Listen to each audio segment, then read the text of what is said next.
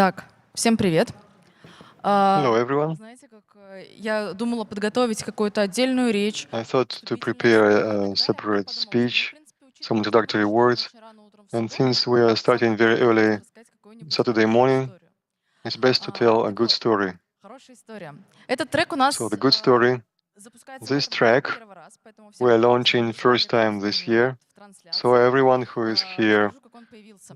physically and those Мы that are решили, online, что мы вот как компания we as a company, кибербезопасность, proprietary, we are about безопасную cyber разработку, ну, вот я, security например, занимаюсь uh, обсеком, всегда and говорили secure именно про любую development, технологию в OPSEC. ключе именно And вопросов so that any безопасности technology, we were технологии. discussing about И захотелось, security of this чтобы мы technology. попробовали поговорить And so we просто о wanted to технологиях, talk о том, just насколько about это сложно, technologies, насколько это how многогранно, что difficult it вообще is, how есть. А вот, знаете, multifaceted technologies are, рассказать обо всем, до чего мы можем and дотянуться to и talk дотягиваемся. about И everything that we can показалось, grasp. что именно вот вопрос, And например, we той же thought самой that приватности, the вопросы issue of IOT, privacy, вопросы the каких-то issue of сложных IoT, исследований, они and some должны уходить в complex массы, вот research именно уходить в люди, should be уходить в translated to видеоролики people и вот, знаете, в through соцсети videos среди нас, потому and что мы should живем be forced among us в ту эру, в это because we время, live когда in мы such an себе нашу era жизнь уже не представить. when У нас сегодня будет our достаточно много life is докладов, и они все irreplaceable сильно without such разношерстные. things. У нас будут So we have a доклады lot of невероятно крутые, presentations то есть and they когда will be прям different. There will мы be там, не знаю, учитель presentations спикерами that делает are прогон, я такая думаю, пу-пу-пу, hard пу-пу, вроде бы uh, я инженер. about А есть доклады, которые hardware, and будут I thought that I'm an engineer, but восприниматься, наоборот, как it's что-то difficult более to такое perceive them. осязаемое. И мне этим There will be очень also some нравится то, что down-to-earth нас с вами сегодня есть в этом presentations. зале. So Я I'm очень very надеюсь, glad that что все we'll have доклады, все спикеры, such a вообще nice вся mix in атмосфера, our она вам, hall today. как сказать, So прям all по вкусу presentations, all зайдет, да, и speakers, все, что I будет вот hope that you will сегодня enjoy them, происходить и в этом шатре, и and потом на everything нашем that с вами happens киберфестивале, here оно вам and запомнится in таким the позитивным Cyberfest образом. would У нас be с вами a сегодня very будет positive две experience for ведущих, you которые today. будут меняться. We Вот have я вам two представлю пока первого. hosts, and И I хочу will сразу же introduce them to you. приоткрою завесу докладов. Вы можете позвать своих So друзей, коллег, you can call your людей, friends, кто онлайн, colleagues, чтобы все пришли посмотрели. those that are online Будем to come and разговаривать watch. и про вопросы, не знаю, там We're going to кодировки, talk about шифрования, и про uh, вопросы dynamorph UX, encoding and одним из reverse первых докладов. И engineering, поговорим как раз-таки про то, one of что our IoT first вообще прям очень сильно многогранно. У нас будут классные спикеры из разных компаний, presentations. We're going to talk about IoT from независимые different эксперты, perspectives. We have a lot представители of speakers from different companies, independent направления. experts, Вот. and Я representatives of очень companies. желаю всем So успехов, I wish to everyone success. хорошей погоды, в том I числе, wish да, чтобы everyone good настроение weather всегда было за сегодняшний so день было that классным. Вот мне просто очень нравится, как your солнышко mood здесь would be светит. Я надеюсь, что сегодня positive. целый день I like how the с нашими sun is спикерами будет shining here, происходить. Вот. and I hope that Так, we'll have a lot of на этом sunshine here мое today. небольшое вступление заканчивается. В 11 часов у нас So that's my начнется little с вами первый introduction. At доклад, 11, we'll have our first presentation, который будет, и вам его в дальнейшем объявят. Мы как раз подождем, пока еще and it will be люди announced to будут you. собираться We'll в wait for зале, people и to начнем программу gather вовремя. Я online надеюсь, and что мы here будем in the в audience, тайминге. and we'll start На program on сегодняшний день. time. Вот. I И, hope we will be собственно, on time наверное, от меня все. throughout the day, and that's it from me.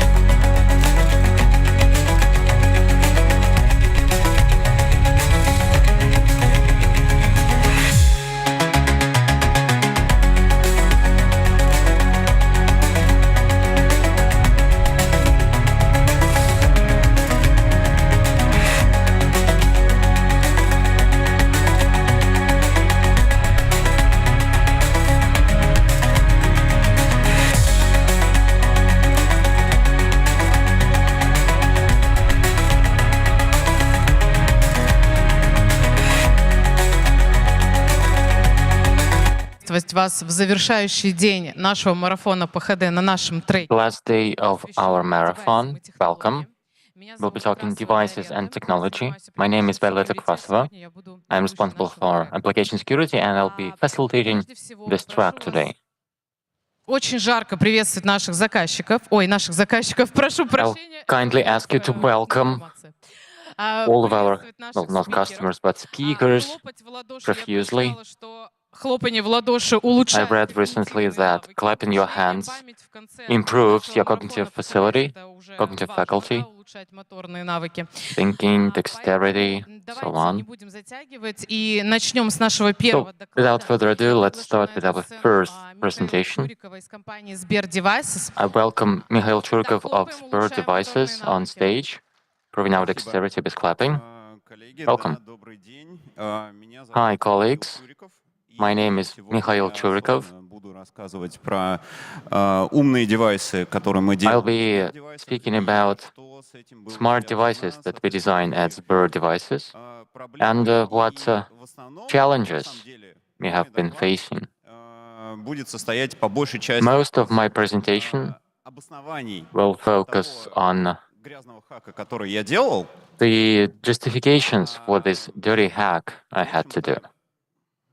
Давайте начинать. Guess that's pretty much it. Про себя немножко. First, who am I? Я 10 лет Just a few words. в разработке, разрабатываю. I've been in development for 10 years, Начинал с working on low-level software. Соответственно, там I started out at Intel. Всем, что связано с симуляцией процессорных I систем. did Дальше processor было systems немножко simulation there. и Then I had some IoT, на and вендоре then российских a 5-year stint at в команде a Russian системной верификации, CPU vendor соответственно.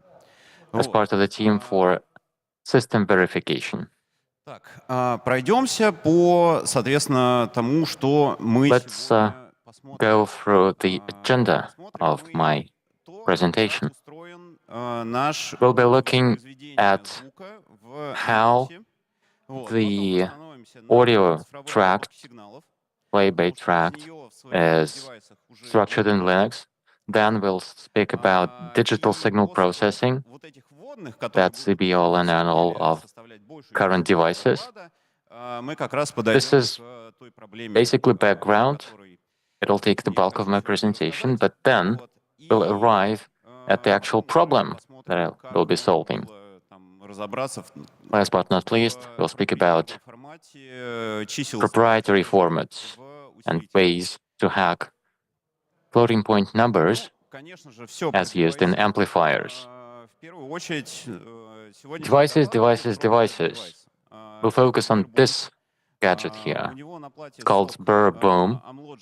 It has SoC Amlogic A113X. It's 4-core ARM and ROM Вот. И and NAND, еще both есть на плате, 256 соответственно, цифровые усилители, megs. про которые сегодня And then пойдет речь. there are digital amplifiers on the board that we'll be discussing most of the time today. Так. Если смотреть про цепочку Starting воспроизведения, with the playback path, в самом начале мы берем user what we have here Не буду is that we start останавливаться на том, что with the user space. там в какой-то бэкэнд стягивает оттуда. I'll not dwell on the back end where it её pulls упаковывает, music и from, нужно, unpacks дальше её flags, проиграть. and then has to Есть в Linux do у нас для the этого. У нас playback. есть, AlsaLib, Linux offers которая AlsaLib имеет for this, два куска. Есть, and it has two parts in it. There is the user space, and there is the kernel space. Advanced Linux Sound ALSA stands for Advanced Linux Sound Architecture. уже давным-давно. It was rolled out a long time ago now, Уже в составе Linux, но and имеется там, типа, it's being developed as part of Linux now. ALSA Project. But then there is an open source part as well called ALSA Project. User space мы сваливаемся уже в kernel space, где Down работает. from user space, we have the kernel, where there is the kernel component of ALSA. Then we have the sound card driver. Берет звуковой поток и отправляет It takes уже вне the звука по интерфейс sound I2S. and sends out of the SoC via I2S. There are ways to output through TDM, but we'll get back to it later. В цифровом формате. This digital sound flow Соответственно, цифровой усилитель arrives to the его, соответственно, проигрывает amplifier, вот, до того момента, It чтобы он plays it, вышел в акустический чембер. Вот and это вот then коробка sends it to акустического the acoustic чембера chamber. That's what we have Соответственно, эти inside два динамика the gadget. как раз с ними и It's связаны verbum. It has two speakers, вся интересность сегодня. and Пойдем дальше. that's what we'll be focusing on today. That's Если where говорить про, the interesting соответственно, part is. юзерспейсную альсу. Самый So, прикол, starting with user space что альса ALSA.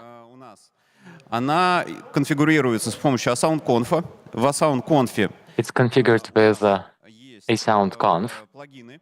То есть у нас We have самый plugins первый there плагин as это well. default. Вот. The first one Дальше можно is called настраивать цепочку default, плагинов. and then you Здесь can я показал, make a такую daisy chain of простую plugins. цепочку. То есть у нас она немножко This one is больше, short, для ours is a bit доступа longer, большую гибкость. to ensure Но more самое главное, что flexibility. есть плагин типа есть DMix. Most importantly, Вот there is юзерспейсная альса a DMix крутится plugin, в ALSA in the user space, в процессе, в который ее вызвали, runs в том же самом процессе in the вы process вызываете where it was функцию в executed. альсе, It's the same и она process. там You же call и, the function, открывается. Вот. and Но it если нам executes нужно, within that same process. смикшировать несколько процессов, где есть If своя we need to версия mix альсы, то several processes работает that уже each have their own version of здесь ALSA, плагин DMix. it's a Вот. separate И этот плагин process уже for напрямую the может DMix писать plugin, в аудиокарту. То есть это плагин and it type, can hardware. write to the sound card directly. So it's type hardware plugin. Если говорить дальше, то у нас уже там есть в плагин hardware записал. Moving forward, Мы проваливаемся в it sent information to the sound card. We are down to the kernel level. Вообще, в принципе, такое Here's what happens. блок-схемка аудиокарты. It's a simplified flowchart for У нас a sound card. драйвер этой аудиокарты, который We have занимается a тем, что driver перекладывает данные из DDR в that аудиокарту, takes настраивает data from DDR соответственно, DMA этой and аудиокарты, sends it чтобы DMA to the sound card. It configures the DMA in the card соответственно, наши in the way потоки.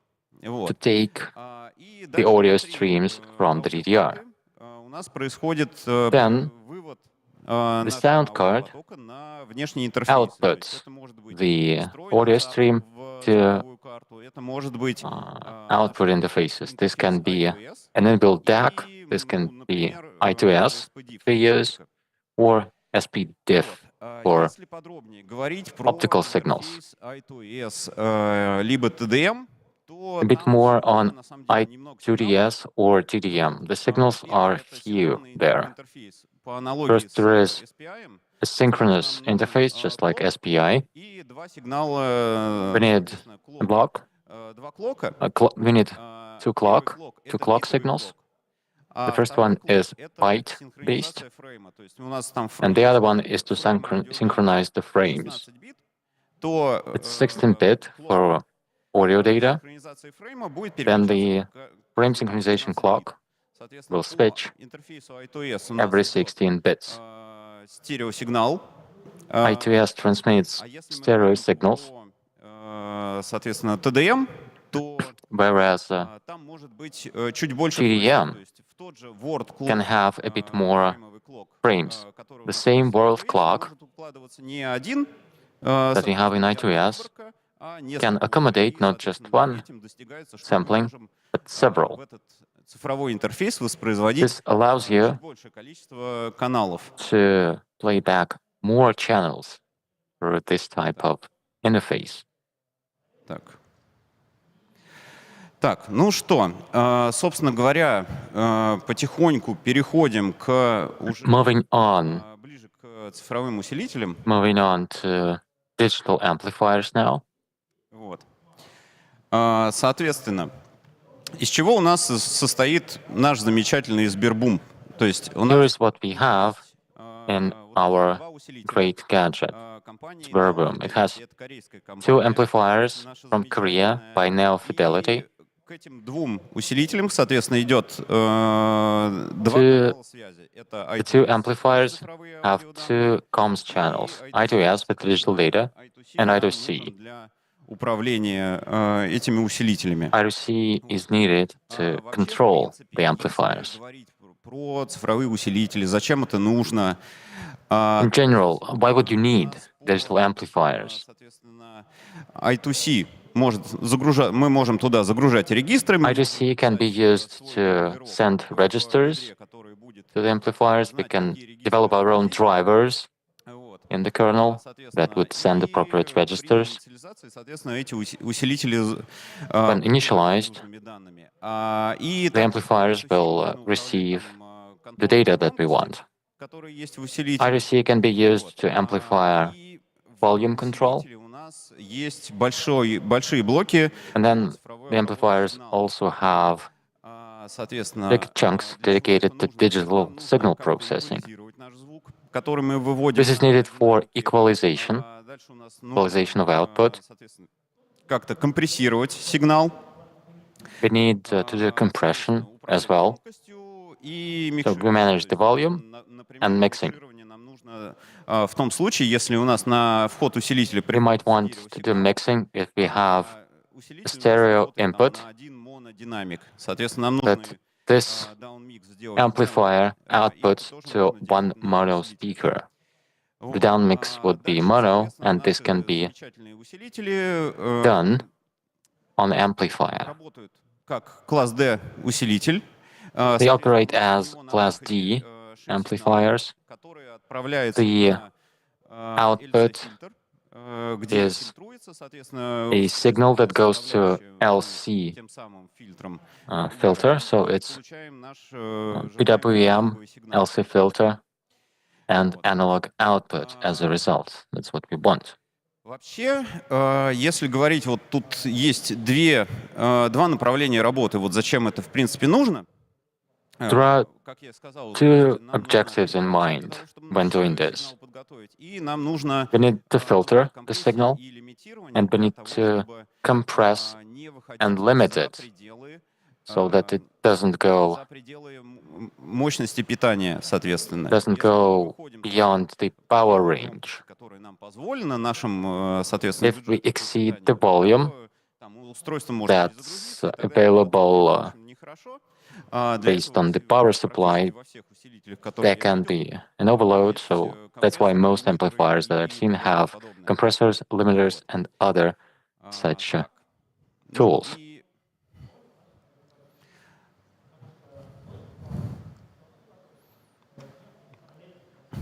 почему-то не переключается. Вот. Расскажу про амплитудно-частотную характеристику. Это Let me speak которую about мы можем просто взять вот нашу колонку amplitude frequency и померить modulation. ее амплитудно-частотную характеристику.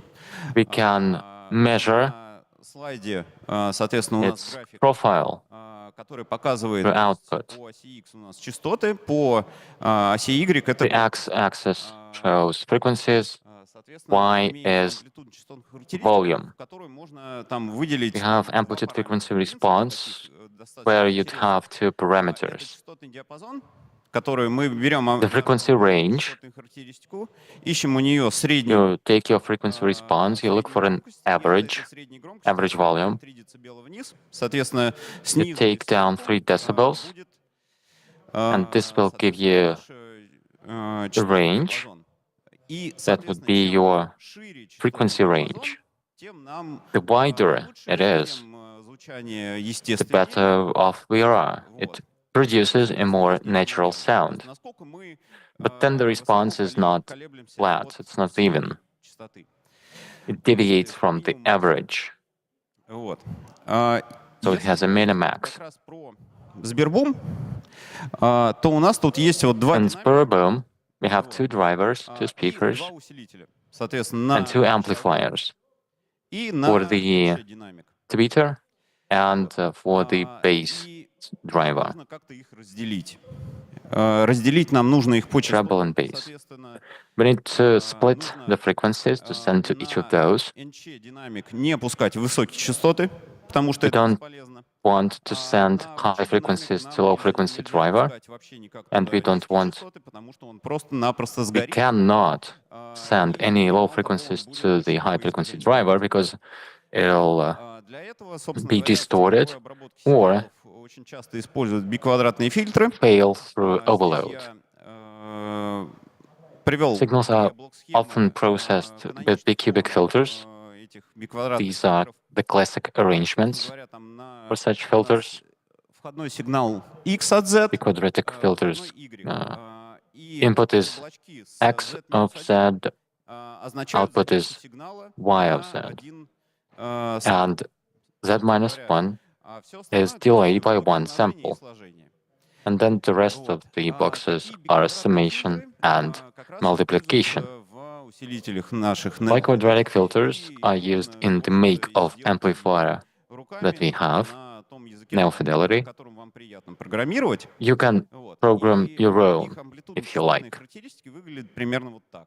That's their Так frequency аналогично response. такие фильтры, Again, соответственно, it's пик, a tried and true нижних частот, form of filter, верхних частот и так далее и тому подобное. low cut Вот. and high cut, Вот, and then в you have a принципе, вот peak. так может выглядеть реализация там That's how it can be implemented in соответственно. C.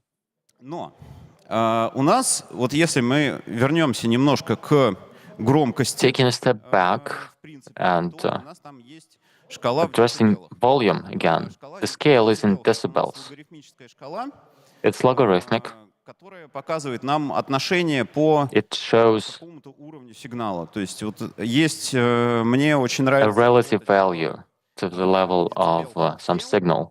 Соответственно, I там prefer DBFS, decibel full scale, where decibels are relative to the maximum текущего сэмпла. То есть если value of signal within the current sample. то это максимальное число. If it's N16, the maximum would Вот. Если be what you have for this sample, or the maximum value for N32.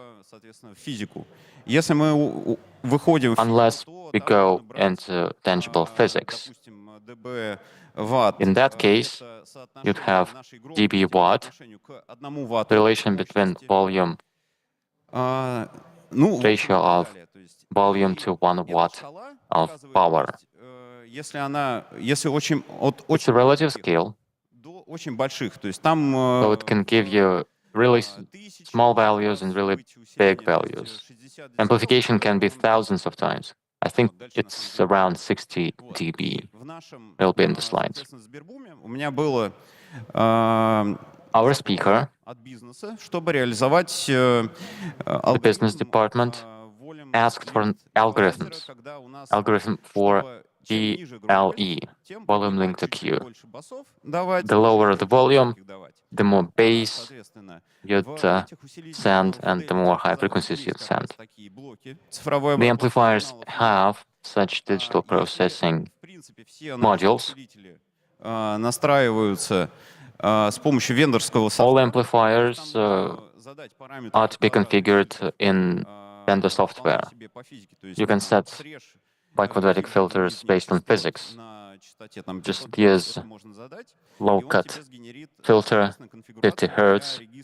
It'll generate a config for registers. Для volume linked equalizer, In volume linked equalizer, in this case, there is a module in the datasheet, but it's not present or not available in the proprietary vendor software.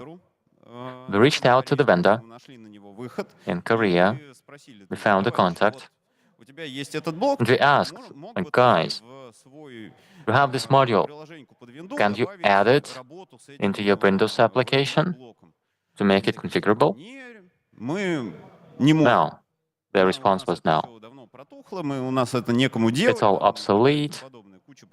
It's legacy software. We don't have the developers. They gave a whole laundry list of reasons.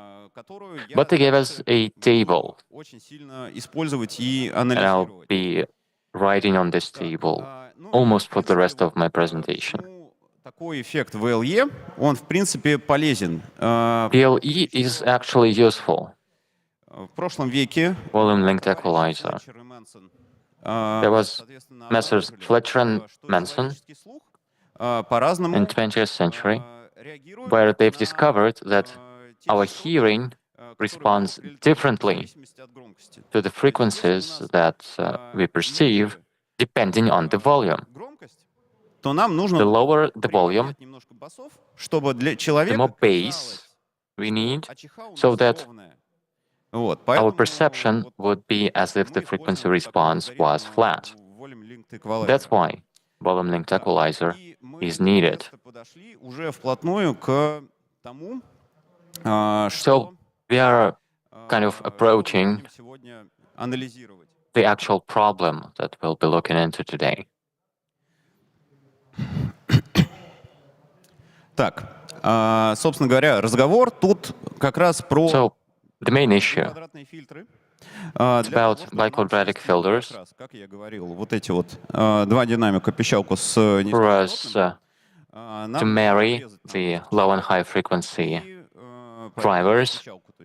We need to apply low cut and high cut correspondingly. We do biquadratic filters on amplifier for this.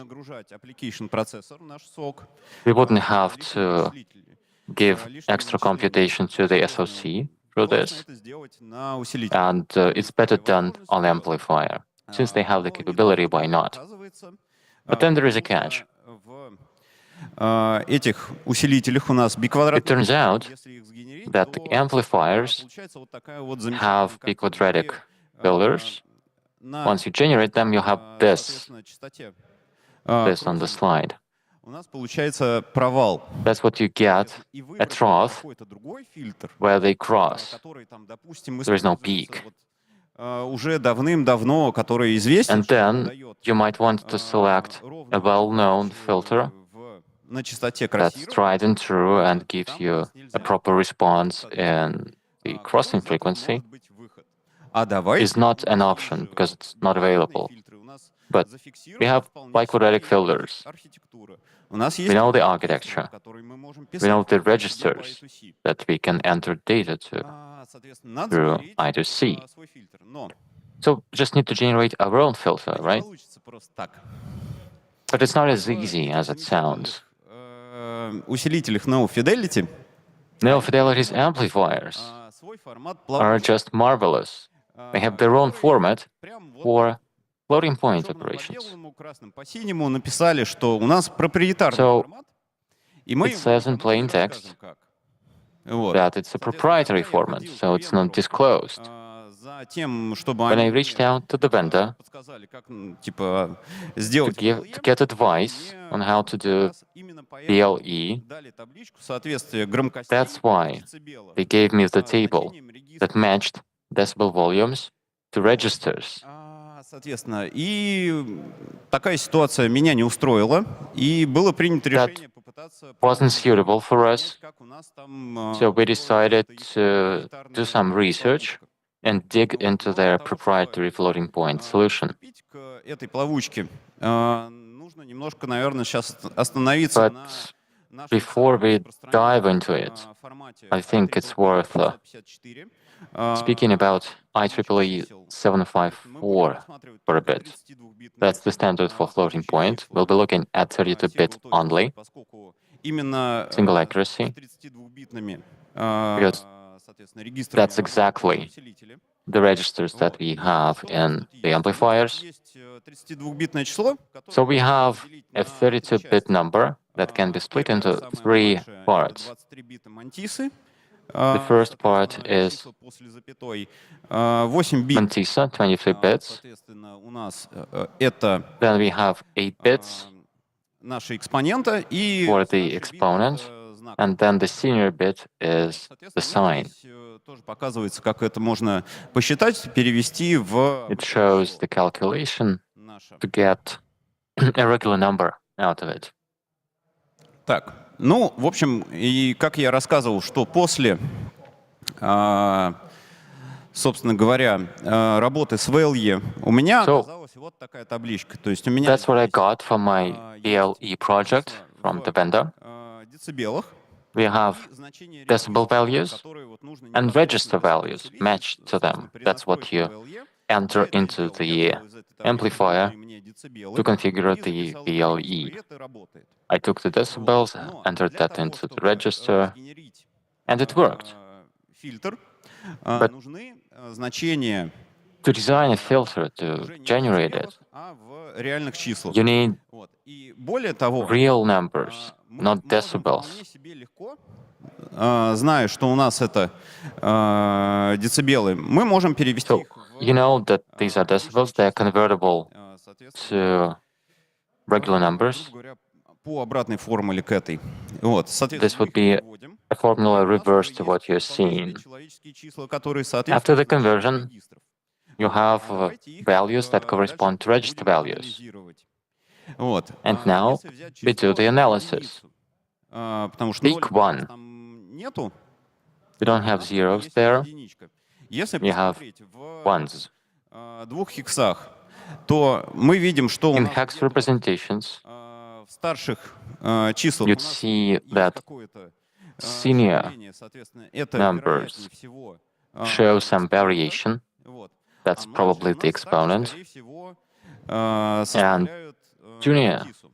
Вот. Идем дальше. Part is Смотрим probably число чуть больше the mantissa, единицы. as Вот. И тут expected. But then уже if it's более явно higher видно, than что just one, младший у нас it мантисса, shows up и где-то more вот в prominently. старших You see the находится mantissa, экспонента. and you see the Вот. exponent И, в somewhere принципе, in the senior part. зная, как оно конвертится, мы можем предположить, что If you know the conversion, на самом деле you can соответствует похоже. make a guess Но как-то что-то at в the нем они format. поменяли. Пока It's непонятно quite что, similar, в принципе, There можно are some написать modifications. конвертер. We don't know yet По такой what, формуле, but то you есть у can нас develop a учитывается старший converter. Дальше You'd мы have знаем мантиссу, sine, складываем с senior единицей, part. чтобы перевести в You нашу cut off the получившуюся число. mantissa, you И дальше convert it to floating point by умножаем на adding 2 f1, and then you multiply сдвиг. by 2 powers of the exponent minus shift. Ну, в общем-то, это Exponent формула из bias. стандарта IEEE 754. That's the formula that you Её get надо from выбрать. IEEE. Вот. И мы можем Why not use предположить, it? то есть вот если у нас где-то там заканчивается The next guess мантисса is и this. начинается сразу экспонент, There is a cutoff то нужно как-то where mantissa and the понять, exponent где are она, staggered. собственно говоря, But you need заканчивается to и determine where какой one сдвиг ends нам нужно and the other begins, and what сделать для bias того, чтобы правильно we'll have определить to introduce to Вот, properly соответственно, determine the exponent. прогоняем с 4, допустим, вариантами. You run it Видим, что вот на нашей with выборке 4 у нас inputs. есть значение в You get a sample, децибелах там, от 0 до 30 decibel децибелов. value from 0 to 30. Соответственно, прогоняем на нашей выборке, смотрим, как оно You have a sample, с разными and сдвигами у нас будет выглядеть. with different Видим, что biases, you сдвиг, get different 22, outcomes. 23, 24, что-то похожее. Shift 22, Но 23, точно 24 сказать сложно. are similar, Вот. barely distinguishable. Можно в этом же месте, собственно говоря, построить Here is another thing you can do. То есть у нас по Plot оси a graph отложены наши where реальные числа, x которые would мы show перевели из real децибелов. numbers Вот. as converted from По the оси Y, decibels, соответственно, вот эти вот and наши y варианты 22, would show 23 и 24 the бита outcomes сдвига. that we got, the Вот. different Видим, shifts, что 24, 23, у нас 25 на bits. 25 сдвиги But in shift наблюдается такой разрыв, 25, соответственно, которого there is a в принципе, gap. не должно быть, потому что у нас числа в принципе And it shouldn't be достаточно there. монотонно возрастают. the increase of values is pretty linear, Кривизной. Но разрыва with вот такого не some должно быть. curvature, Значит, but на there is no уже gap like 25 that. нам не подходит. So И, it вероятнее means всего, that наше число 25 это 24, is a notch too high. потому So что у our нас value в is most probably 754 у нас 24. 23 бита. IEEE здесь has они, the shift of зачем-то, 23 значит, bits. делали какой-то профит, они хотели получить от They wanted to get своего something out of this проприетарного proprietary формата. modification Ну in вот, this format. значит, будет 24. То есть они So сделали yeah, сдвиг it's 24. 24. For some reason, they changed the shift of the bias. Окей. All right. Берем наш сдвиг 24 бита. Дальше We have берем the shift цветочки, of 24 соответственно, bits. чтобы вычислить наш We have even take 2 points to calculate the exponent shift. I got 17. I plugged it into the converter to compare real numbers from the decibels and what I got from the converter. And it matched to the exact bit. You could cry success, but this would be premature. My experience of system verification nagged me, and I saw that the vendor proprietary software has a function for filters. Low pass, high pass, yes. But in one of the apps, you could have a gain filter. I dumped their register config and took the gain from there. I checked it at lower values, at higher values. So I compared the two formats, the Mantissa part and the exponent part, within 24 bits. In Neo Fidelity, the exponent is 7 bits. It's large and it's not necessary for this particular implementation. We don't have signals like that. When we do floating point, we normalize it at 1. The signal is always lower than 1. 1 is the maximum value that we usually have in floating point operations. Обратный конвертер, генерируем фильтр Linkwitz-Riley и применяем его в качестве... We develop a reverse converter. We do the crossover. So the trough in response was dealt with through this sort of reverse engineering effort. Достаточно ровную АЧХ. Без этого там был провал в 3 дБ. Without that, we had a gap of 3 decibels lost. That's it from me. Thank you for your attention. It's the first presentation of Saturday morning, so why not make it nice and short? Могу ответить на ваши вопросы. I'll be taking your questions gladly now.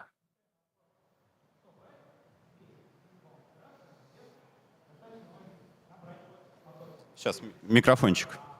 Во-первых, спасибо большое. Очень Microphone, please. Сколько по времени заняло Hello, реверс? thank you, very interesting. How long did it take for you to do the reverse engineering? Oh my. Я с этим так в фоне где-то... It was on the back burner for 3 months. Как чисто проанализировать? Да, я там типа, мне Just me приходилось... thinking about potential ways to analyze it. I could reverse engineer it with Hydra, I mean the app, because it would have it in there.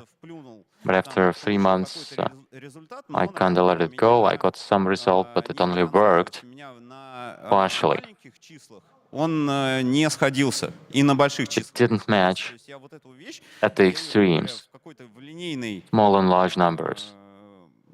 в линейном отрезке я ее вот, она у меня сошлось, а дальше оно не, So не сходило. it matched in А some потом я к этому пришел, stretch of наверное, the через curve, год, but not at the вот, extremes. и уже I revisited it in a year Много and спасибо. got it over the line. Okay, great, thank you. Добрый день. Добрый. У меня вопрос. Вот характеристики, которые вы описали, Hello. это на тестовых образцах? The responses that you described, did you Вообще как? use Можете test повторить начало, к сожалению, не А слышу. характеристики the test units for that, АЧХ, вот, которые вы показывали, or serial это, mass-produced devices as well? характеристики, которые получаются на The тестовом response образце, profile, на серийных уже тоже они устойчивы Нет, идут? do you have it in mass production as well? чисто кривулька для того, That's чтобы our показать неравномерность и так testing далее и тому bench подобное. То есть, just получается, to это show характеристики с серийных the уже variation. снимали? Или это вообще So you как-то haven't measured просто я не mass-produced сталкивался? speakers. К Is it сожалению, mass-produced at all? слышно. Говорю, эта колонка — это серийный образец? Вот это серийная? Do you market this speaker? Is it mass-produced? Yes, it's in Которые вы описали, production. она уже в серию идет. То есть вот So такие характеристики. it's already sold with that response that you've shown. Okay, yeah.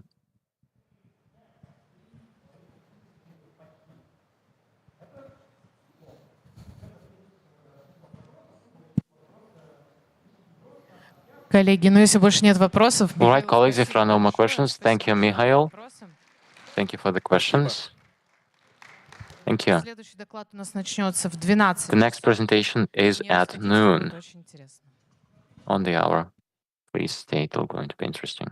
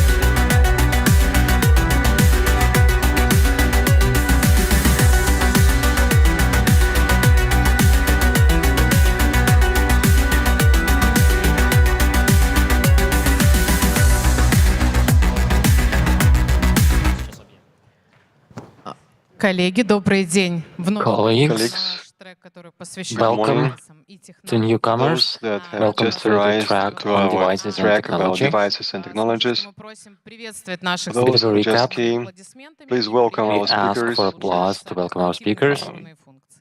It's a pleasure for them, and close. it improves your They would be pleased, and you would improve your cognitive functions. Our next speaker is well known to you, so I invite Andrei Masalovich, our cyber granddad.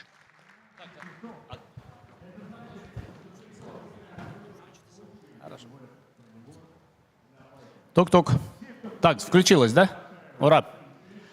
Ну что ж, итак, So, здравствуйте. Меня зовут Масалович Андрей. hello, Или I am Andrei Заходил, Masalovich, заглядывал в Нельзяграм. or Cyber А, Dead, Выступаю в стенах ПХДС. Я уже 15 and I am on PhD for the 15th year. I was asking for the first PhDs, and I remember that at that time no one was here, but I see here some familiar faces. So thank you for inviting me, Помогает энергетика. because Этот зал называется the Да Винчи. Это человек, который придумал your много hall is called Da Vinci. устройств.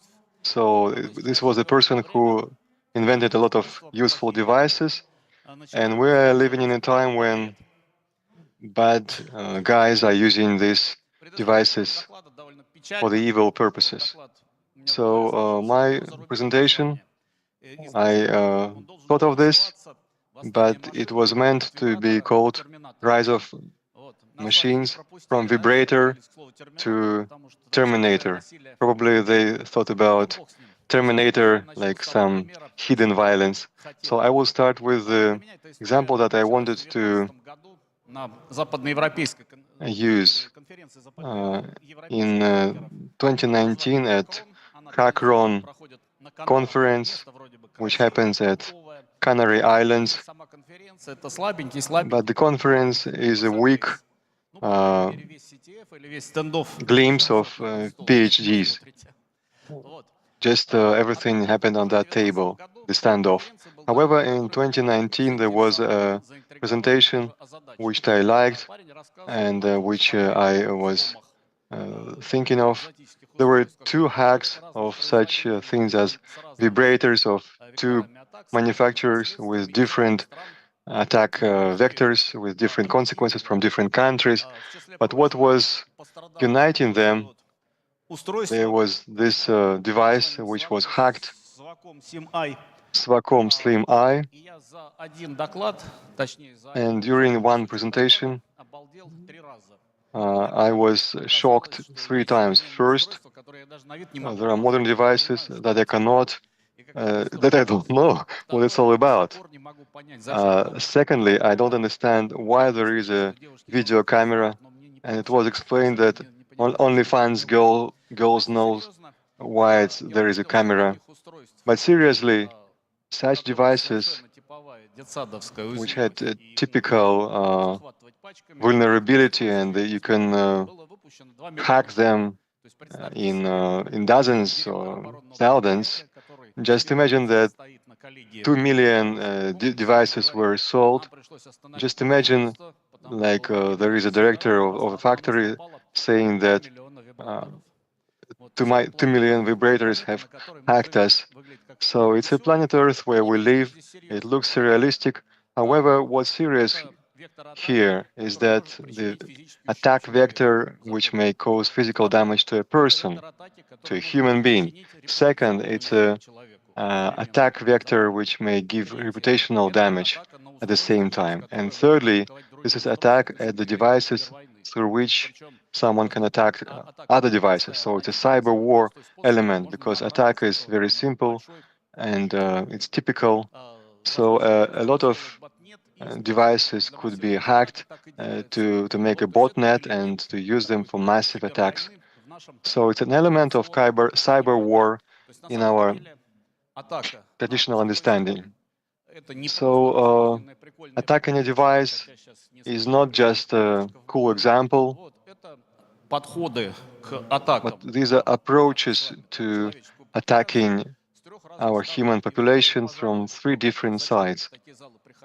And why I come to such halls, because younger generation can explain everything. But I'd like to talk about some trends and some dependencies that I see because of my age, because I have seen them before.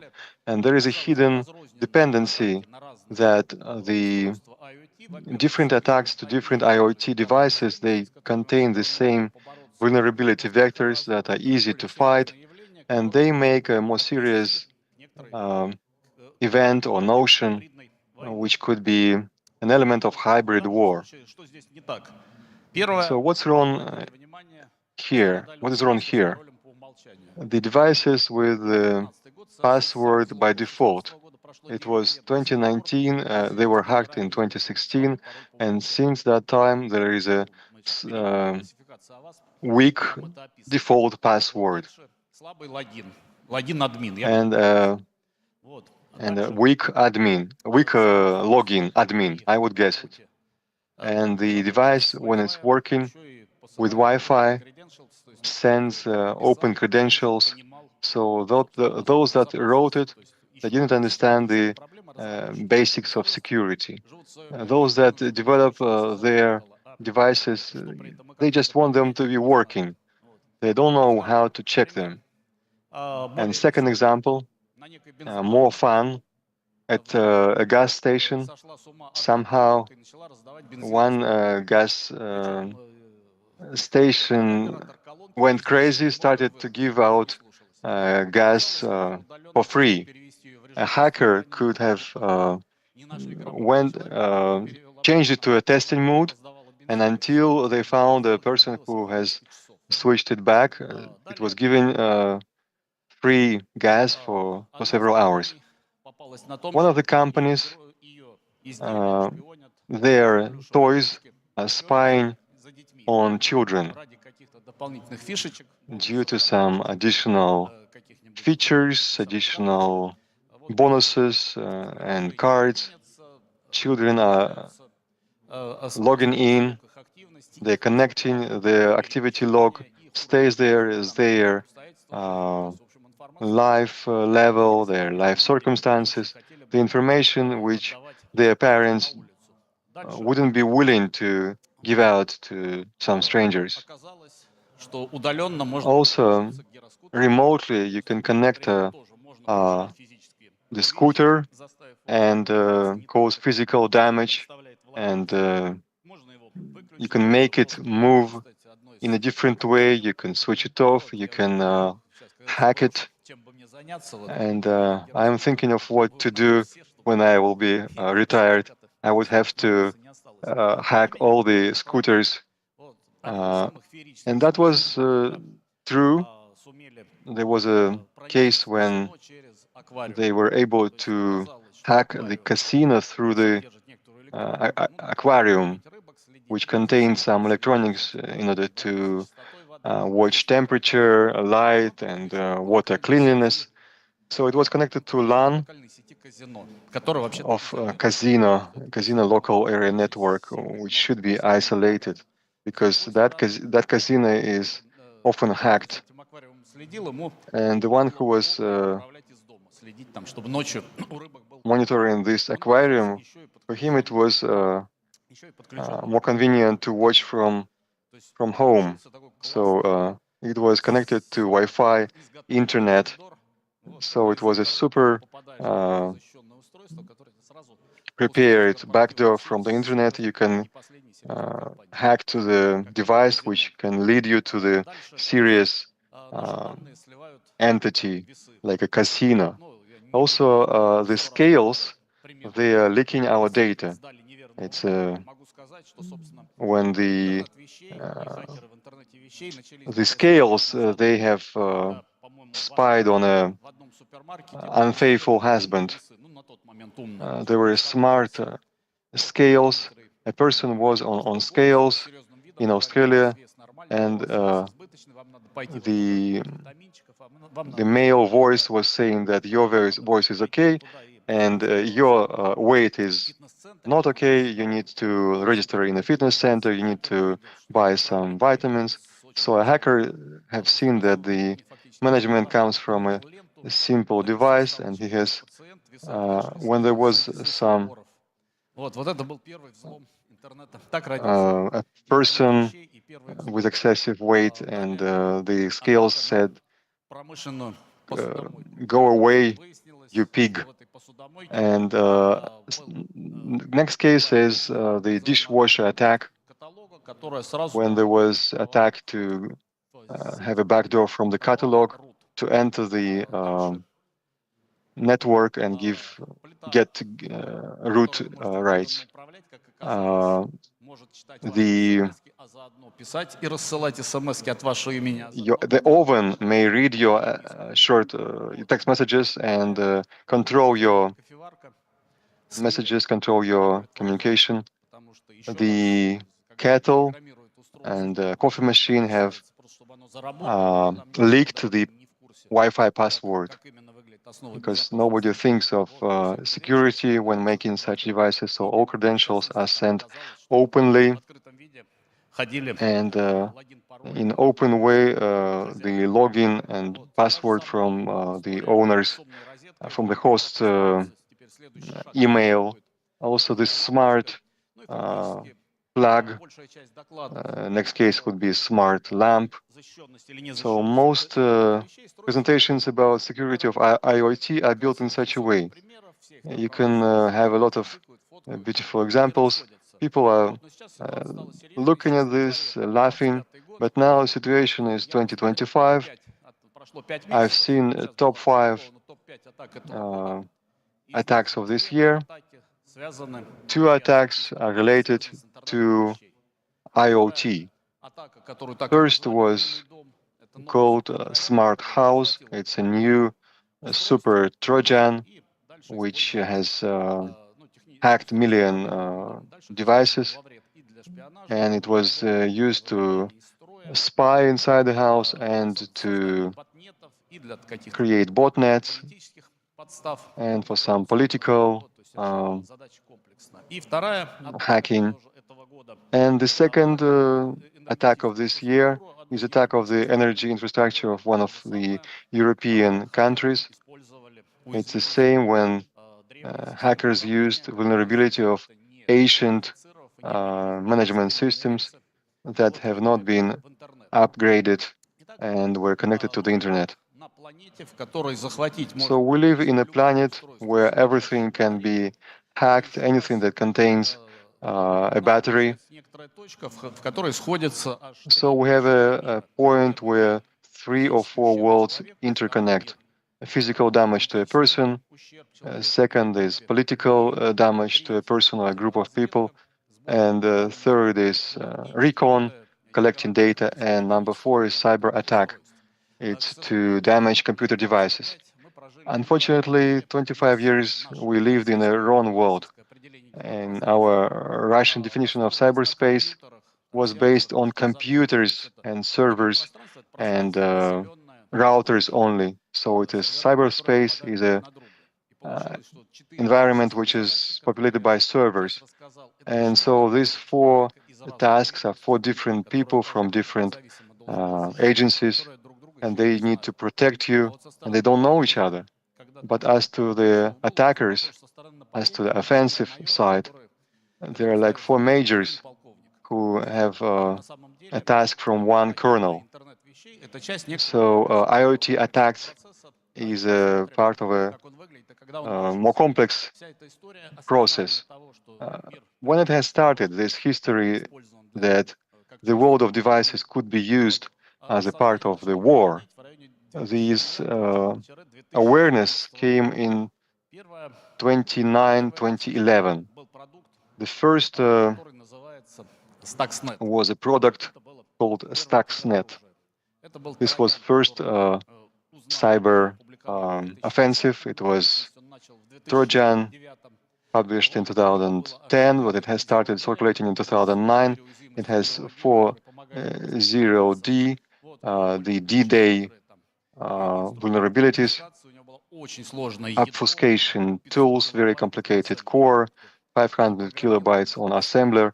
Those that have programmed, you can imagine the size of a core. 500 kilobytes on assembler is something massive. So it was looking for the commands of Siemens devices and has went to the Iranian factory. So uranium centrifuge has some 1 to 10% of enrichment in a cycle. So if you would increase the speed, you would get to the resonance speed. And so the most modern centrifuges, they are outside of resonance. So, and then they work more efficiently and more effectively than their competitors. And those are where the centrifuges in uranium. And if you would, this resonance speed would be violated. So they happened to hack 1,000 centrifuges. There were the security services of US and Israel, because US said that if they would work, everything would stay invisible. And like Israel guys, they made some mistakes, and Trojan went to the real world. The Trojan being complicated, it has attacked the offensive, worked only if there was a default password. And out of 5,000 centrifuges, the top secret devices for the country to enrich uranium for nuclear weapons, 1/5, so the 20%, there were centrifuges, uranium centrifuges, technical devices with default password. And there were Trojans that attack physical world devices in 2010. At the same time, there was an event seemingly unrelated. RSA was attacked. This was the company which provides algorithms for encoding most serious customers. And there are seeds which are connected into your key. And if you synchronize the time by seconds, then they cause equal keys. And this storage of seeds should have been separate, but there was just a server with a firewall which was connecting every 15 minutes, giving you a pack of seeds and leaving a reserve copy, and hackers managed to get hold of this. So this was a detective story. A person who has detected this, he has seen this, he found this storage from hackers where they were sending these millions of seeds by FTP, and he couldn't press the delete button, and they've seen that somebody is touching them, and they managed to transfer this. And as a result, millions of employees, they lost their privacy. Their keys were compromised. So this was the first attack on a supply chain, on a special supply chain, but nevertheless, it's a supply chain. When I cannot attack the company, I can attack their partners or vendors, and that's how I can get to you. And there was a Trojan which lived before than Stuxnet. There was Trojan Aurora, Operation Aurora. вот, которые запустили китайцы. It was launched by Chinese, and it has stolen lots of documentation. It was the very first Google storage, and then 200 companies have been also damaged. And the director of ANB, Kim Alexander, said that it's the greatest wealth redistribution. This was know-how of 200 largest companies of US were stolen. And at that time, there was the 16th Cyber Command, and Kim Alexander became its chief. Now there is 17th, 18th, and the 18th is now being built as a Cyber Command. There was also some sad feeric story when Iranians have hacked a network of the special service agents, CIA. They found a double agent, and he has that in double agent shown how he talks to CIA. There was a special site where you are in a guest book or in a forum, you can get the tasks and submit tasks. So this was like a private site for one person. And this was a repetition of the mechanism which they've used for 1 month, Americans in the Middle East, and it worked well, so they decided to scale it up. So Iranian looked at this site and they've seen that it has a formal structure. It's made at a template. So they've taken some signatures from this template and they have Googled it. And there were dozens and hundreds of such sites. And when you have a site on one user and it's a CIA agent, it's clear who is visiting that site. So Americans had to evacuate thousands of people, and many they did not manage. So this was a so what Americans have done, there was a 6 laws of Kerckhoffs. It's a Dutch cryptographer. The laws of cryptography, and the second law, Kerckhoffs, is that the enemy knows your system. So if you thought of something smartly, it's not for long. The enemy would decode your system.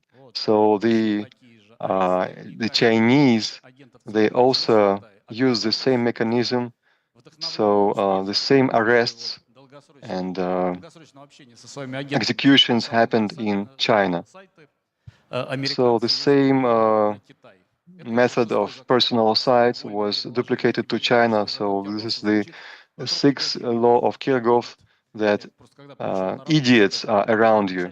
Because when I came to my work, my first boss said, Andrei, since this time, idiots would be around you. So write documentations, ask for idiots, and answer your phone like to idiots. And the same is true to our American colleagues from CIA and ANB. And there was a meeting where there was a exchange of cyber problems between Iran, China, and Russia. So why I made this presentation just for one slide. In Garmisch-Partenkirchen in southern Bavaria, there was an international conference on cybersecurity, which was initiated by Russia. And at that conference, the participants were trying to come up with rules of how to behave in cyberspace, to give some definitions and some signs. and to form how to register attacks, how to survey attacks, if there is a responsibility of certain countries.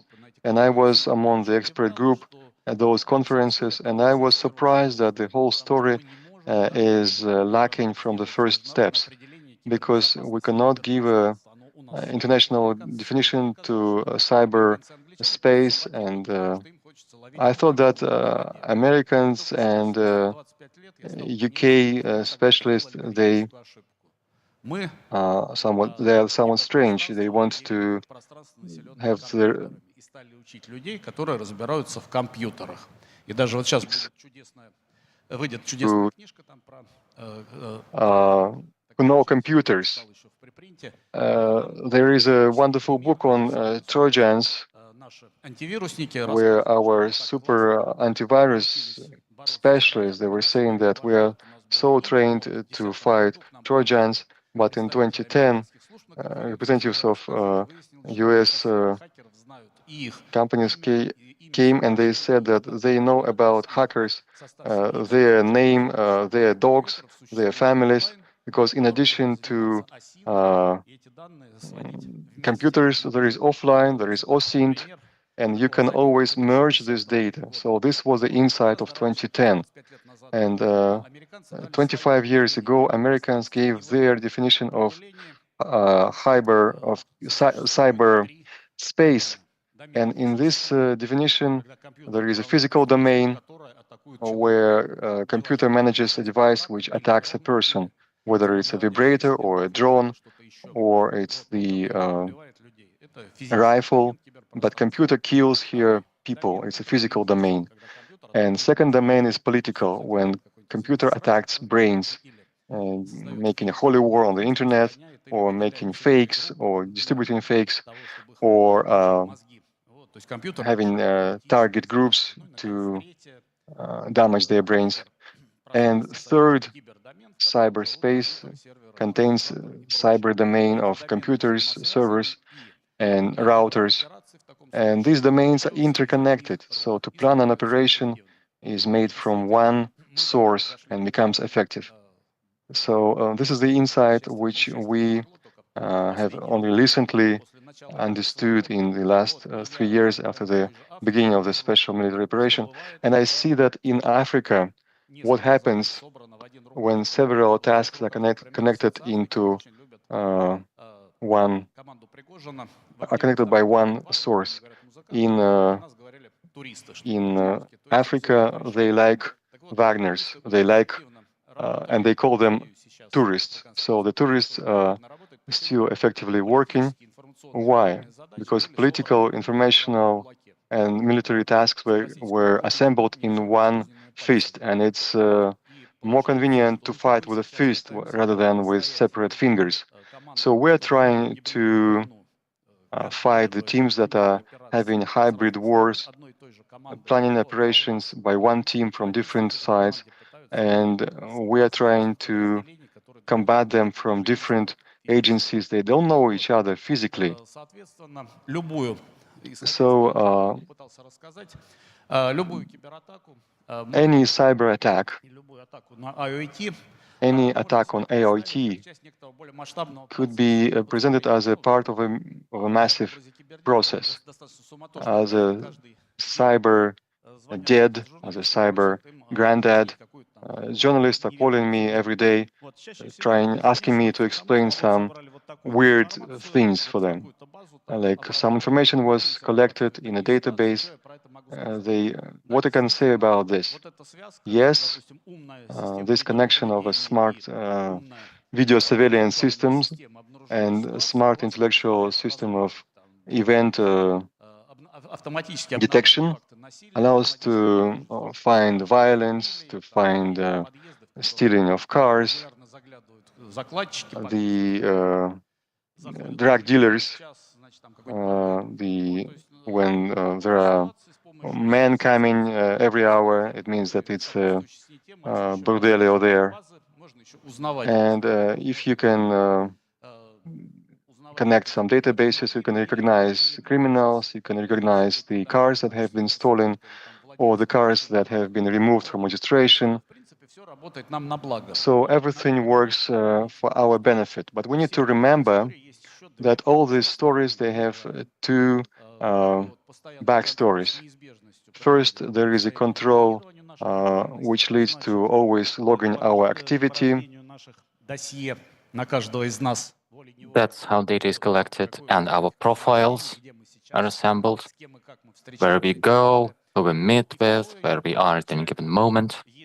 And then, even worse, you have these databases with personal profiles that can be enriched with behavioral analysis. So, not just our data, but our intentions and behaviors are known, which is very valuable and can be sold at a high price to businesses for advertising. This guy wants beer, this gal wants Pampers, and it's also useful for scammers who know which buttons to press. Or it can be used to target people who are employed in the military or the industrial complex, defense supplies. This has been closely monitored by the criminal world, hackers, government authorities, secret services as well. And these things are not guaranteed to be secure. Nobody has ever looked at it in terms of security comprehensively. So let's focus on IoT security now. Internet of Things. I'll give you a bullet point view of top 10 OWASP vulnerabilities. They were published first in 2018. It's 2025 now, and it hasn't gotten any better. So, top 25 is the same as top 18. We haven't been addressing this at all. I'll be giving you the top 10 vulnerabilities of IoT. Hard-coded, weak, or brute-forceable passwords. That's number one. You're an adult. You get gifted a smartphone. You know that it's important. You spend half a day configuring it. Privacy, access, contact lists, all the perks that you need. You know that it's important. But then the same person gets as a present a dash cam. It's basically the same device. The processor is the same, the camera is pointed the other way. Otherwise, it's all the same. You plug it in, it's plug and play. It asks for online connection to get upgrades and backups of your dashcam footage, but you never configure it. It's a connected device. It works through a known port. You don't even have to scan it. Its banner is known, or referrer. So it sends out signals with known commands. And it's most likely not password protected, or the password is known. I'm not naming the device here. I've blurred it out because it's one of the many services where you can look up your forgotten passwords. You look up devices and it spits out default passwords. It covers half of the world, meaning that it is not secure at all.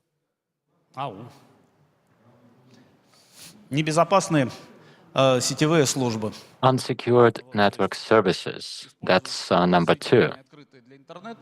You have public-facing network connections that are very old or obsolete, that emerged before any security was present on the internet. There were 3 eras on the internet, and each predated its any security concerns.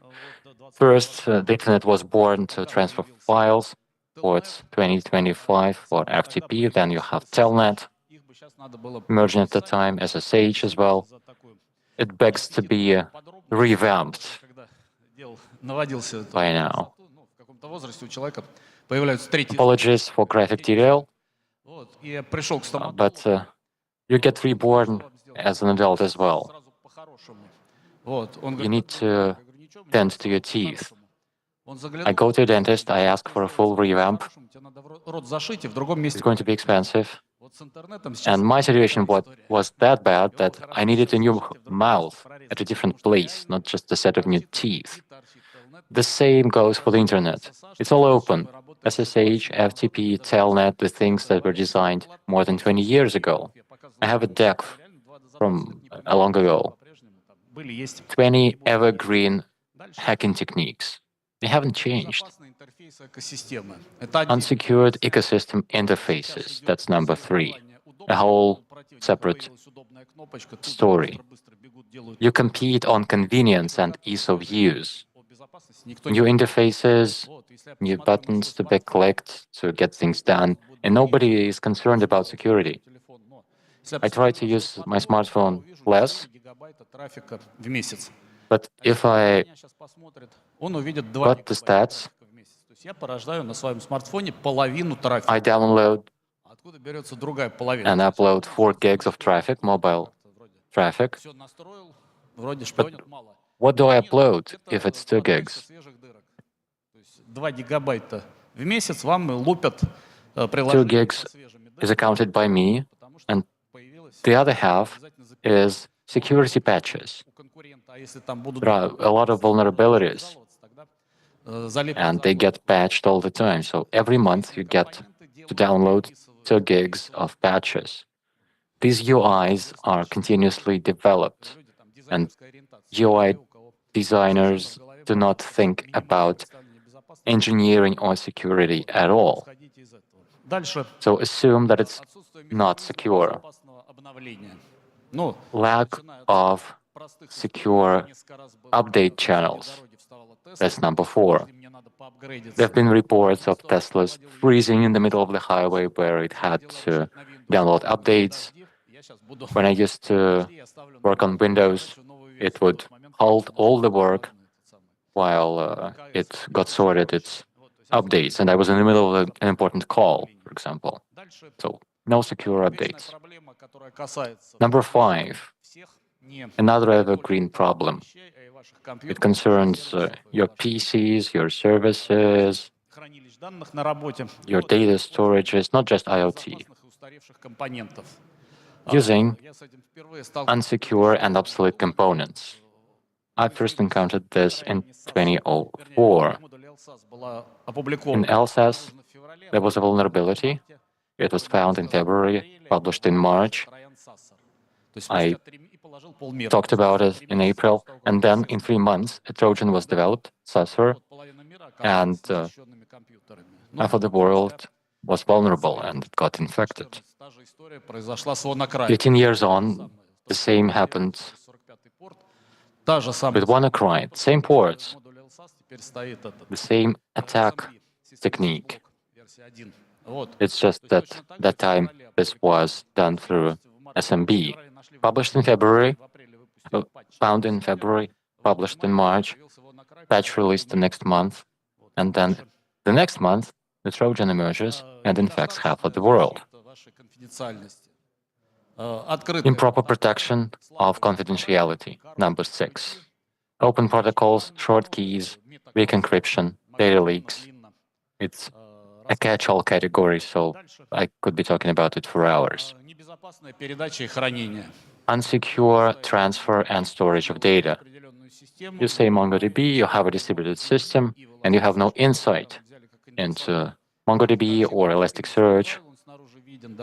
Having an index file that's public-facing, it can be discovered through Shodan, and it can be used to clean the structure of your database, and it happens all over the place.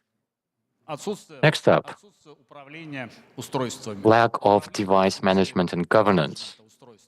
Где у меня сколько, каких устройств, где мои компьютеры, How many assets, where they are, what they're doing, PCs, smartphones, old SIMs. они где-нибудь You есть, cannot может оказаться работать в чужих руках. recover Точно так же может your быть ваш старый old SIM cards, and they can be used by bad actors.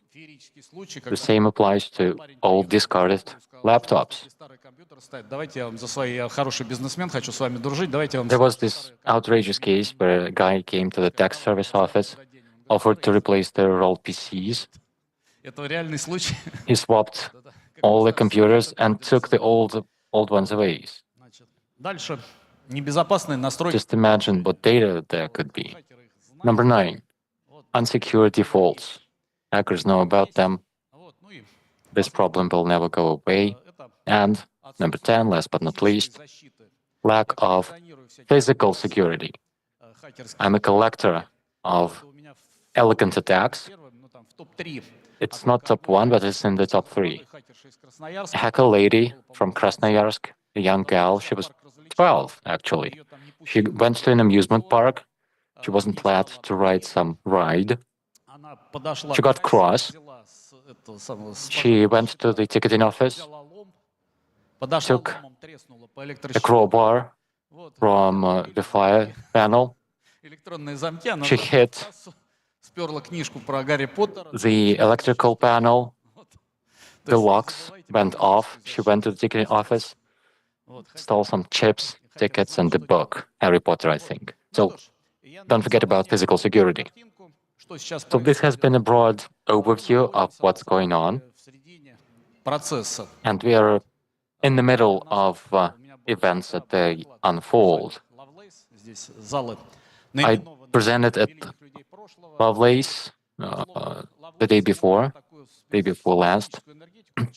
The rooms are called with surnames of the grands, and it made me think. My generation knew Ada Lovelace, the first woman programmer who came up with cycles, algorithmic notation, basically invented programming. And then there was Linda Lovelace, a porn star. Our generation split down the middle. One half knew one Miss Lovelace, the other Miss Lovelace.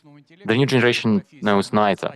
And my presentation was about AI and what jobs it will take away and what jobs will survive. It's a nice thing to contemplate, but unfortunately AI is now at the hands of bad actors. And it's happened faster than good actors got a grip on it. It hasn't released us from routine tasks yet, but it's already used to harm us. So let's review some emerging attack vectors that are powered by AI. I count 5 that will be on the rise due to AI now. The first attack vector is through voice assistants and smart devices. You can generate audio queries that emulate your voice. You can do this through sampling, mixing them, or training an ML to synthesize your voice that's indistinguishable from the original. You can bypass synthesis and just record the actual commands that you say out loud in interacting with the device, and then reuse them in an attack. And I think it was 7 years ago where I envisaged this future where you use acoustic signals at the edge of the perceived frequency range.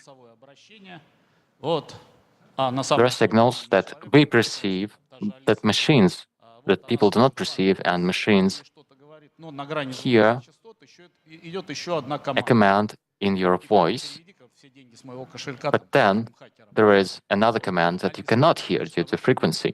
The machine will hear it, the smart speaker will hear it, and you will not. It's a current vector, and it will be happening. Next up, we have attacks aiming or targeting IoT and industrial AI. You can poison AI models at industrial enterprises by spoofing telemetric data. The first case is pretty old. The Americans were developing a stealth jet. They wanted to get signatures of our radars. They were able to recruit a high-level officer, a scientist. He began leaking the parameters of our radars, the profiles. He was found out, but the data that he got and then handed over were fabricated. He then got imprisoned. The Americans used false data to design the stealth component of their fighter jets, bombers. But then, when they were deployed in Syria, Houthis, for example, who got Russian air defenses, were able to detect the stealth aircraft.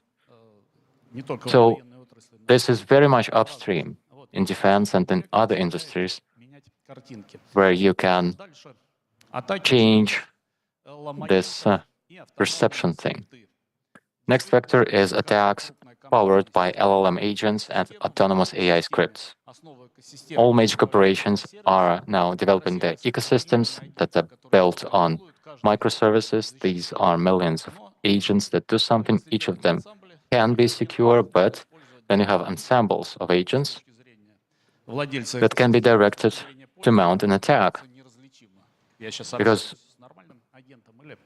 when you interface with an agent as a user or as a company, you cannot distinguish if it's a valid agent or a bad actor. In 2018, I made a whole report on this, where the smart survive. You can poison training data as well. This can be data for training, data for inputs. You can introduce noise and pictures. Human perception will recognize it. But due to noise, AI or ML will not be able to recognize anything in it. And then, last but not least, I forecast emergence of synthetic identities or personas. You can generate a whole crowd of them that be acting as candidates for job applications, potential business partners, customers, your near and dear family.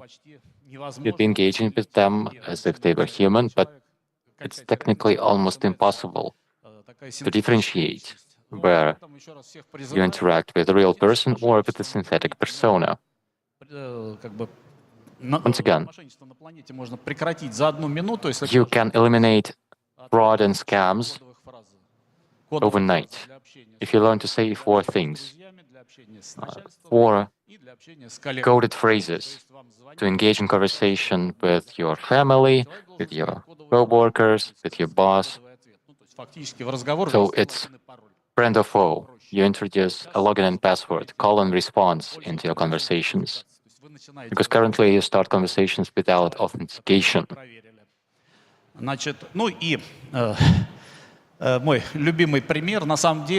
Here is my favorite example. Synthetic personas have been part of the world for a long time now. This is Alana Pesklova, the first synthetic persona that was born in 2004, 19 years old already. The story is that 2 high school students, 15 years each, the 2 girls decided to play a prank.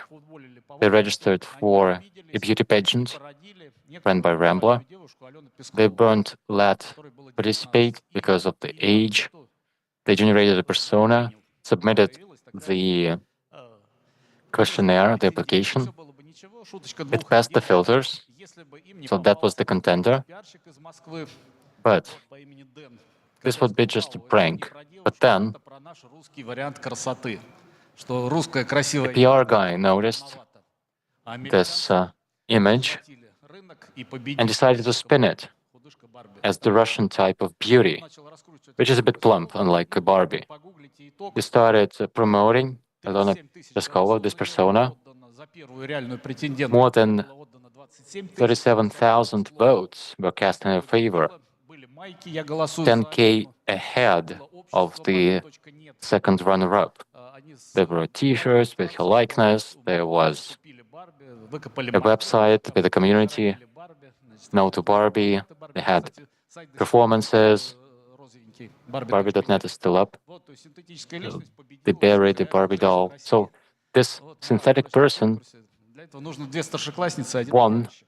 a beauty pageant selection, Чтобы закончить на мажорной ноте, coming out on top, я всё-таки beating all live humans, just 2 high school students начать валять and a дурака, PR сейчас person. я That's what подумал, was required. разберемся со СВО, надо So повалять дурака, и я решил выбрать себе идеальное I like to play направление foolish, развития. and I'm looking for a Я выбрал self-development hobby in IoT. After the military conflict, I'll be focusing on hacking подтвердит. the boom gates. Я буду сидеть на солнышке. There are thousands of them in Moscow. You can use Flipper Zero, Жигули мне нравятся, я пропущу. and you'll be gatekeeping cars. If it's a Russian car, it'll pass. If it's Bentley, I'll slam it with the boom. На пользу населению. Something of pleasure Ну, to теперь do что with your с knowledge. этим делать? That's my plan. Учиться. Now, what can you do about it? Учиться. Get good. Безопасности интернета. Prove your knowledge in OSINT, in IoT security. Слева QR-код клуба To Кибернетика. the left is a link to my club. Ну и посередине It's really fun and valuable professionally. на эту тему. And the link in the middle is one of the training centers. DeepSeek мне помочь? I've been speaking for a long time now, so I asked for a wrap-up from DeepSeek. It says, thank you. This was an explosion of creativity and science. Any task is more engaging if you're curious about it. Get back when we'll get back in touch when you will be pushing the envelope again. Thank you. Да, сейчас, если хотите спрашивать, обычно So, if you have any questions, на проходе стоит микрофон, I think не знаю как, но there should be mics in the aisle. интересный вопрос, Not обещаю, sure about this room, организатор, but то есть будет подарок. there are Вот, prizes взяли крутую or книжку. gifts for the best question. Here it is, a great book. Да, в этом зале надо поднять руку, к вам Yeah, подойдут, you raise your hand, и можно спросить. you'll be handed a roving mic. Огромное спасибо за доклад. Hello, И thank you very much for the первый presentation. вопрос такой. Here's my first Дай question. угадать, за что хвататься. В том смысле, что What do you do at all? какие What do you focus on? устройства следует использовать, если What devices вы просто to use человек, и б, if you're вы a layperson, принимаете участие, or в том числе if you're a по part информационной of безопасности, особенно в условиях, security когда research вы community as говорите, well, я вот вижу, especially у вас in this телефон, hostile на environment? столе лежит, вот вы You have a какое устройство smartphone. предпочитаете, особенно What учитывая type то, чем do you вы prefer? What type of занимаетесь? Спасибо device, за вашу especially работу, работайте given your line of work? Ну, And thank you for your service. Первое, не парьтесь, все уже утекло. First, Всё, it's что all вы leaked already. потеряли. Do Устройство not всё bother. не защищает. All your data is out there. Второе, Devices заповедям. do not В count. интернете ничего не Secondly, пропадает, всё попадает, observe the ничего Ten не Commandments. пропадает. It's all Поэтому online. себя плохо It ведите, never gets erased. потом If you do something wrong, it'll catch up with ведите you. себя нормально. Вот, So, just третье. Lead a good life. В интернете ничего нельзя Point three, и удалить. Тем you cannot более, hide anything online. можно сделать так, что противник You cannot не erase может anything from the internet, but you can Ну, условно говоря, uh, вот у меня clutter в or руках, noise который не the понимает, environment. что такое QR-код. So, Если я его сейчас наведу на QR-код, он this скажет, smartphone cannot read вот, QR codes, for много example. вещей не делать, с него нельзя заплатить, с него нельзя понять, чем я реально It cannot занимаюсь. Ну, be может, used for что payment. сегодня 3 раза It звонил doesn't по know там what I дважды звонил do. своей подружке All it Лизе, knows is о that которой I мы говорили, непонятно. had Вот, 3 дальше phone звонил conversations with другу, my accountant вот. and Ну, 2 нет прикрытия. phone calls with my friend. It's a cover, one of the layers. Вот, а если вы And all my real life happens in a different device. And in my email, you'll see that I do nothing of note. I'm a drunk in my email, I'm a woman pleaser, and my real life is someplace else. If you want to become a professional, you have to elevate yourself somewhat. It's not about just some particular device. The vulnerabilities have not changed. 7 years on, and the top 10 is still the same. I just wanted to get some practical recommendations. Приходите в клуб Кибердеда, мы там Join the club. чаепитие, там чуть не раз в месяц мы это We обсуждаем. have tea parties every month where it gets discussed. Тут девушка Мне микрофон отдали. Okay, there was Это я. another one over here. Да. Просто два микрофона, ага. Yeah, there are two mics. Спасибо. У меня не совсем вопрос. Thank you. Not exactly a question, Полувопрос. a remark, У вас был пример на слайде or maybe a по joke. одну из You had an групп example 25 года на about энергетическую one систему of the Европы. big cases in 2025, an attack on the Закладка в ваш power доклад, grid in Europe. потому что ссылка на I think статью, there is a которую вы указали backdoor в Дзене, in судя your по всему, эта статья сгенерирована, in your и- presentation. и вот такой, The собственно, link не было. from Там очень your ясным языком всё описано. Slides lead to a Zen Возможно ли, publication, что Yandex Zen, ваш, доклад такая вот and potentially the attack never happened. Is it possible that an AI и что вы на это скажете, как это fabrication с точки зрения is тех part угроз, of your которые вы описали, deck? можно How does интерпретировать? this jive with the threats that you've described? Скорее всего, текст готовил. Yeah, potentially that's true. The text is most likely Использовал искусственный интеллект, тем не менее, прототип generated был. by AI, Более того, but у меня есть основания there was предположить, что я там a некоторые prototype for the attack, and I might even за эту атаку знаю. know some of the people responsible for the attack. So the actual event happened. The description is very generic, yes. What happened, where, and if it really happened. You have to get used to it. Most of the text will be written, generated by GPTs. Так, друзья, давайте, наверное, еще один прям последний Okay, вопросик, one last потому что question. потом мы из тайминга выбьемся, у нас дальше Because тоже. we'll be Да, late. будет по I'll be available offline, sure. Thank you, Mr. Masalovich. I've been following you since 1990s. This week, I will just wanted to expand on your presentation. Mirai botnet that focuses on IoT vulnerabilities, default passwords. You're aware, right? It's very popular across the world, in the US and in Russia, in Asia. Just yet another point to prove your point. Okay, thank you all. Так, Nice hunting, happy hunting. кто задал первый вопрос? The first question. Who asked the first question? Come up for the book. All of the questions were great. Получила бы она. If there was a lady asking a question, Скромничали. she'd be getting the prize, but you're shy today. Спасибо большое. Thank you.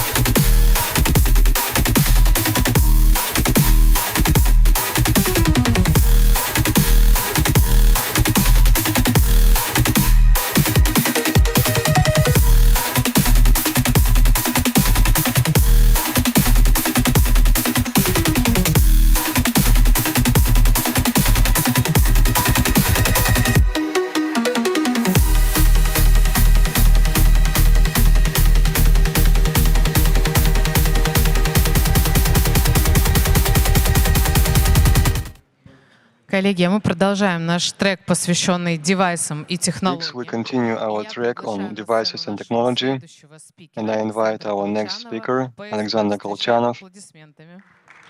and let's meet him with applause. Итак, всем добрый день. Рад вас всех здесь Well, видеть. hello, everyone. И I'm happy to сегодня see мы you all. поговорим о том, And today we're going to что talk вообще угрожает нам в быту. Какая у нас of есть what электроника, threatens us какой мы in не знаем, our и houses, задумываться и воспринимаем the это как electronics that we don't know, И and немножко обо мне. the electronics Я that we достаточно давно perceive увлекаюсь as электроникой, но это далеко не основная моя as работа, usual. это просто хобби. I like electronics, В it's качестве one of my хобби я hobbies. коллекционирую разные And as a странные hobby, I устройства. collect О части из different которых я сегодня strange расскажу. devices, and И some of them сразу I'm going to mention. очень важный дисклеймер. An Если important вы disclaimer сомневаетесь в чем-то связанном that с if электроникой, you обязательно doubt обратитесь к something about профессионалу. electronics, Если вы you should проектируете talk to сложные professionals. ответственные системы, If you are если designing есть some требования complex регуляторов, systems, если if you have речь о каком-то regulatory медицинском requirements, if оборудовании you talk для about того, some чтобы medical реально equipment навредить человеку, or например, things that may обязательно damage консультируйтесь с профессионалом. people directly, Существуют you компании, need to которые consult это with делают, они professionals. это There are делают companies that достаточно do дорого, this, это явно they do it дешевле, quite чем expensive, человеческая жизнь. but it's cheaper than human life. И я немножко расскажу о том, как я вообще So let me пришел talk к теме сегодняшнего of how разговора. I started to Где-то еще в focus on прошлом this. году я очень сильно увлекся GSM-устройствами. I was fascinated by GSM devices. Это GSM devices, самая дешевая IoT it's the техника, cheapest потому что она IoT работает проще всего. technology Берем because it такое works устройство, in the вставляем most его simple в way. карту, We дальше take a device, программируем либо с помощью insert Bluetooth, либо с inside помощью the SMS-ок. То есть, по сути, нам нужно SIM card, and we подключиться, can хоть use какая-то it with мобильная сеть. calls Очень or много таких устройств. Это и just. разные There are сигнализации, от many дешевых such до крайне devices. дорогих. There are alarm Это systems пародии на умные дома с from управлением cheapest to с most expensive. There are Это умные also шлагбаумы, которые like подсказывают smart замок house по звонку. Такие uh, же гаражные двери. like У нас devices. существует очень There are много garage разных doors, систем, doors, доходя даже до каких-то automatic очень странных мощных контроллеров, которые locks реально and управляются с gates. помощью SMS-ки. And there are also Появилось industrial три controllers that are очень managed by простых и в то же text время очень messages. сложных проблемы. So there are То есть первое — это three то, что большая часть уязвимостей, problems которые находятся в таких that устройствах, most крайне простые. vulnerabilities Нам не are very требуется simple. ни дампить We ваши don't need коды, разбирать, ни to dump проводить the какой-то глубокий анализ. Зачастую мы читаем we инструкцию, don't need to have a видим четырехсимвольный пароль deep или analysis. полное We can отсутствие see that there is авторизации, a звоним, four-symbol отправляем смс, password. все, у нас We устройство can под полным call, контролем. send an Можем делать всё, SMS что угодно. or text message, Вторая and then we проблема — are это то, fully что и controlling this вендоры, ни device. зачастую пользователи в этих устройствах, And both не vendors особо or заинтересованы. users, they are Была not ситуация, about на security Додейсе я in this. рассказывал про взлом смарт-часов для детей.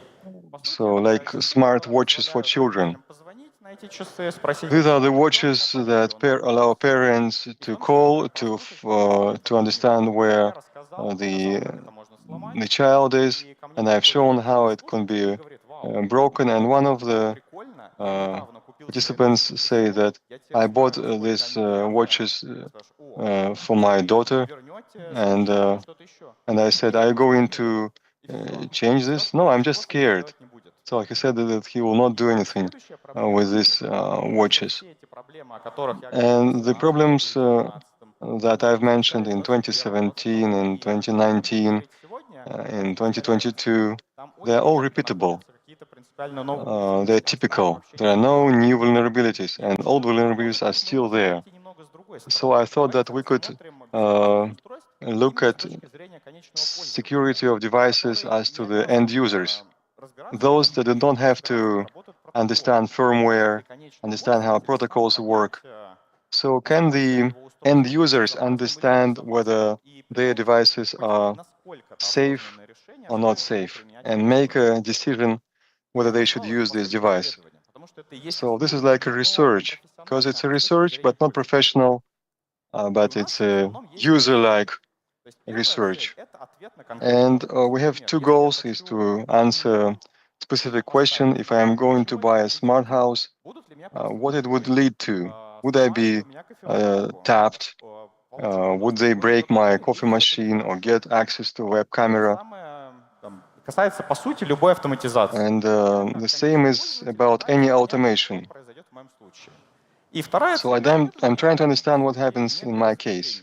And the second goal is having fun. We like to learn something new, to understand what kind of attacks are there, to find some interesting vulnerabilities, or to know that we can hack IoT. And the key is that the research is not something very difficult. We just need to understand how this device works and what happens if it would be broken. If there is a vulnerability, can we upgrade this device? We would have an expensive box which exists, and we're afraid to switch it on. Or other problems that can be seen from the very beginning. So the research doesn't have to be practical. We don't have to buy a device and do something with it. We can start from reading forums, reading feedback, reading documentation, because documentation often have a lot of interesting examples. Let's look at one of them. So we see there example from a description to one controller for the smart alarm system. So it shows that they're using a 4-digit SMS code. And most probably you can brute force this. And we can read documentation and find out that we cannot put more difficult code. So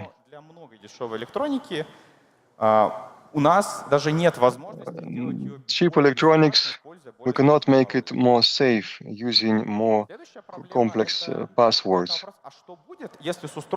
And what would happen if something goes wrong with the device?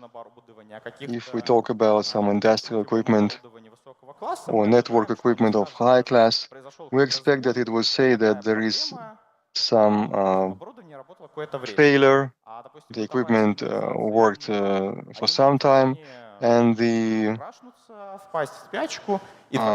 domestic alarm system or smart house may crash, and it would have no logs, no informing that there was a failure. Следующий пример — это вопрос, работает ли, например, устройство. Next example is whether the device works stably, or other situations when a vendor sells one device because, like, a seller may buy a device from the vendor. When these devices are sold, he's selling different devices under the same name. Sometimes it's obvious because the box is different, a different name. Sometimes the vendor just repacks these devices. And then we have situations when under one device we can get a different device. Sometimes it's more safe, sometimes it's less safe. And when these devices are disguised as different devices. So sometimes there are similar models or models that are disguised as other models. Sometimes there is no documentation to a device, or it's available only to sellers or buyers.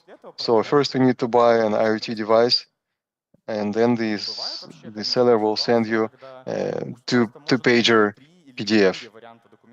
Sometimes there could be 3 or 4 variants of documentations, and each of them would be more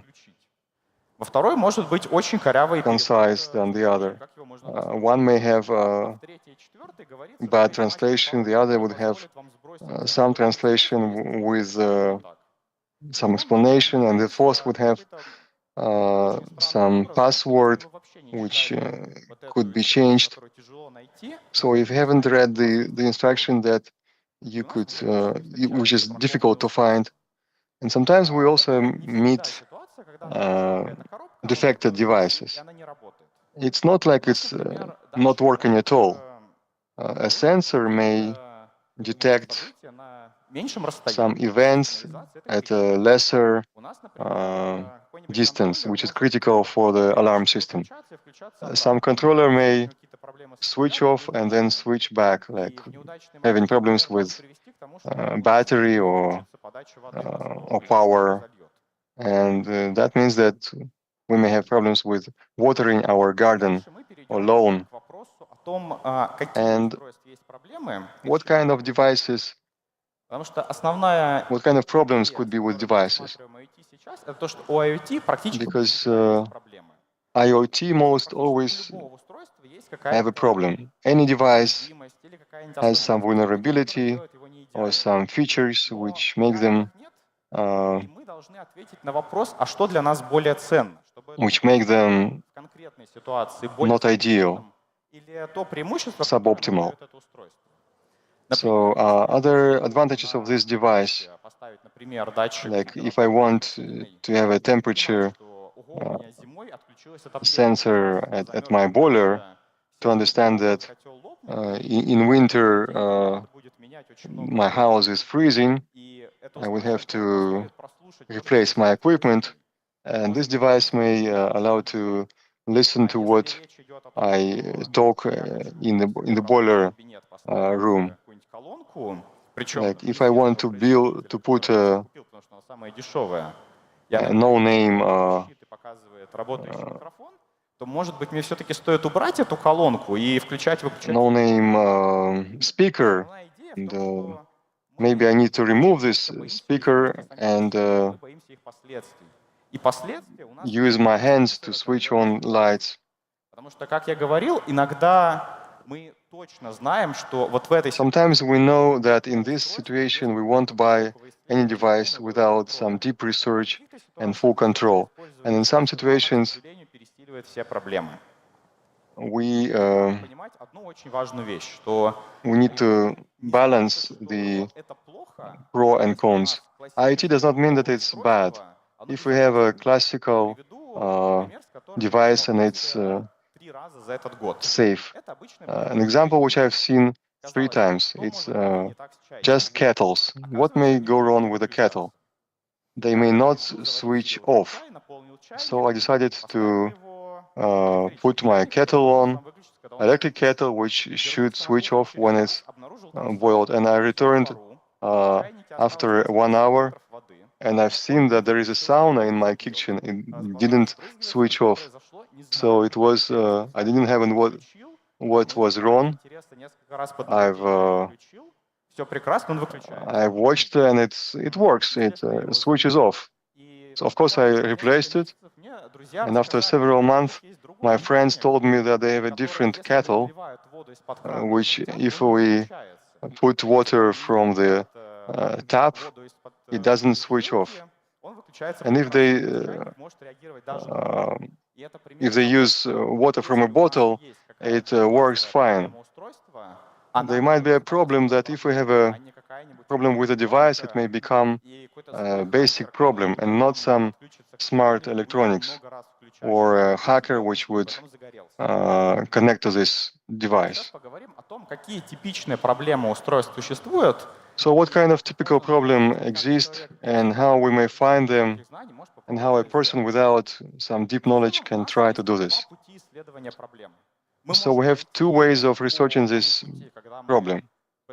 We may follow the track of understanding what are the most dangerous problems for us and how we may tackle them, how we may realize those attacks or lead to those consequences.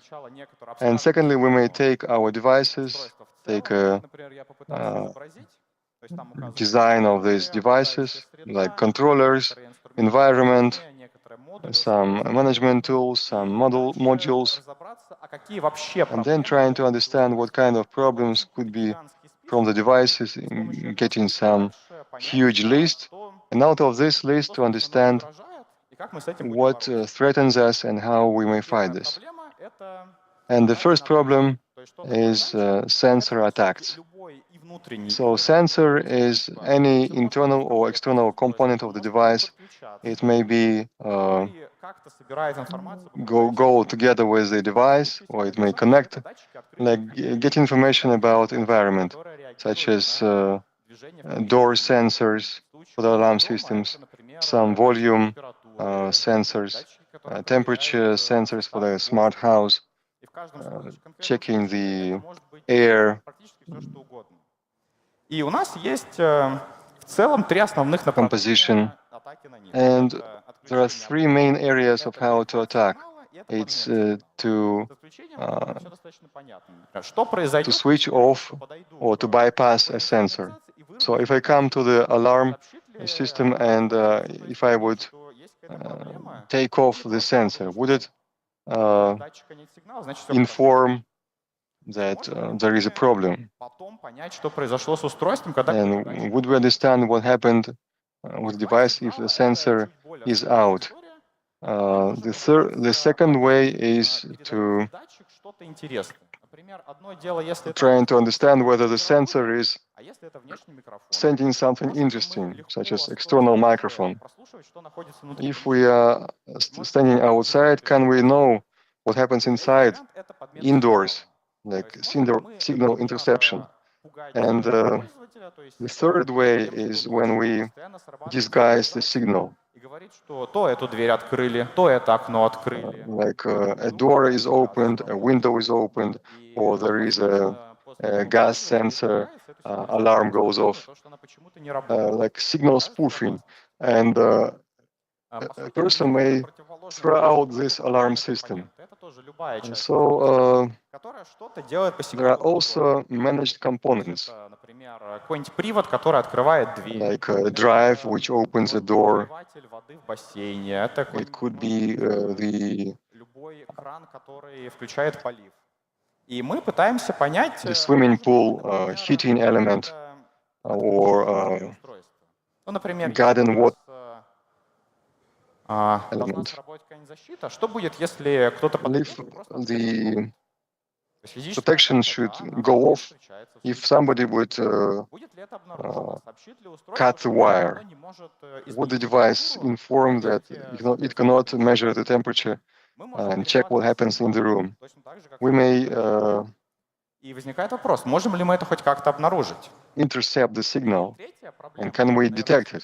And the third problem, компонентов, это самое in опасное. case of managed Можем ли мы components, заставить работать can we force them или передав что-то to work другое? by spoofing a signal or sending something else? Ну, это может звучать не очень страшно. Ну, например, рассмотрим популярную вещь, это Like электрические для собак. То есть, electrical collars for dogs. It's a collar with a radio signal and a controller which some are thinking that it's not ethical. But what would happen if the dog is running in a field and somebody may interfere with the signal and sending maximum shock waves? So the most simple attack allows us to do signal spoofing. A different attack is network attack on the devices that are connected to the network. So we may connect this device to Wi-Fi, and to that Wi-Fi we may connect other sensors or use some Если мы поставили камеру наблюдения на wired devices. So if we have a wire, what if the intruder will just connect to that wire? Or what if the infected device would be brought to the to Wi-Fi because it has no protection? The other problem is a SIM card. If we have a device at a SIM card and somebody would intrude or take the SIM card, what if there are some services that we have forgotten to disconnect? What if the mobile operator allows to use this SIM card as a key SIM card to manage all other SIM cards? So, like we were trying to protect a barn, and our banking account was compromised. or hacked. Первый, мы иногда можем нарушить его работу. Sometimes we may hack the controller, but we cannot Один из моих любимых примеров российской умной hack it. электроники для безопасности. Russian smart electronics is the door alarm system, which is managed by SMS. Настолько плохо, что любая неправильно отправленная смс, и причем даже не только от владельца, но и от левого человека, Not only from the owner, but from any person could be used as a command, что что-то пошло не так, and the device would say that something went wrong, and in some cases it may be frozen and will send a huge number of text messages consisting of just nines. And I was very much surprised when there was a flow of only nines, and this was a SIM card of a operator with unlimited SMS messages inside the network. So if we have a complex diagram of a smart house where everything is connected by wire, what if somebody would just use electroshocker to attack this wire?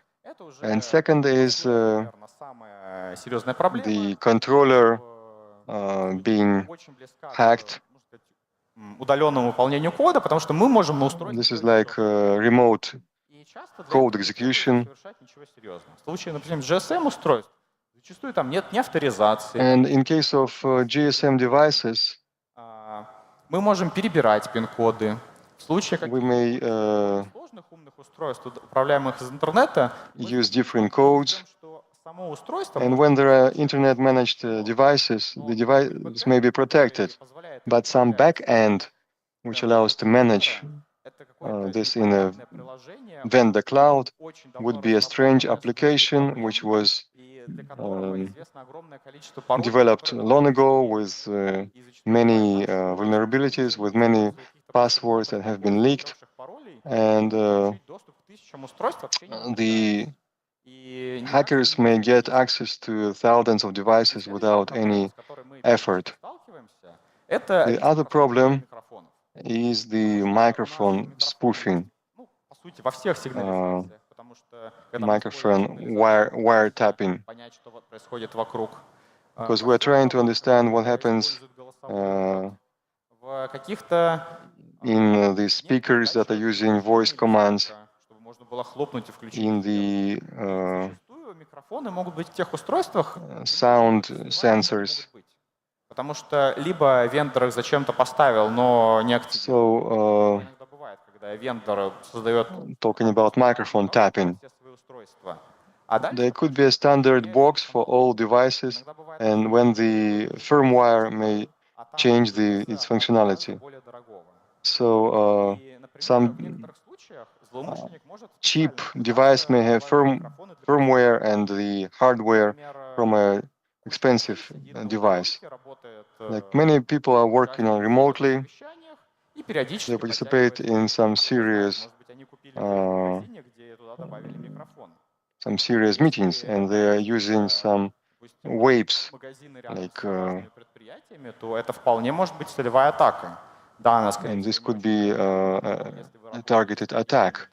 So if you work with critical data, you cannot exclude this attack using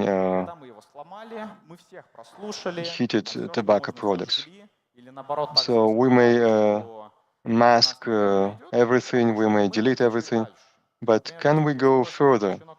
If this device is connected to the internal network, we may try to scan something, find some home computers which are not updated, because they are not looking to the internet. Somebody plays something on this computer and making diagrams. Who needs them? And as a result, we may find a lot of interesting things just on the internet, because the devices in the home are not upgraded and updated on time. There could be also SIM card attack. вот такую we may say на that такой-то номер. send this Звони на такой номер. Иногда это SMS, позволяет, например, short установить новый message to пароль this для number, and this allows to install a new password for the mobile operator Иногда это может and быть get an использовано access. для того, чтобы Sometimes it could be used втянуть владельца этого устройства в преступную to деятельность, будет рассылать какие-то провокационные смс-ки, to use this в интернетах, что-то делать. owner of the SMS of the SIM card in some criminal activities, Трафика для ботнета. and it may generate a lot of traffic for botnets. Частных историй. Some Достаточно регулярно возникает история, funny что какое-то stories. умное устройство подписалось на Some smart device may be signed to И это в целом звучит здорово, и многие считают, что, ну, наверное, какой-то some content, to some funny stories and anecdotes. But what if these devices have been hacked, and this is примеры того, что оно было some скомпрометировано. example that it has been compromised and it was noticed? Иногда мы можем, особенно в случае устройств безопасности, Sometimes in case of the вряд ли security device, it could be поможет, если кто-то проломил стену или passed, снял because like if there is a door alarm system, it won't help if somebody would break the wall. And if the sensors are working at a shorter distance, which we have expected, like we may have a lot of каждый месяц возникает история о том, что alarms, but they won't work. взломала очередного вендора On a regular basis, a group of hackers, they are hacking vendors of external devices. They may manage millions of smart trolleys, smart toy cars. And this is the reality when we buy devices which are connected to to cloud vendors. This is convenient. We don't have to use adjustment, but it leads to many problems. Also, there might be some problems with firmware and with electronics. Sometimes the vendors have changed the firmware of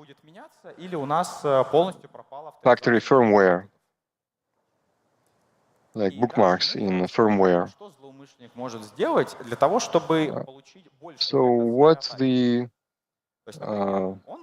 like they may tamper with firmware, they may hack a kettle, they may try to overheat it and put it on fire. They may they may switch on and off the power outlet, like the power which is used in a smart collar for the dog, or a boiler temperature. So we may be afraid of the attack more than its real consequences, because this is also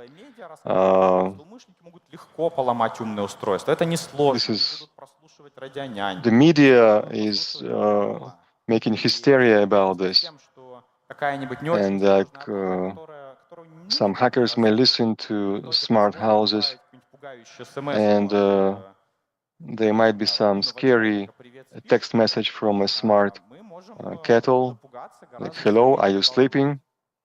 And we may be scared more than we should be. Unfortunately, one of big problems that we have very dangerous devices, which allows us to interact with animals and with humans, like myostimulators. I'm not talking about medical equipment, because it's a different story, but there are devices which act on a human with different purposes, like a smart collar for the dog, which may scare the dog or may kill the dog. And we will understand that most probably we don't need this device, and it could be dangerous. создают иллюзию And some devices, they create illusion of protection, that we are controlling what's happening. что сигнализация на даче работает, а она We может believe that the alarm system works and it may be switched off a month ago. температуру, а дома все фикусы завяли. Let's say you have a boiler or a thermostat that's supposed to keep an ambient temperature, but your plants are dead already. And it's an open list. Тем более The странными могут быть проблемы. narrower specific the device is, the weirder the problems can be. Car alarms, for example. The cases there are very diverse and peculiar. Периодически встречаются And then очень красивые, абсолютно бесполезные many vulnerabilities Один из моих любимых примеров — это то, что мы можем взять are very different. They are diverse. Some are useless. For example, you have a GSM alarm. включить кнопку You take it to a house where a similar всех датчиков, которые в такой же alarm is installed. в этом доме. You run the config and you get Связываются с the signals from all these sensors пространство, посылают сигналы. at the house. They are not bound Датчик сработал и обнаружил что-то. to their mother device. They just transmit the signals that they read. Мы вообще не используем It could sound like a nice alarm. You don't have to exploit anything. You have a similar device но, к сожалению, and get access to the sensors inside. это But нам не даст. Но мы знаем, что you will not get отлично, мы даже не знаем, где any interesting information from она this. такая красивая. There is a detection, but you don't know where the sensor is installed И, even.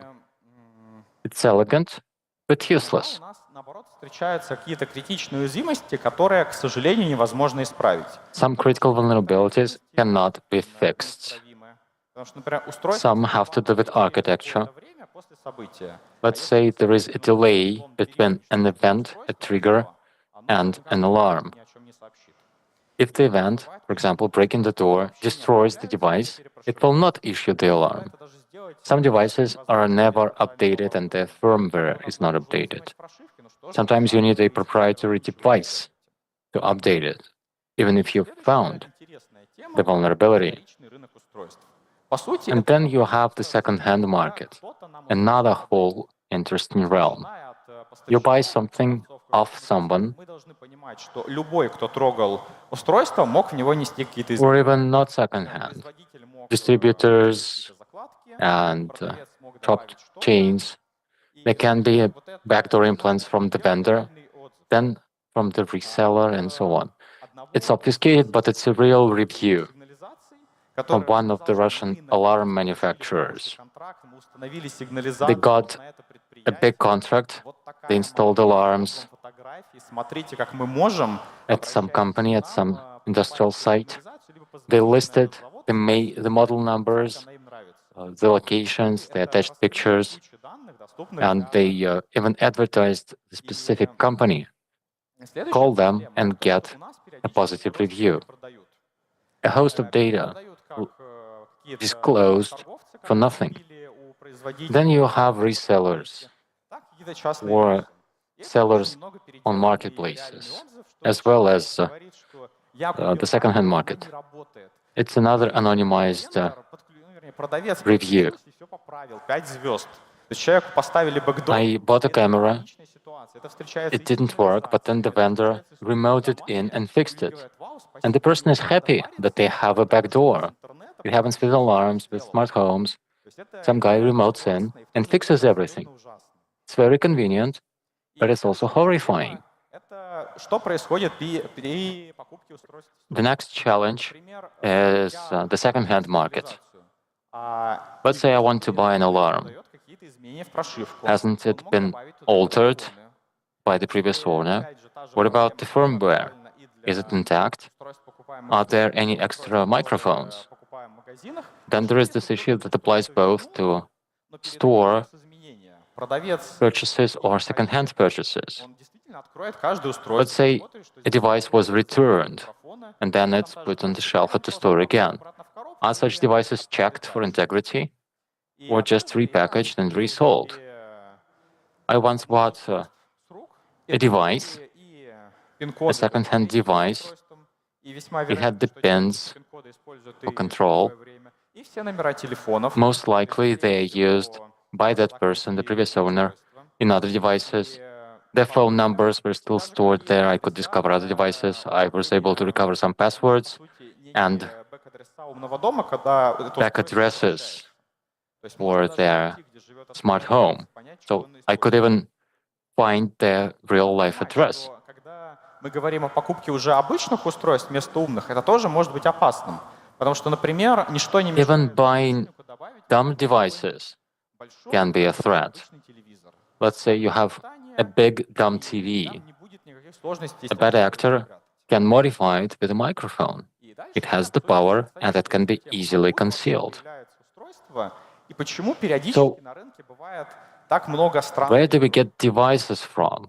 And why there is so many weird electronics?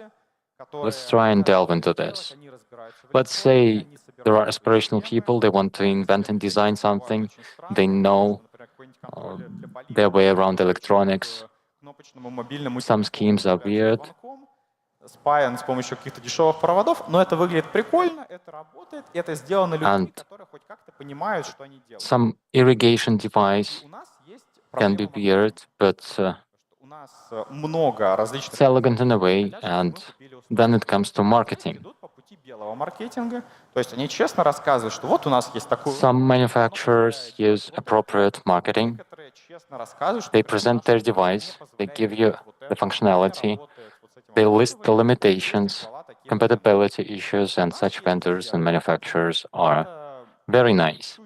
Then there is the gray area of marketing. The publications are a bit more pushy, reviews can be inflated, Это подмена. it's a bit aggressive.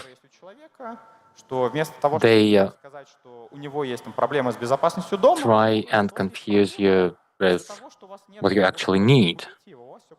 Your problem is not in security of your smart home, it's about not having the function from this particular device. And then there is illicit marketing, inflated or money reviews, post factum amendment of terms, mandatory subscriptions that are required for the operation of the device, ad shows. One of my favorite recent cases is where a company that generates false reviews on online platforms began writing positive feedback, obviously contracted by some company, at some marketplace. I'm not going to narrow it down, otherwise you'd be able to find it. I don't want any confrontation. So they came up with a bunch of positive reviews and how helpful the devices were, but erroneously, they published the information of their actual contract, how they were paid to write the reviews.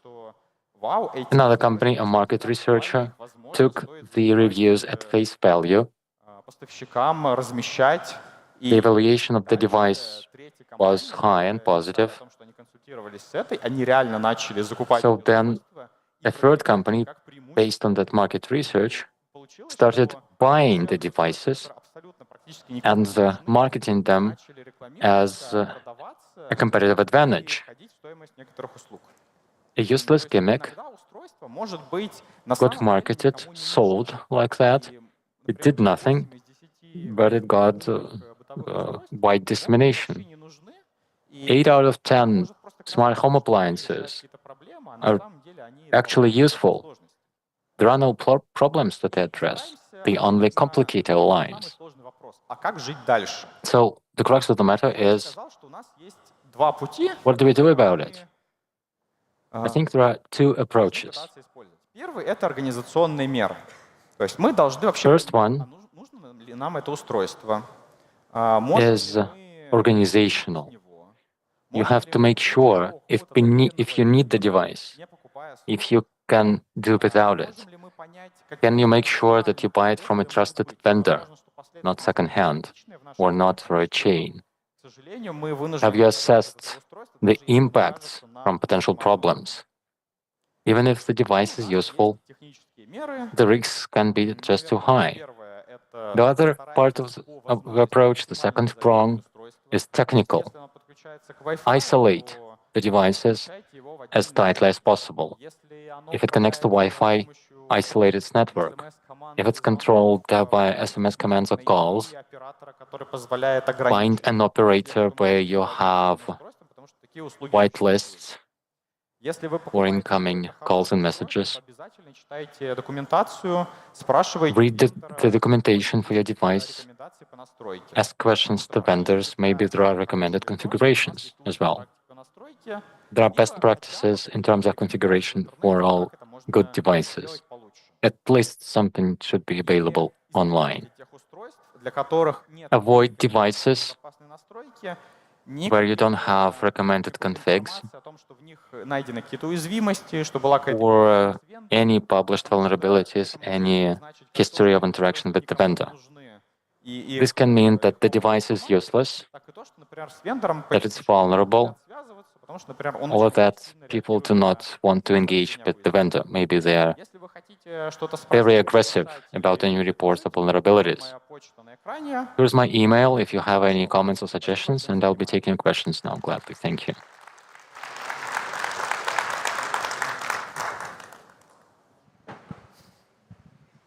У меня не вопрос, а небольшое замечание. Not a question, but a remark. В прошлом году I think network router is the most threatening device. Last year, my ISP got hacked, and most of the routers still have root access to the device, still active in my district. Yeah, that was elegant. I've read about it, I think. A proposal. I think that cheap electronics will continue to be manufactured and bought.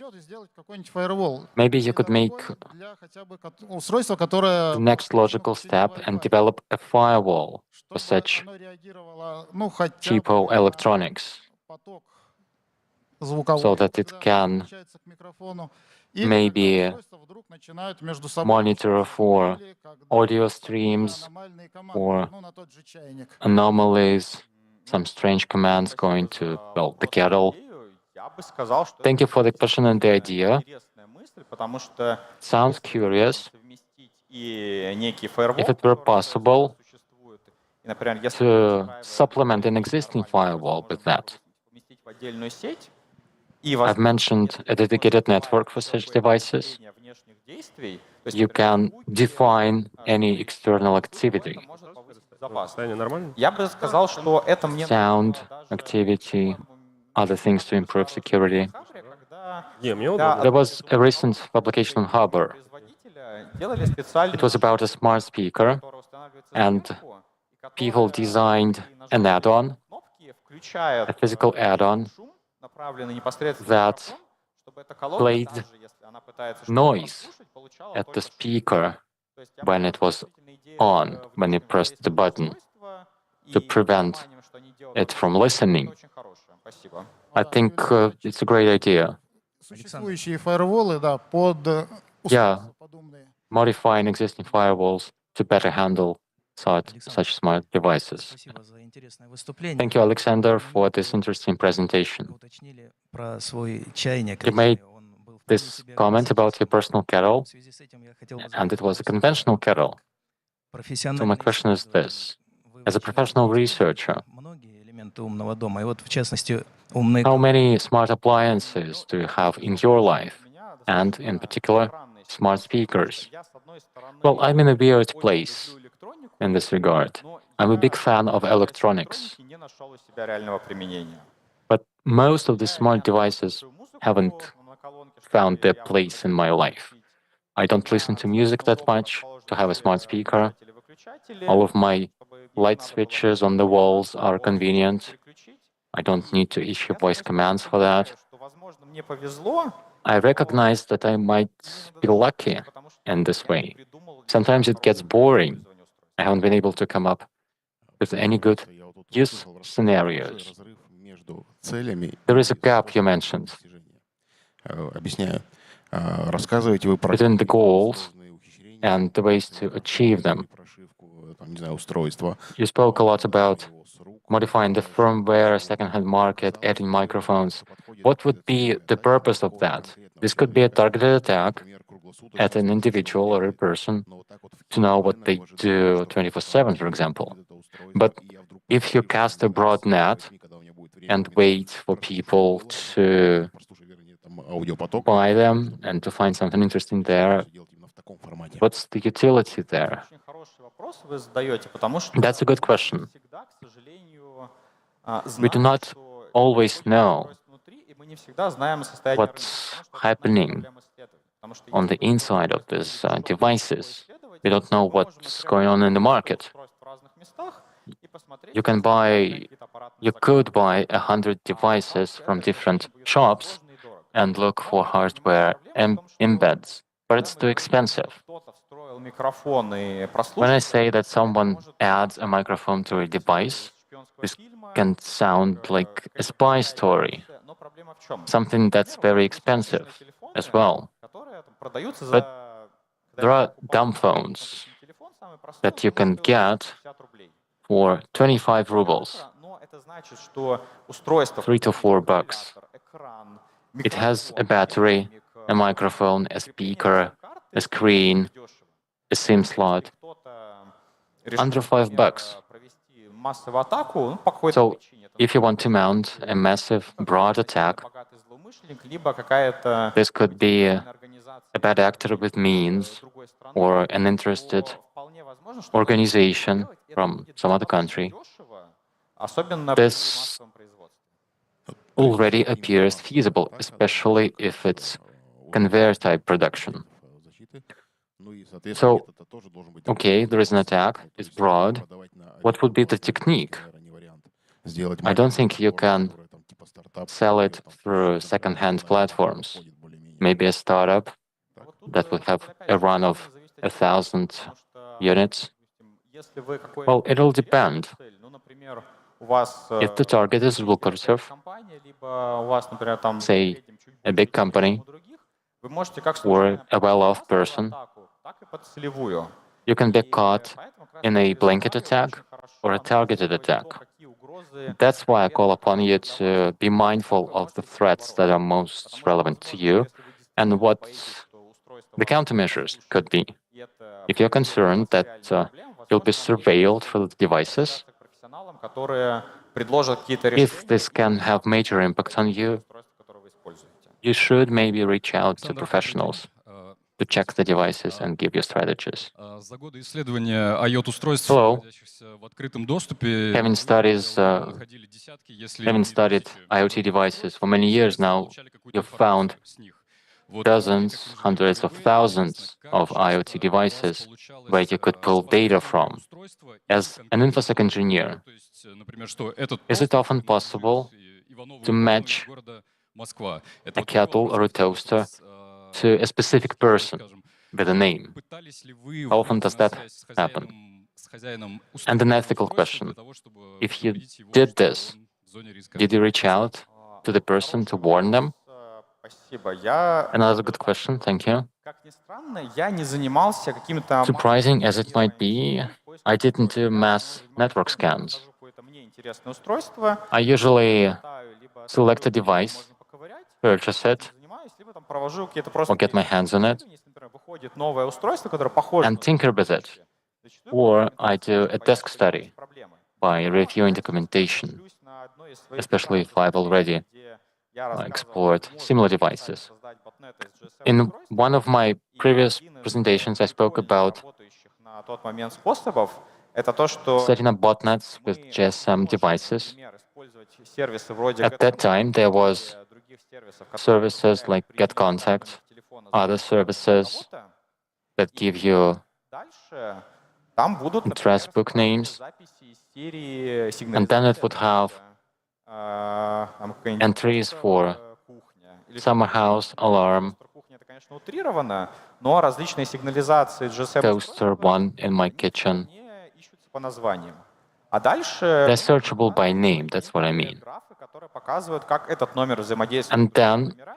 you can plot graphs for their interactions with other можем phone обнаружить numbers. тех, кто It's not always когда-то possible номер to привязан. identify the Либо owner, родственники, but либо те, кто этот номер купил you потом. can identify who used to carry that number, family, future owners.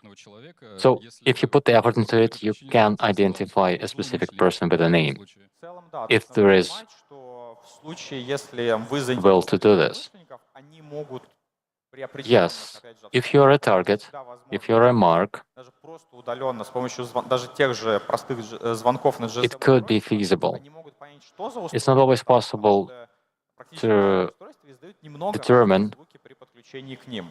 И там, при what определенном опыте вы даже просто на слух можете понять, что devices at the other end, but такая.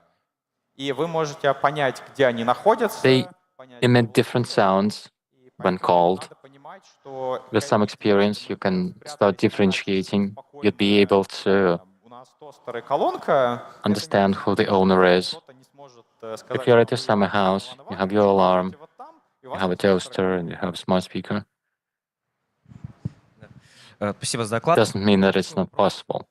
Как, в принципе, Thank по you. вашему мнению, Here's my question. проблема такой дырявости IoT-устройств, она, в принципе, This challenge of security vulnerabilities in IoT, which is so huge, от заказчика. То есть пока массовый заказчик, массовый покупатель таких where does it originate? именно безопасности, Manufacturer side or customer side? Unless customers cry for security, nothing will change. Ну, это как раз я Or is it some other way around? И я бы I сказал, что fully одна из, subscribe to this. целей таких докладов и выступлений таких One трендов of в целом the знакомить людей messages с тем, что у того, что from my они делают, presentation они is хотят to raise использовать, awareness и so если that more человек people know в about момент potential при покупке problems задумывается, with smart devices. может быть, в этой колонке есть какие-то проблемы, а давайте As you're going to buy something, продавцу и спрошу, а you безопасна ли она. might have it pop into your head and reach out to the vendor. If this happens enough times, there can be some positive change. There are researchers who focus on secondary or third-tier hardware. If someone breaks into the Yandex smart speaker, it'll be big news. Yandex will respond. There'll be a lot of rumors. But speaking about smaller caliber electronics, it's not as viral, and researchers aren't much help. So it needs to come from the customers and users. I want to chip in. I don't think it's a delusion that mass consumers will be asking for security. Mass consumer and security never matches. You cannot use these words in one sentence together. They need to become concerned, reach out to the vendor, follow up. That'll never happen. Probably not, but I'm still hopeful. I'd like to hope for the better. Again, awareness raising. And we need to explain to mass consumers that information security is not just about geeks, people living in basements on their computers 24/7. It's closer to home in so many ways. Your home might burn down because of a smart device being hacked. If you're surveilled, you can be blackmailed. It's a tangible risk with high impact. You could impact that. That's not just about consequences. It's about what you have in the mass market.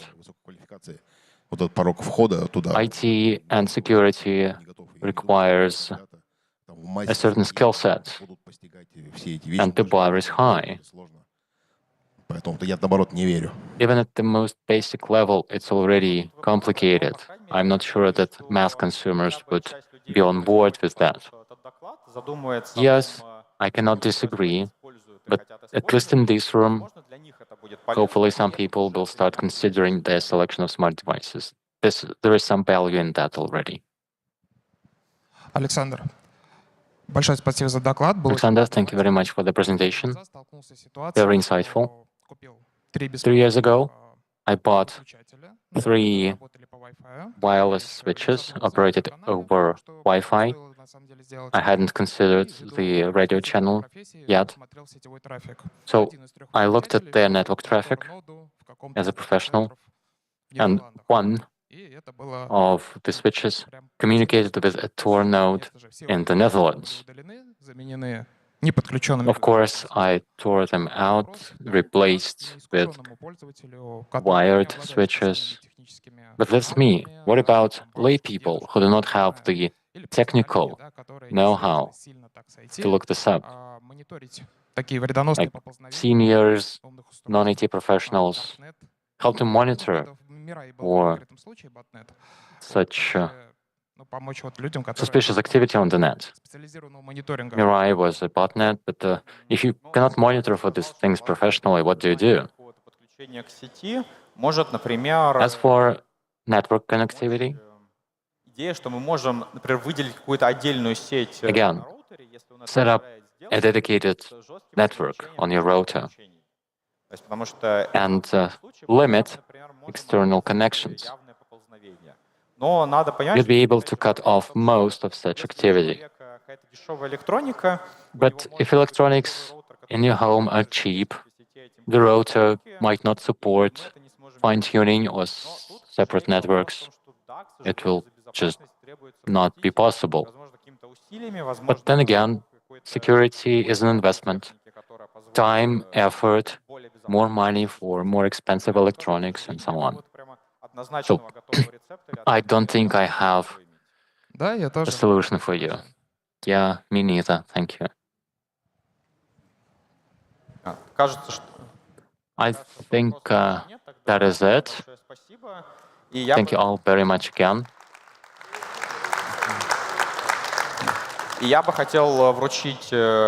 Let me award this book to the person who suggested some next steps. There was a nice question about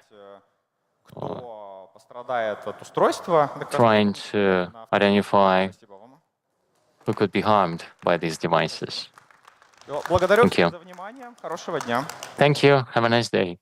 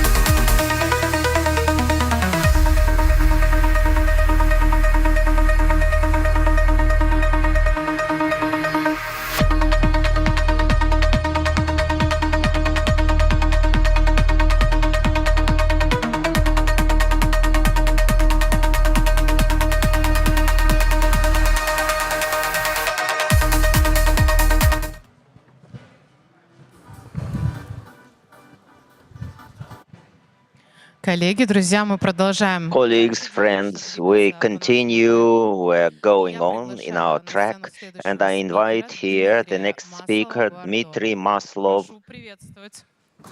Warm welcome. Can you hear me? Yes. Hello? Hello? I would like to say from the very beginning, prepare questions. This is my present. I picked it up myself, a good book, interesting book. Now, I'm Dmitry. I'm a product manager. Oleg will help me. He's our technical manager, ML specialist and cryptography specialist. Our company develops different solutions for secure machine learning. We're going to talk about that, where it is used, pros and contras.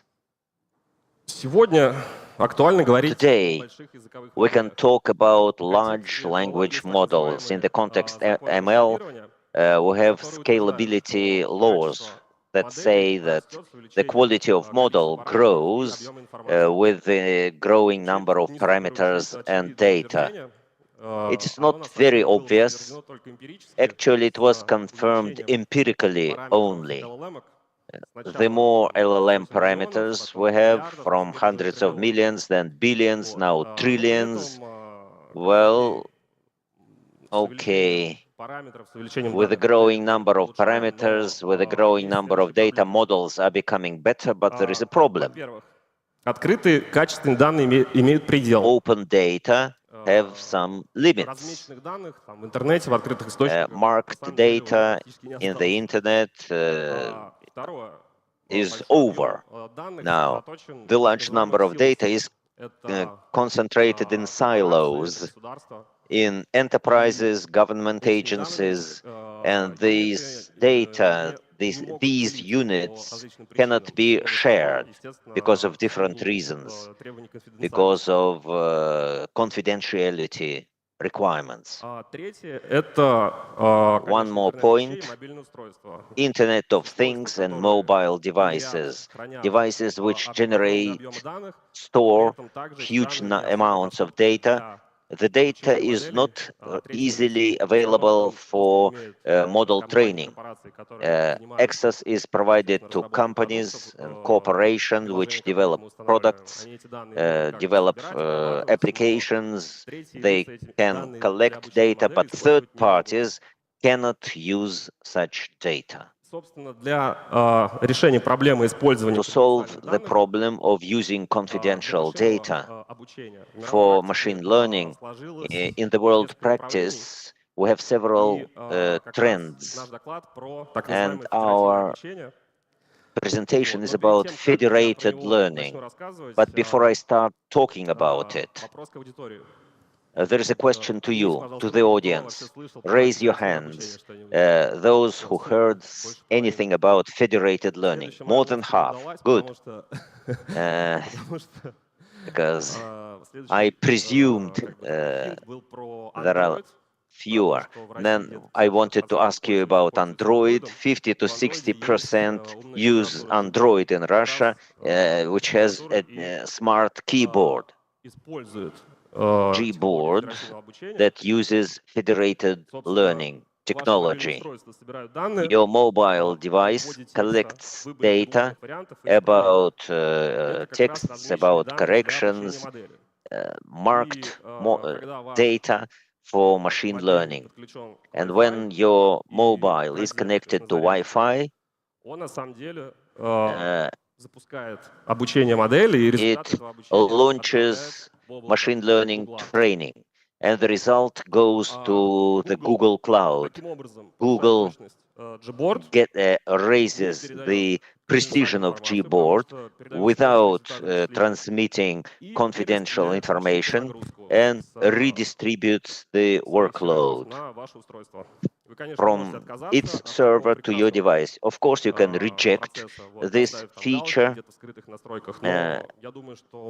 but I think few people do that. Then I'll tell you about the federated technology, how it works, and what is the place of federated learning in the overall machine learning technology. Так, отлично. Excellent.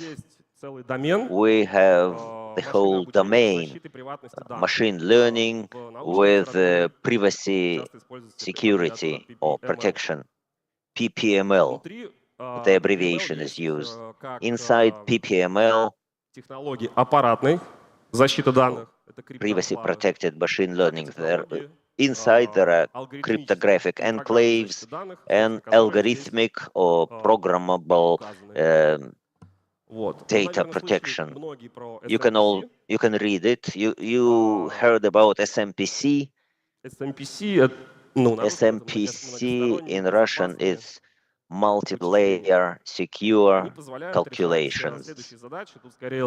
They do the following. They accelerate. Well, anyway, the usual example is who is the richest person in the room without naming the amount on his bank account. In industry, there are financial results.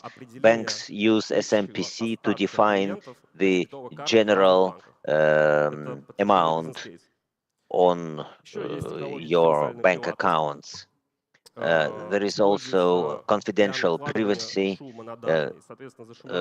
which you add noise to data, and data with noise is further transmitted, although the quality goes down.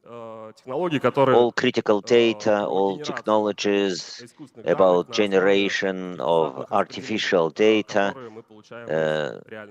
can also be used. The problem is the same. There is functional encryption, encryption of images, and federated learning. And also one kind of encryption I'm going to tell you later about. FedML. How does FedML work? Точнее, даже ключевой особенностью FedML, the key feature of FedML and an important step to data confidentiality is that we do not transfer initial data. Two owners of the data have marked data sets. The federated learning process consists of several steps. There is a certain manageable server. It can be provided by the third party or by one of the two parties. It generates the initial parameters of the global model and sends it to the participants of the session. By getting the parameters, the owners start the process of model learning by stochastic tool. Then these two people send the results to the server. The server, yes, the server aggregates the local parameters. In literature, there are several methods: federated averaging, safe aggregation, and so on. As a result, the server generates new parameters for the global model, which is sent back to the devices or to the parties of the process. All that happens iteratively,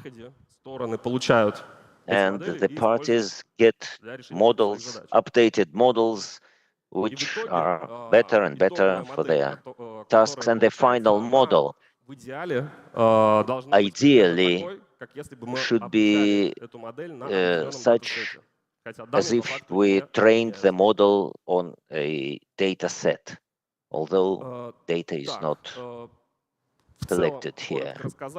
In general, that's it. Now let's pass over to details. Let me tell you about the types of FedML. Types by distribution of data among the parties. The most widely spread FedML is horizontal FedML, HFL. The peculiar feature is when the parties have data about different entities, people, transactions, anything, any lines in the table. And attributes are factors. Here, it's important to say that, well, what kind of examples we can provide? Medicine. When we have an image that is used to identify certain diseases. Text analysis. Gboard is one of the examples. Processing of table data. Then financial industry. There is a project between Google Swift and several global banks which train a global model. In the picture, you can see the following important principles of HFL. First, each customer starts training by using the same model parameters. The same parameters, that's important. Architecture, the number of layers, factors, parameters should be the same. Second, model is refreshed, and the refreshments are transmitted to the server as coefficients or gradients. It's important because the next steps are different from horizontal. And third, as I said, there is an aggregated server, which can be an external third-party server or installed at one of the parties of the training process. As a result of horizontal training, each party gets the same model, and you can use it. It can use it for its internal purposes. So interaction between the parties is not necessary for that. The server gets. Sorry. Sorry. Is it better now? Okay, thank you. Well, next concept is vertical FedML, VFL. No, something is wrong.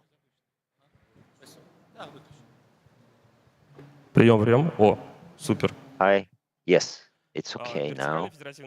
Well, vertical learning, when the parties have different attributes but similar entities. For example, we have telecom operator, we have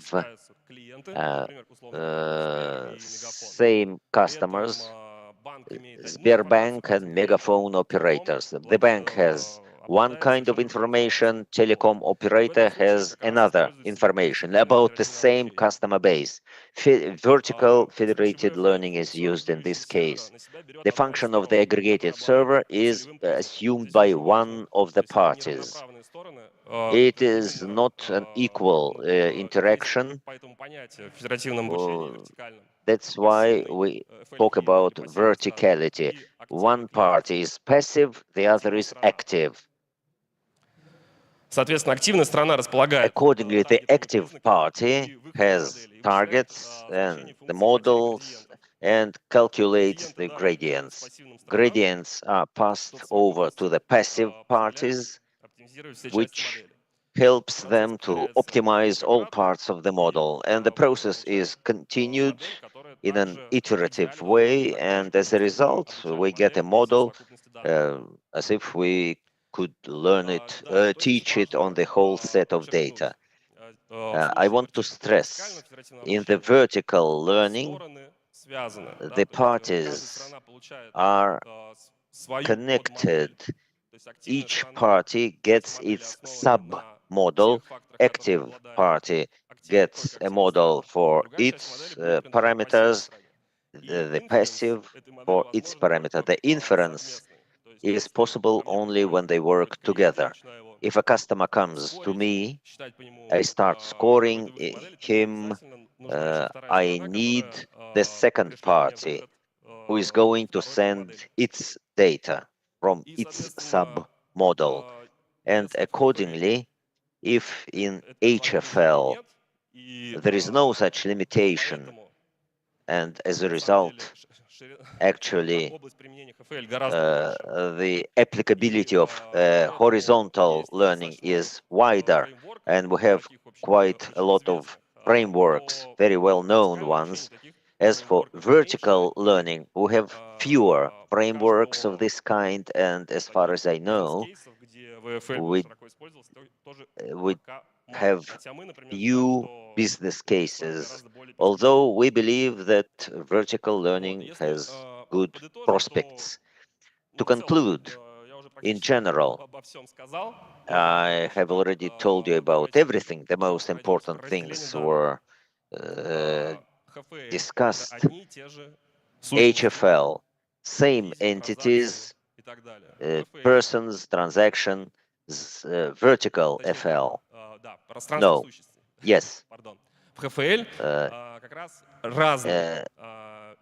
VFL, different entities, different people, different transactions, but same parameters. In HFL, it's the other way around.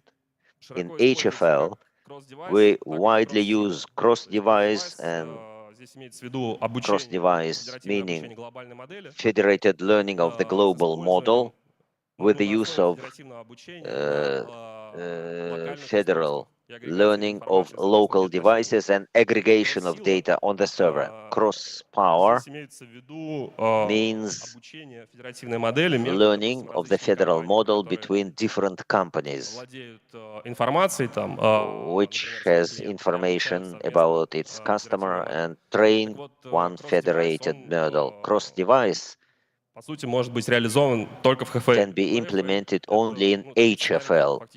In VFL, we don't have such scenarios at all. What else is important? I told you that the party gets the global model in HFL. In VFL, you get only part of the model. Yeah.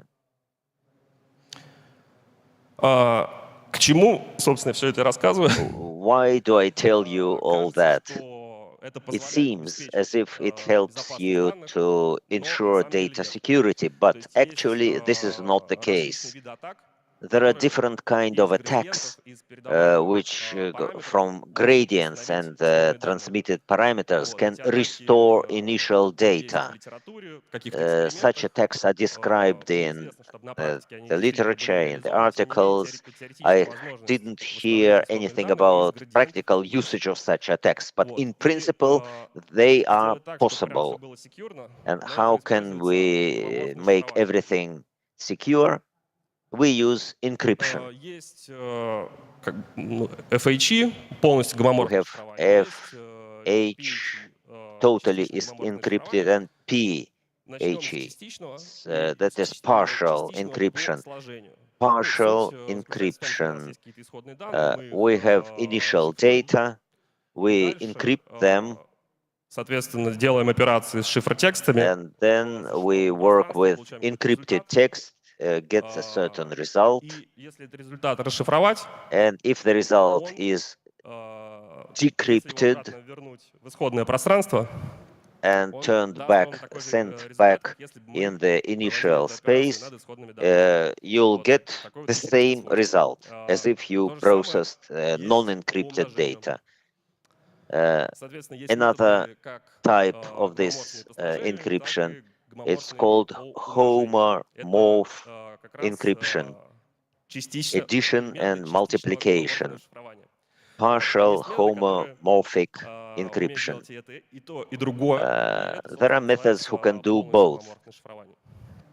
Full-scale homomorphic encryption. If we apply homomorphic encryption to gradients and transmitted parameters, it would be impossible to break in and restore initial data by gradients of the model. That would be impossible. And in practice, to implement such fully secure federated learning, we use homomorphic encryption. Now, it's important to tell you about business cases. Let's look at how you can use FML when building a hypothetical product. For example, we have a marketplace and a mobile app which recommends certain products to buy. And we want to use LLM to generate recommendations, taking into account user behavior and previous requests of those users. We taught that model, and we want its advertisements to be relevant. First, this LLM can be taught only on the server in the cloud because it's large and complex. Initial data shouldn't be transmitted because it's very expensive. The data volume is huge, it's expensive, it's long, and not all the users will be ready to send their data. FedML solves that problem. We taught that model, installed it in the cloud. It's 1 and 2. No, not yet. 1 only, because it's in the application. Then customer behavior corrects the model, minimize errors, and train local models. The results go to the aggregation server, which recalculates the global model, and then the application is updated and the model is reinstalled again and again infinitely. The essence of the slide is that we can apply this case to anything. We are talking about recommendations, but we can do the same for anti-fraud, for disclosing intrusions. All those tools will have almost the same this architecture. Let's look at the spheres and specific results.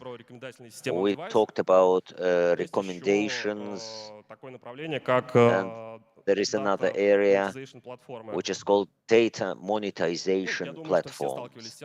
I think you got ads from your operator. How?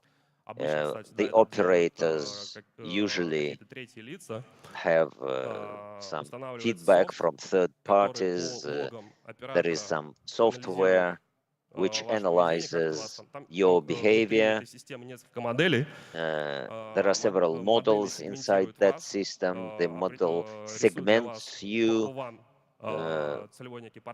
generates your image, your portrait. For example, you buy sport shoes in such and such shops. The model evaluates how close you are to the next purchase, And софт также, например, подтягивает this soft из каких-то открытых баз takes data from open databases, different advertisements, and the model says you are ready for the next ad, the offers for the next offer. The offer is taken from the database and sent to you. I use Beeline and I get such offers too often. I don't like it. But suppliers of this software say that operators can grow their RPU by 10 to 15%. With federated learning and additional data sources for model training can give better result for end users and for operators and could raise average per unit revenues of the operator. I am talking about banks. I can tell you a lot about banks. It's all obvious. Anti-fraud scoring, credit scoring. Banks even now use different data sources to predict default probability. Same with anti-fraud. They use telecom data, potentially any other data which is stored in third-party silos like marketplaces, stories in retail shops, and that might be interesting to them. Medicine, diagnostics, and forecasting, as well as monitoring of current state of your health through portable devices. It's one of the widely spread areas in horizontal machine learning. Yandex, together with the System Programming Institution of the Russian Academy of Science and Sechenov Institute, had a pilot project to diagnose heart pathology. The Internet of Things. Well, what do we have here? Actually, I can tell you a lot, infinitely, because devices generate huge amounts of data, and confidentiality of such data is a huge task. Processing, transmission of data, Internet of Things, mobile devices as part of such ecosystem it's a very important task. We have to ensure confidentiality of data and efficiency of resource usage. There are a lot of areas, prediction of road traffic, detection of broken devices, computer vision, and a lot of other things without a net. And cybersecurity. It can be used to improve enterprise solutions. For example, you know, a company that develops products for cybersecurity and uses machine learning. These products are already installed on-premise at the customer and collects data. Data about patterns, about behavior, about users, devices, network traffic, and so on and so forth. And it's logic to presume that attacks are improving, and the models that are used to disclose such attacks should also evolve. Federated learning may be very useful here. And on device, I told you about that. ML may be used to find malicious codes, intrusions,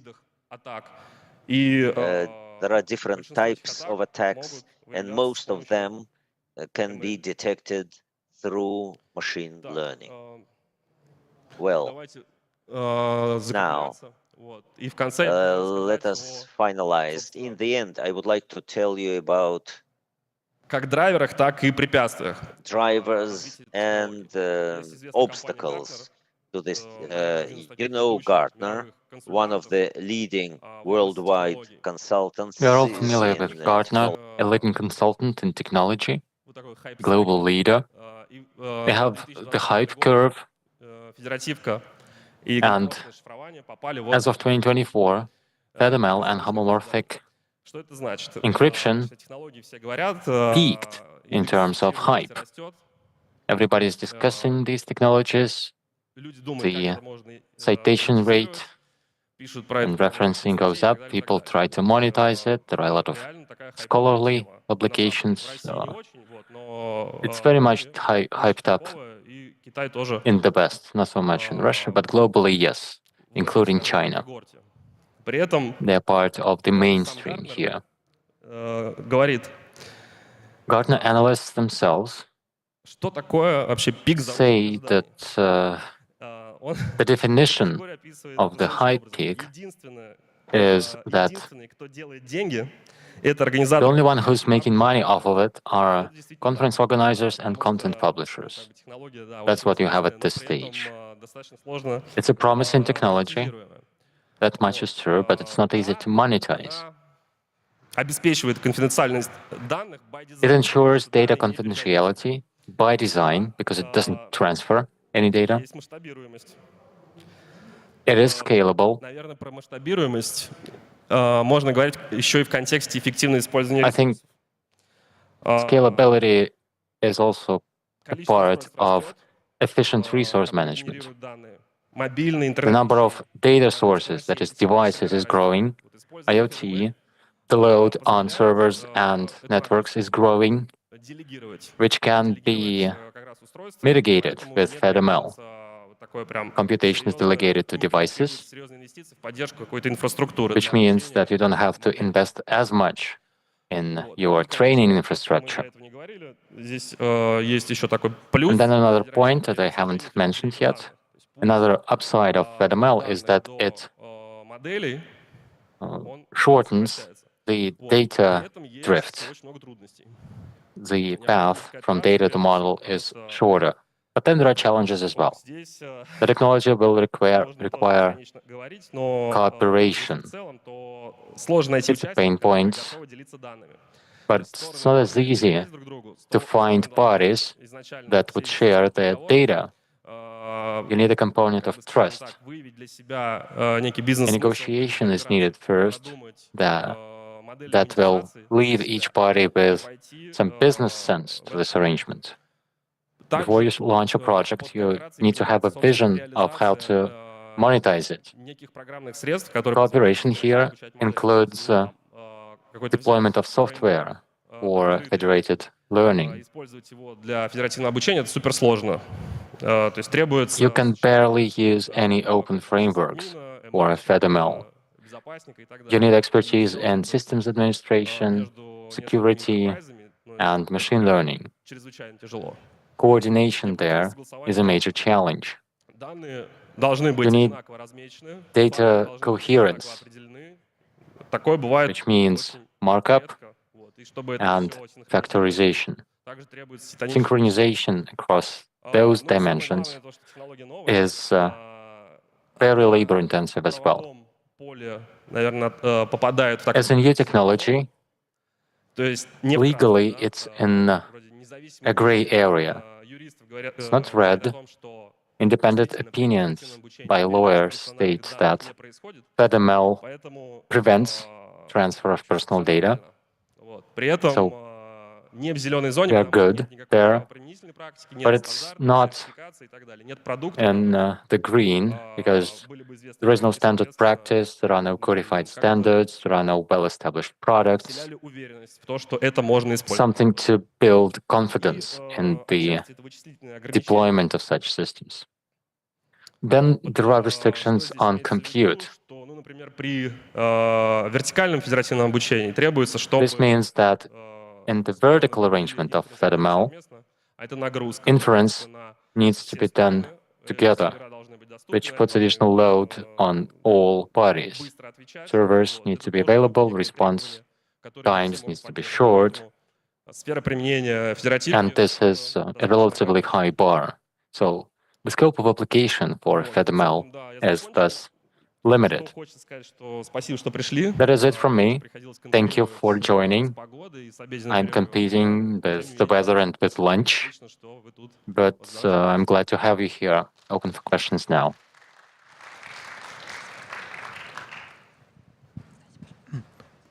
Присоединюсь с вашего Добрый день.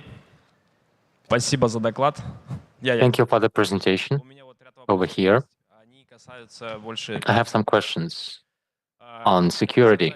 известные атаки на градиенты. Это There are some well-known attacks например, от которой вы on защищаетесь с gradients, помощью gradient reversion, шифрования. where you have homomorphic encryption Используем as a градиентное defense. шифрование, то But if you use this sort of encryption, только линейные операции можно делать.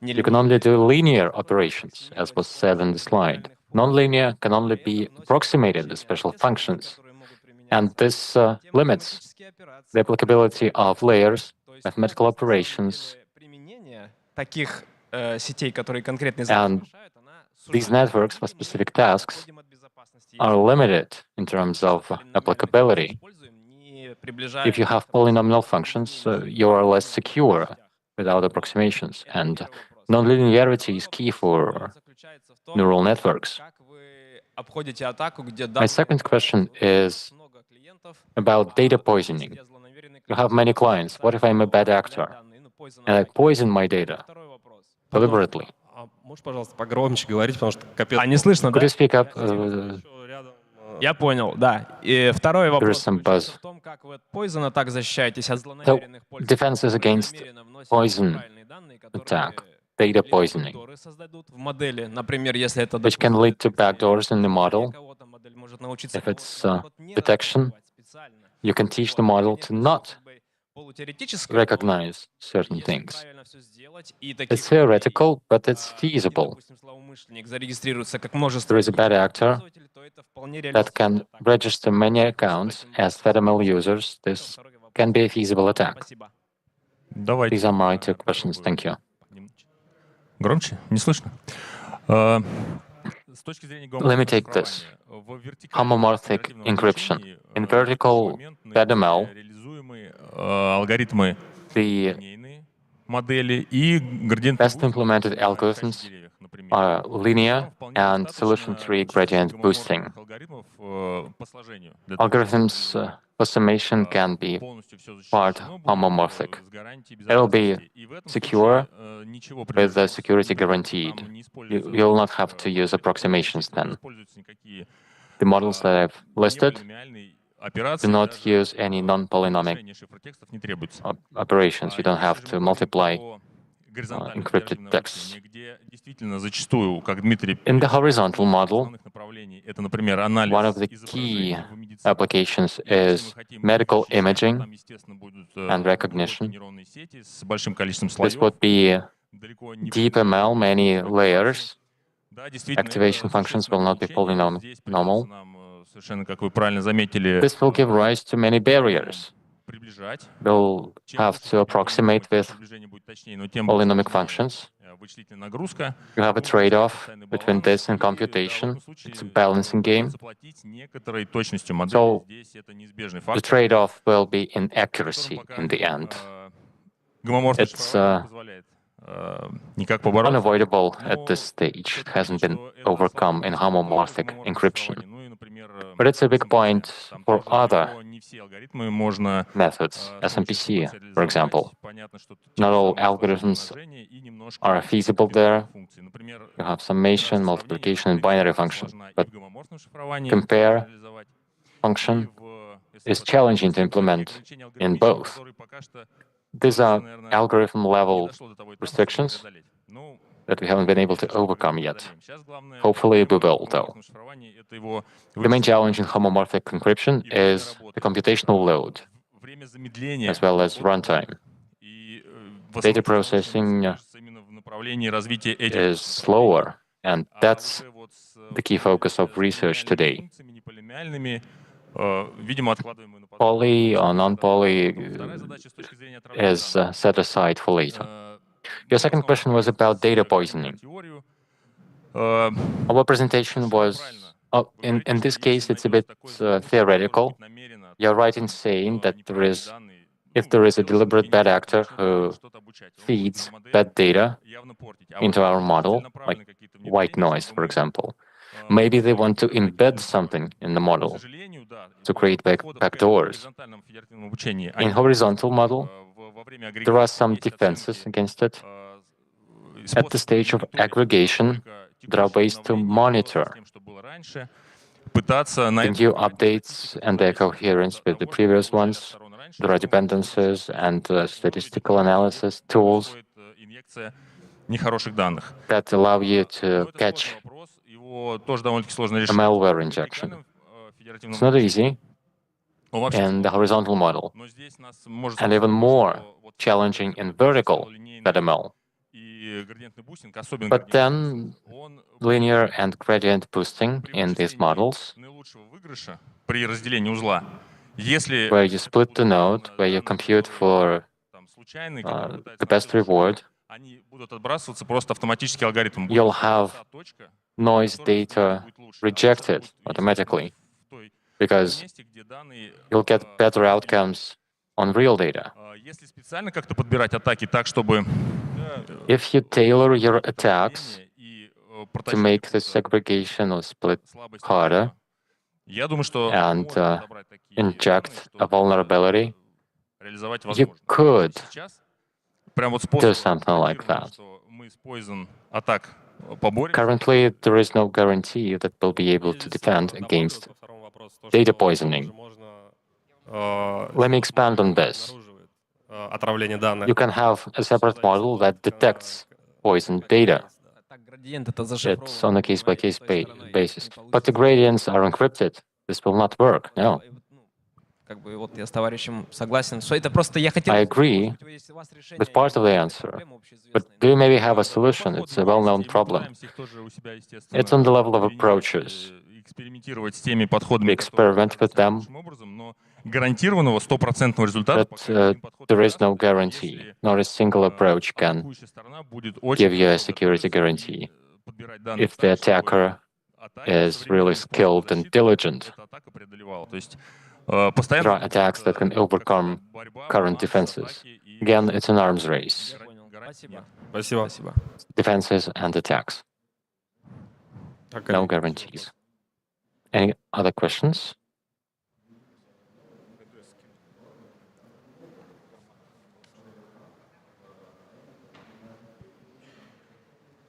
Hello, thank you for the presentation. Couple of questions on performance in this type of encryption and the impact of local models and local encryption on mobility, because it'll require battery power and computation. Yes, homomorphic encryption has a time and complexity tax when used for security. As for specific methods, in gradient boosting, it takes an order of magnitude more time and compute. This is a major restriction on battery-powered devices. So you have to work towards optimizations, which data to protect and which data is maybe generic and non-confidential. So you have to capture optimizations there, efficiencies. Linear models, gradient boosting only uses partial homogenic encryption. If it's fully homogenic, then the tax is not an order of magnitude, but 3 orders. It's very challenging. That's why we are saying that the vertical approach is more promising in our view, where we can merge data from large data owners. They require protection, but you don't need fully homomorphic algorithms. Scoring, anti-fraud, these applications do not require a big depth of layers or complex activations. The models there are somewhat simpler. Then protection of HFL and medical images. This would be a big tax on data volume, time, and compute. Again, you can be selective.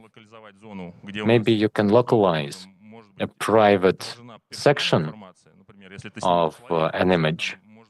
If it's a face, for example, and you want to look at the skin surface, you can protect some of the data, but not all of it. Colleagues, we are running out of time. One last question.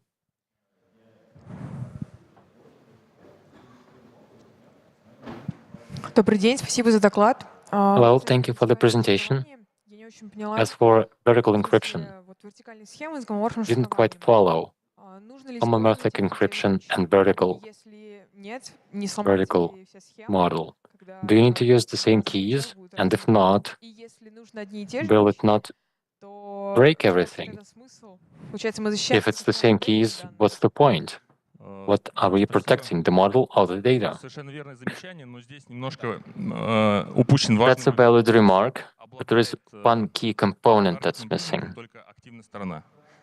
We only have target attributes on the active side. That's where gradients are calculated.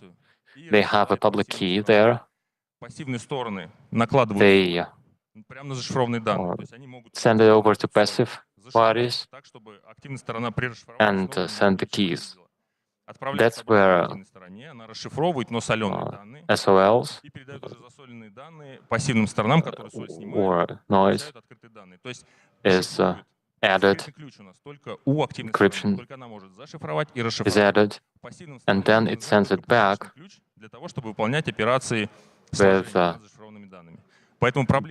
with summation of data. It's then decrypted on the active side again with the private key. This is more of an issue in horizontal FedML. This would be that all participants would have the same set of open and public and private keys. That's bad. Then in some algorithms, there are ways to implement multiple keys, but it's very complex and it requires a third party. Generate the keys exactly, and the keys would be dependent. You wouldn't have a unique pair for each party. The keys are dependent, there is a third party to generate them. The file requires just one secret key, it's on the active side. Nobody else knows it. That's how you secure it. Я бы еще маленький мостик пробросил, если позволите, вот к... I'd like to make a small segue from here to devices and overall security. Andrei Masalovich mentioned that most attack vectors are pretty simplistic and can be screened for with MLs. We believe that federated ML can be really useful. There is this data set called TON, you're probably aware. It has a lot of raw data of network traffic, telemetrics, many different devices, and more than 10 attacks. There were experiments with it, and it can be said with confidence that federated learning, on-device learning, is quite effective. It protects against 80% of standard attack vectors. So the promise for cybersecurity of devices holds. Так, ну что, нам надо заканчивать. Мне кажется, Okay, we need to wrap up. Олег, тебе надо решить. Oleg, I think you'll be picking the question. Which did you like Я most? думаю, самый первый вопрос, I think the first one. затрагивал сразу несколько аспектов и It touched upon several aspects подчеркнул проблемы, да. and highlighted the issues that we are grappling with.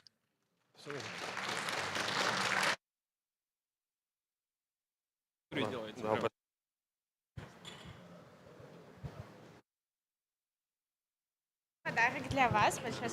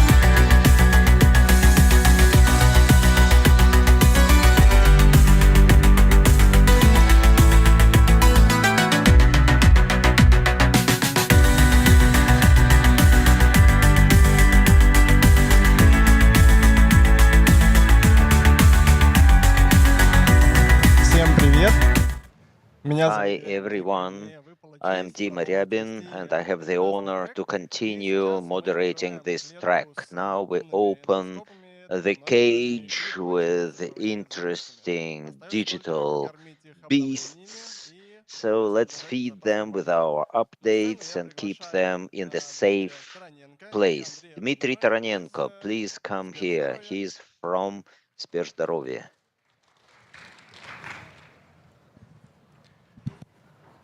Всем привет. Hi everyone. Can you hear me? Okay, yes, hi. I'm Rudnev Andrei, Dima Taranenko. Let's begin. Let's begin the presentation. What we are going to talk about. We are going to talk about how we tamed our digital beasts, digital pets rather, how we taught them to work in cages, in security. Dima, tell me, why is it so important? Yes, hi everyone. Why our presentation is so topical? Medicine is changing. Medicine is becoming digital. Why? The doctor should get an opportunity to reach to the patient through digital channels on a permanent basis, to monitor health, to do preventive medicine, to get profit as a result. Through data-driven solutions, he can make customer path better, and medicine went on from reaction to diseases to being proactive, prevention, prophylactics. Yes, excellent. Now let's talk about IT development of our gadgets. To begin with, all our gadgets live in our application, in our smart space where you can send our pictures, our parameters. I'll tell you later. Why do we call our devices pets? Pet smart tonometer. What is the difference? It's a Bluetooth-based device which transmits your parameters automatically to our application. Then Sergey Brunov very interestingly speaks through that tonometer, asking you to measure your blood pressure. Moreover, we added AI there to define the parameters through a mobile phone camera. And of course, it can get to the doctor who can see your parameters on a regular basis and take corrective measures. Then smart stethoscope. Looks like a small elephant, a big ear of an elephant who can listen to your heart, to your lungs, and hear everything which is going on there without you going to a medical institution. It hears everything, understands it, and sends it to the doctor. Through AI, it detects all deviations in males, in children, in adults and children, in females, everyone. And then all information goes to the application and then to the doctor. And the closest to the pet is our giraffe. Smart health cameras, which works in 3 directions: ears, throat, and nose. Each time you go to the clinic, you go to a general practitioner. Why do I have to go to the clinic? You can measure your ears, your nose, your throat to the doctor and send it to the doctor and let him take a decision what kind of treatment you need. And if it's a complex case, then you can be sent to the doctor for him for additional diagnosis. What kind of devices do we have? A device for adults and a device for children. We use Wi-Fi technology. Here it has AI features. It helps us quickly disclose deviations and send high-quality data to the doctor. Because ears and throat and nose are dark, but artificial intelligence enables us to take pictures with appropriate light. How do we add these devices to our applications? We have mobile applications on two platforms, Android and iOS. What did we see? Permissions. All these devices are medical, and they need appropriate powers. You have to get a lot of permissions. The more permissions, the more attention, and we have to minimize all that for successful application and testing. We use either Bluetooth or Wi-Fi. With Bluetooth, we had cases with that not all the phones support Bluetooth 1.0, 2.0, especially for Android. There are a lot of platforms, a lot of vendors, a lot of versions of the operating systems. There is no uniform approach like iOS. We spent a lot of time on covering all popular devices to run our gadgets, to connect our gadget. Тоже интересное приключение. Дима чуть расскажет попозже. SDK. Даже на интеграциях возникали проблемы, потому что even at the area of integration, we wrote them ourselves, we delivered them through our partners, and it's a complex approach. We have to pick up appropriate SDK, add them to the application. The application became larger, which reduced the speed of downloading. So we had to struggle with them, with vendors. Bluetooth and Wi-Fi approaches. So Bluetooth or Wi-Fi. Smart camera means transmission of pictures and video. Pictures through Bluetooth may be possible, but video, no.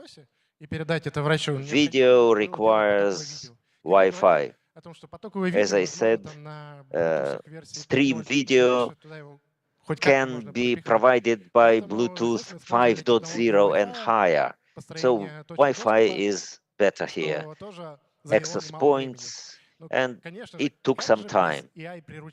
So what about AI? What did we do in AI? What do we have there now?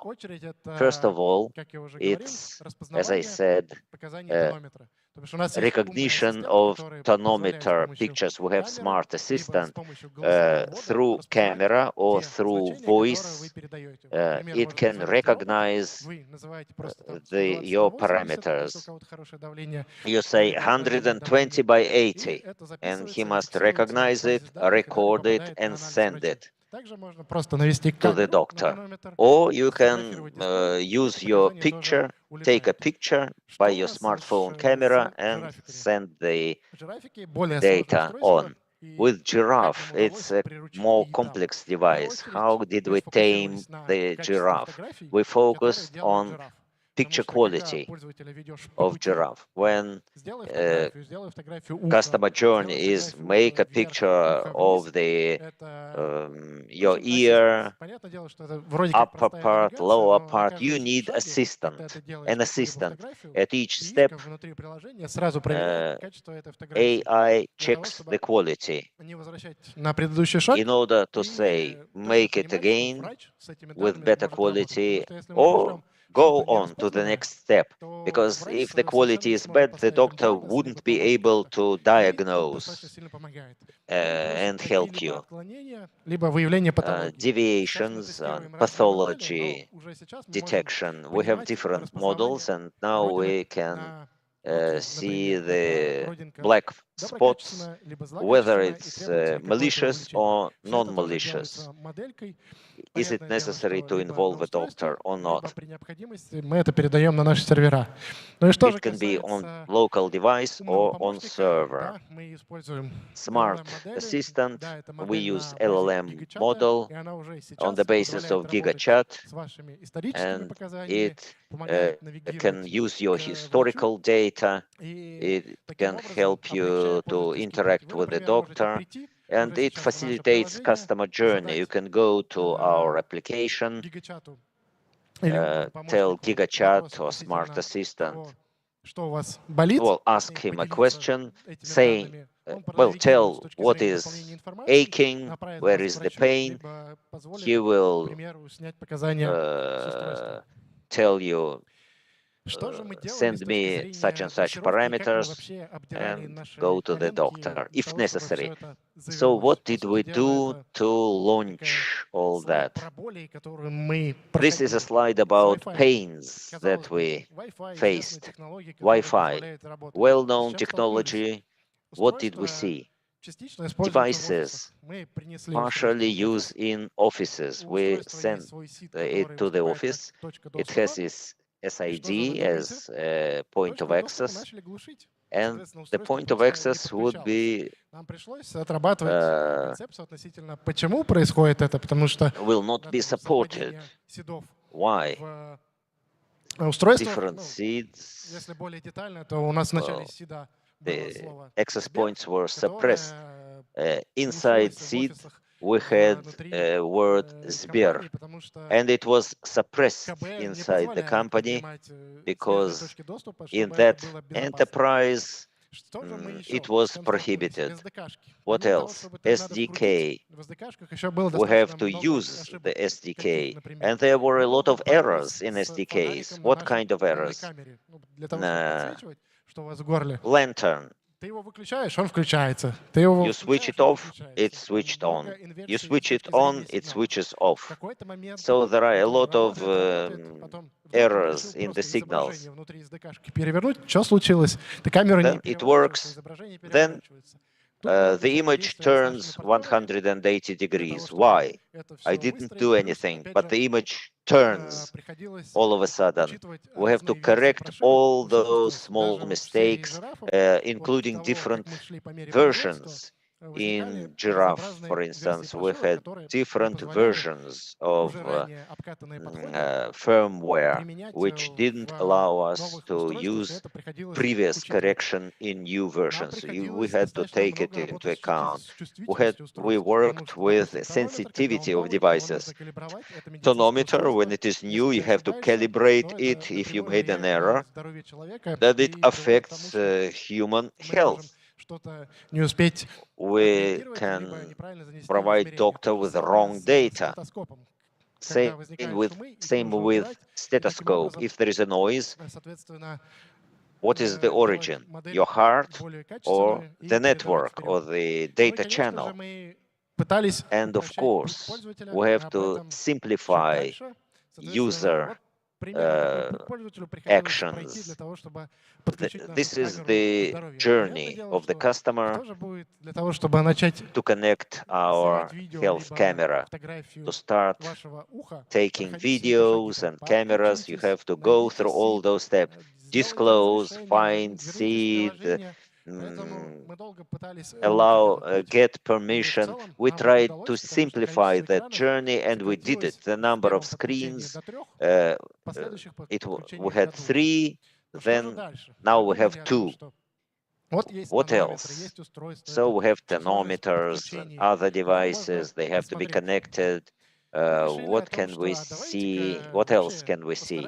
Well, let's try to use our device as medicine in the pocket, when all the medicine is in your device, local device. We looked at the technologies around, and the technology is photoplethysmography. FPG, let me call it this way. FPG, it takes your pulse on your face and takes 16 parameters. How does it work? We need stream video, so when the heart is beating, you cannot fix it with your eyes, but sensitive devices can feel it on your face. It can see spectrums like health of your blood vessels, heart rate, blood pressure, all that. We have an application soon where we shall finalize it, and you don't need any medical devices, just look into the camera, take the parameters, and all that diverse data will go to the doctor.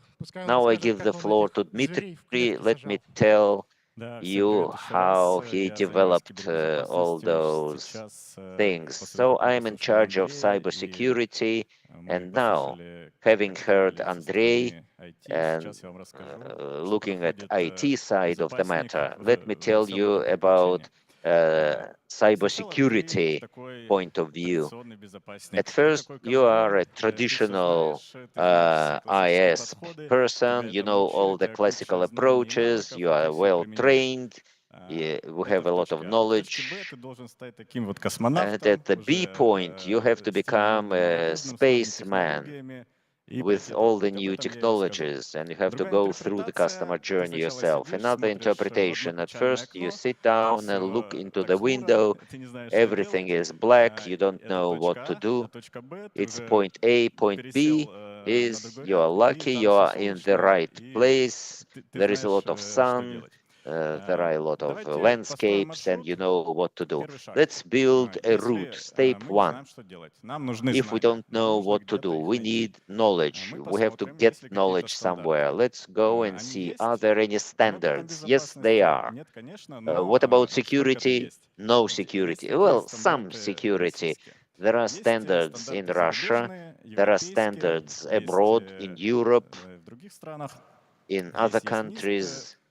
NIST, the whole framework, ISO, it's a guideline which can help you. You cannot apply it in practice, but in general, you can tune your mindset in the right place. You can think and understand the problem properly. Sometimes there are interesting sideways when you start looking who is doing what and find some movement unexpectedly in IoT. There are some steps. From 2013, people are protecting IoT. There are 4 streams: infrastructure, smart home, transport, and medicine. They call themselves cavalry. They believe, don't wait until someone is going to help you. We have to think ourselves. IoT should be secure from the very beginning. Unexpectedly, in our medical area, we have an analog of Hippocrates oath. It's an interesting idea for the integration of IoT teams. We have to include such an oath. Yes, in our review, we added it for the developers. Yes, maybe they will have some emotions in accordance with that, we don't know. So, we've got a certain basic setup, and then we needed something specific. What are we going to do in practice? We took a WASP for IoT. We have it. All top 10 are available. The next few slides is my subjective interpretation. What does a WASP tell us? On top, weak passwords. That's why we have huge botnets out of smart toothbrushes and, well, wrong and insecure network connections. Device vendors do not think about secure protocols. No passwords. You can just connect and use it. Insecure ecosystems. All IoT devices are connected somewhere, to mobile device, to a cloud server, which widens the attack surface and the perimeter that you have to think about. Lack of secure update mechanisms.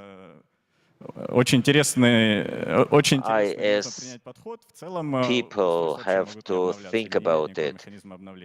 Some devices will never be updated, but anyway, usage of obsolete components.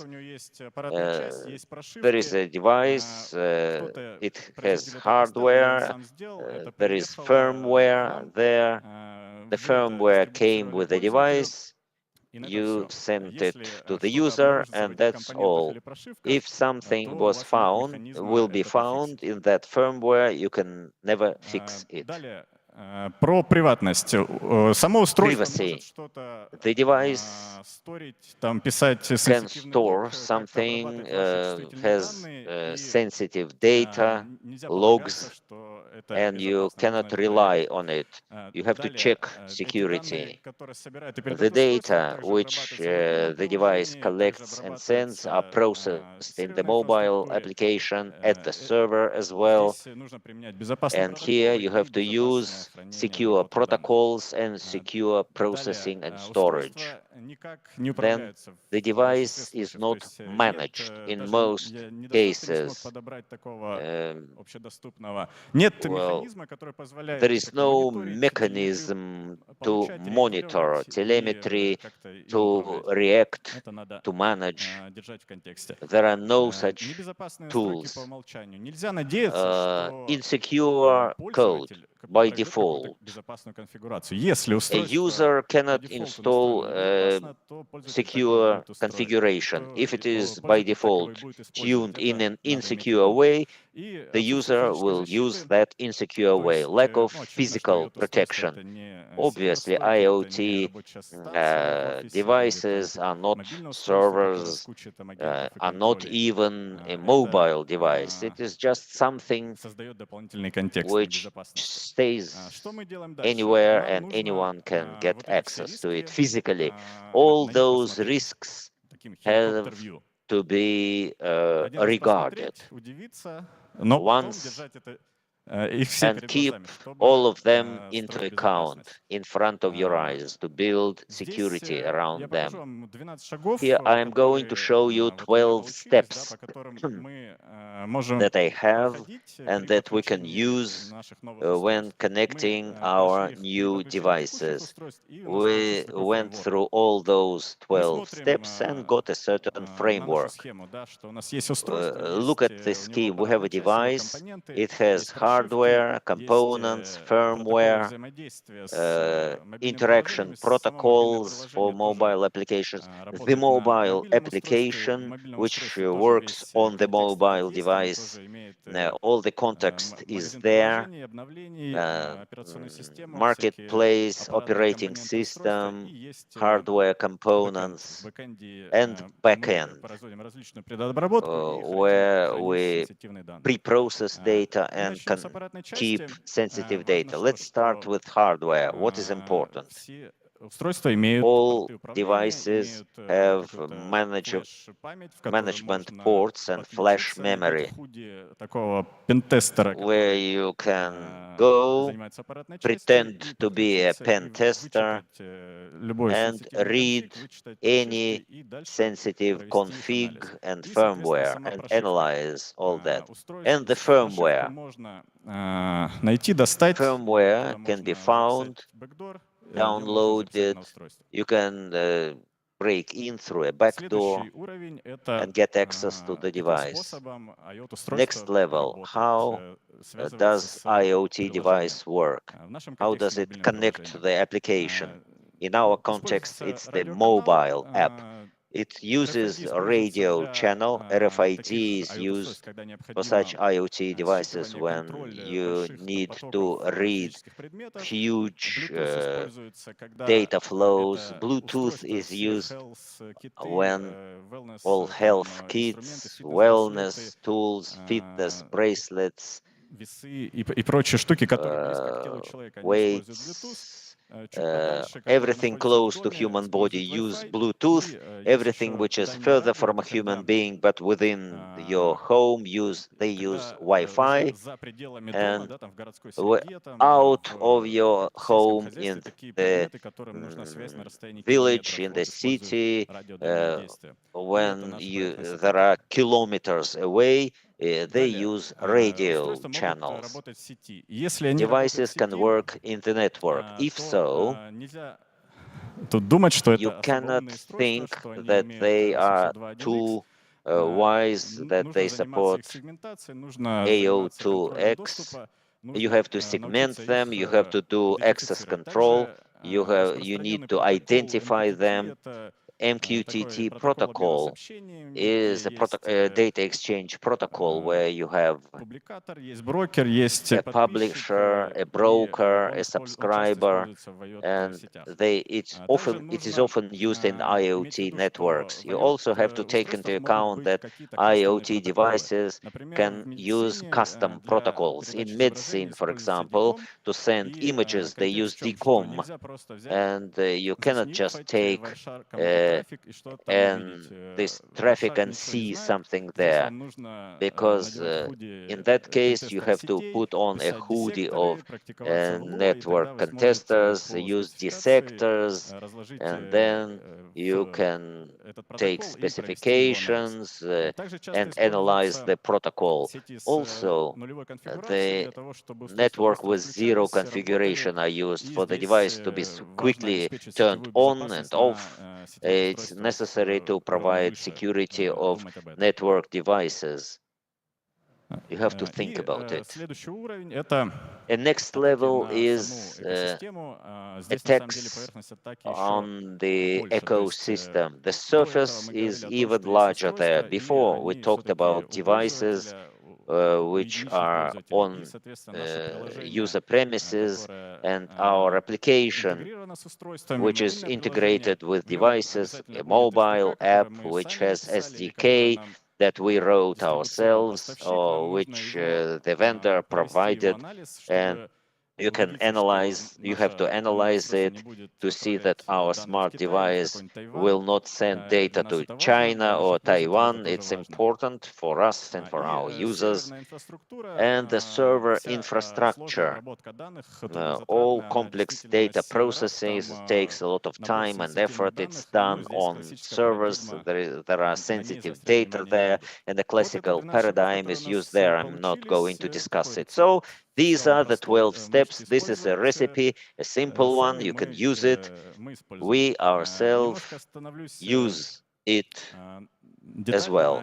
Let me go into detail for some steps. How to analyze the firmware. You have to see what is there on your device. Firmware only, or an operating system as well. Customized operating system, then it should be part of your analysis. But we shall analyze firmware only. To begin with, you have to get it. This is a set of examples from easy to difficult ones. You cannot just take the firmware and get it as simple as that. Yes, the vendor will share it. Sometimes the firmware can be open. Sometimes the vendor doesn't even know that you are going to If you do don't that. have an official pathway to get your hands on firmware, you need different tools. You can Google Dorket, you can look up S3 buckets by the vendor's name.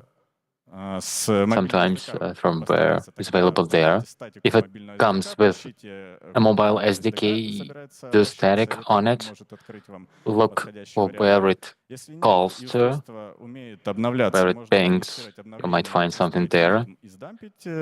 You can man in the middle and upgrade and dump the firmware, and then you have the most hardcore options. Hardware hacking, if you have the skills, access the ports, solder your cell phone to the board, use Arduino, dump the flash memory to get your firmware. And then you have to do something with it. Decompose the binary and look closely at it. What's already in there? There can be hard-coded passwords, secrets, different configurations. Then emulate it and run it for dynamic tests as well to detect additional vectors. Monitor for radio comms. First, Bluetooth. You need an injection-capable board. You'll have to check the services, their parameters, try different injections, abuse authentication, pose as a different device. The same goes for Wi-Fi. Has to be checked. We all know 802.11, commonplace Wi-Fi, but IoT devices often use direct Wi-Fi. It's a separate standard, but it's pretty common. It can be attacked as well. It's vulnerable to deauthentication, different twins, and SSID spoofing. Again, put on your network pen tester hat and a Wi-Fi card that can do injections. Just sniffing and traffic analysis is not enough. Now, there are different mobile standards. It's all lit up now. OWASP gives some triviality. It's very helpful and it makes us happy. Apart from standards, there is this hot checklist for mobile to help you ensure security of your mobile app. Test it and safeguard it. Server side, we rely on OWASP.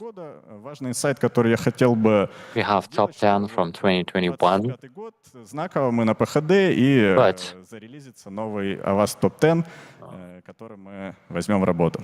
there's going to be a new top 10 this year. It's a hallmark, a landmark for us. So we are looking forward to it. Cybersecurity is over from me now, so back to Andrei to tell you about our plans. Немножко про взгляд в будущее, Yeah. куда идем и как движемся. The forward-looking part of our presentation, what we're doing, what we're aiming for, and what's our vision. Before we get off from this, one of the previous presenters spoke about adult gadgets. Is this helpful? Do you think other things helpful? Well, you have to be careful with handling adult devices. Okay, so what's our end game? We have smart fridges, smart kettles, smart lamps, but there aren't that many devices that help us take care of our health or do prevention. We're trying to build an ecosystem of real-time operated devices that track and improve your health. Let's say you come up to a mirror, you use GigaDoc that takes a snapshot of your current state, can send it to a doctor right away. Or we can use test strips to do assays or tests for blood or urine without ever going to a clinic or to a lab. It's all transmitted online in the comfort of your home. Then you have digital assistants that enable you to respond faster and mitigate critical cases. They can be used for recommendations or setting up new devices, all brought together into one app. Between the two invasive and non-invasive devices, we always try and make it non-invasive, less harm, less inconvenience. Glucose meters require a puncture, but there are already non-invasive techniques, just like GigaDoc. In closing, let me give you a few takeaways. Dmitry. Yes, in closing, we've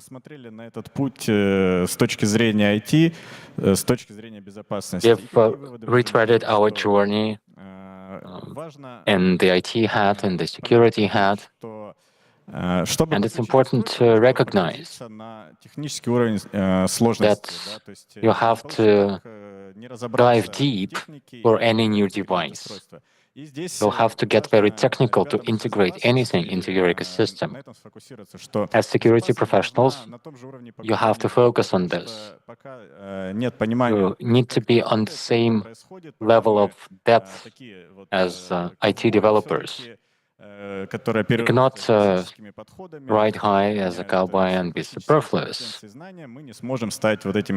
Conventional approaches will not get you there to become a cosmonaut and ensure top-notch security. Yes, yes. We had that meme, cowboy and cosmonaut. Everybody wants to aspire higher, up into space, building a hub, non-invasive devices, a hub women integrating these devices into an ecosystem like a smart home, so that you'd have medical devices on hand at all times, in your pocket, wherever you go. Get medical advice from live doctors or from LLMs, because they are really good at predicting when you'll catch a cold, for example. You can enrich it with environment data, bad weather, an epidemic. This can improve the accuracy of predictions, and it can be used to issue a recommendation, take some vitamins. Maybe it's COVID season. Devices will help us make better predictions, which will inform better proactive responses. This will improve the overall epidemiological situation and your personal risks and state. As for smart homes and FPG, the shift is that we used to tape over our cameras to prevent surveillance from the Big Brother. Now we'll be relying on cameras to monitor our health and to help us. Here is a link to our Telegram channel. You subscribe, there is much more on the topic. That's it. Over to your questions. Thank you.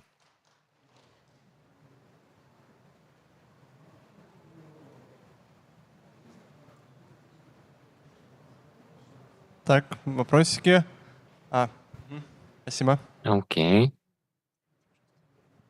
Скажите, пожалуйста, вот если мы устройство изолируем в другом сети, вот атаки по VLAN-хоппингу, насколько So if you isolate a device in a separate network, is it still vulnerable to VLAN hopping attack? It's a well-known threat on the network level. This has to do with IoT more. And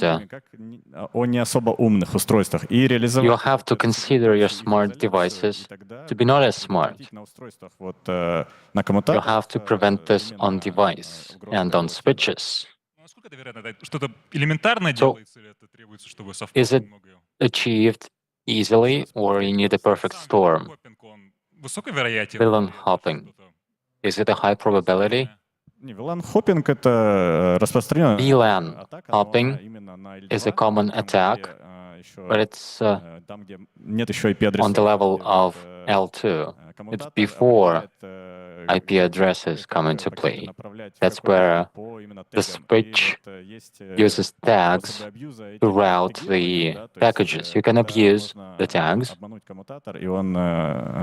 pull the switch, and the packets will go to a wrong VLAN. Any more questions? Так, есть еще вопросы. All right. Are there any more questions? Да, у меня есть вопрос. Мне вот I have a question. передали вопрос с I was онлайн-трансляции. asked a question from our online stream. Анализировать данные There is a medical device that collects and analyzes data, sends them to the doctor, who is then responsible or liable for a wrong diagnosis. Algorithm developer, patient, and doctor. The responsibility and liability rests with the doctor. Any recommendations are issued by doctors. As a company, our mission is to make sure that the data that we provide the doctors with are reliable, high quality, and actionable. So we prevent data losses, we supplement doctors with AI, and we screen data to improve quality. But then again, there is a doctor in the chain, and they make the ultimate decision. Спасибо. Я, наверное, еще от себя тогда задам. Okay, thank you. I wanted to ask my personal question as well, to follow up on the previous one. When there is a doctor who makes a diagnosis, communicates it to the patient, do you double-check it, accept it, or you just send it directly to the patient? In telehealth, the diagnosis cannot be rendered remotely. It's prohibited by law.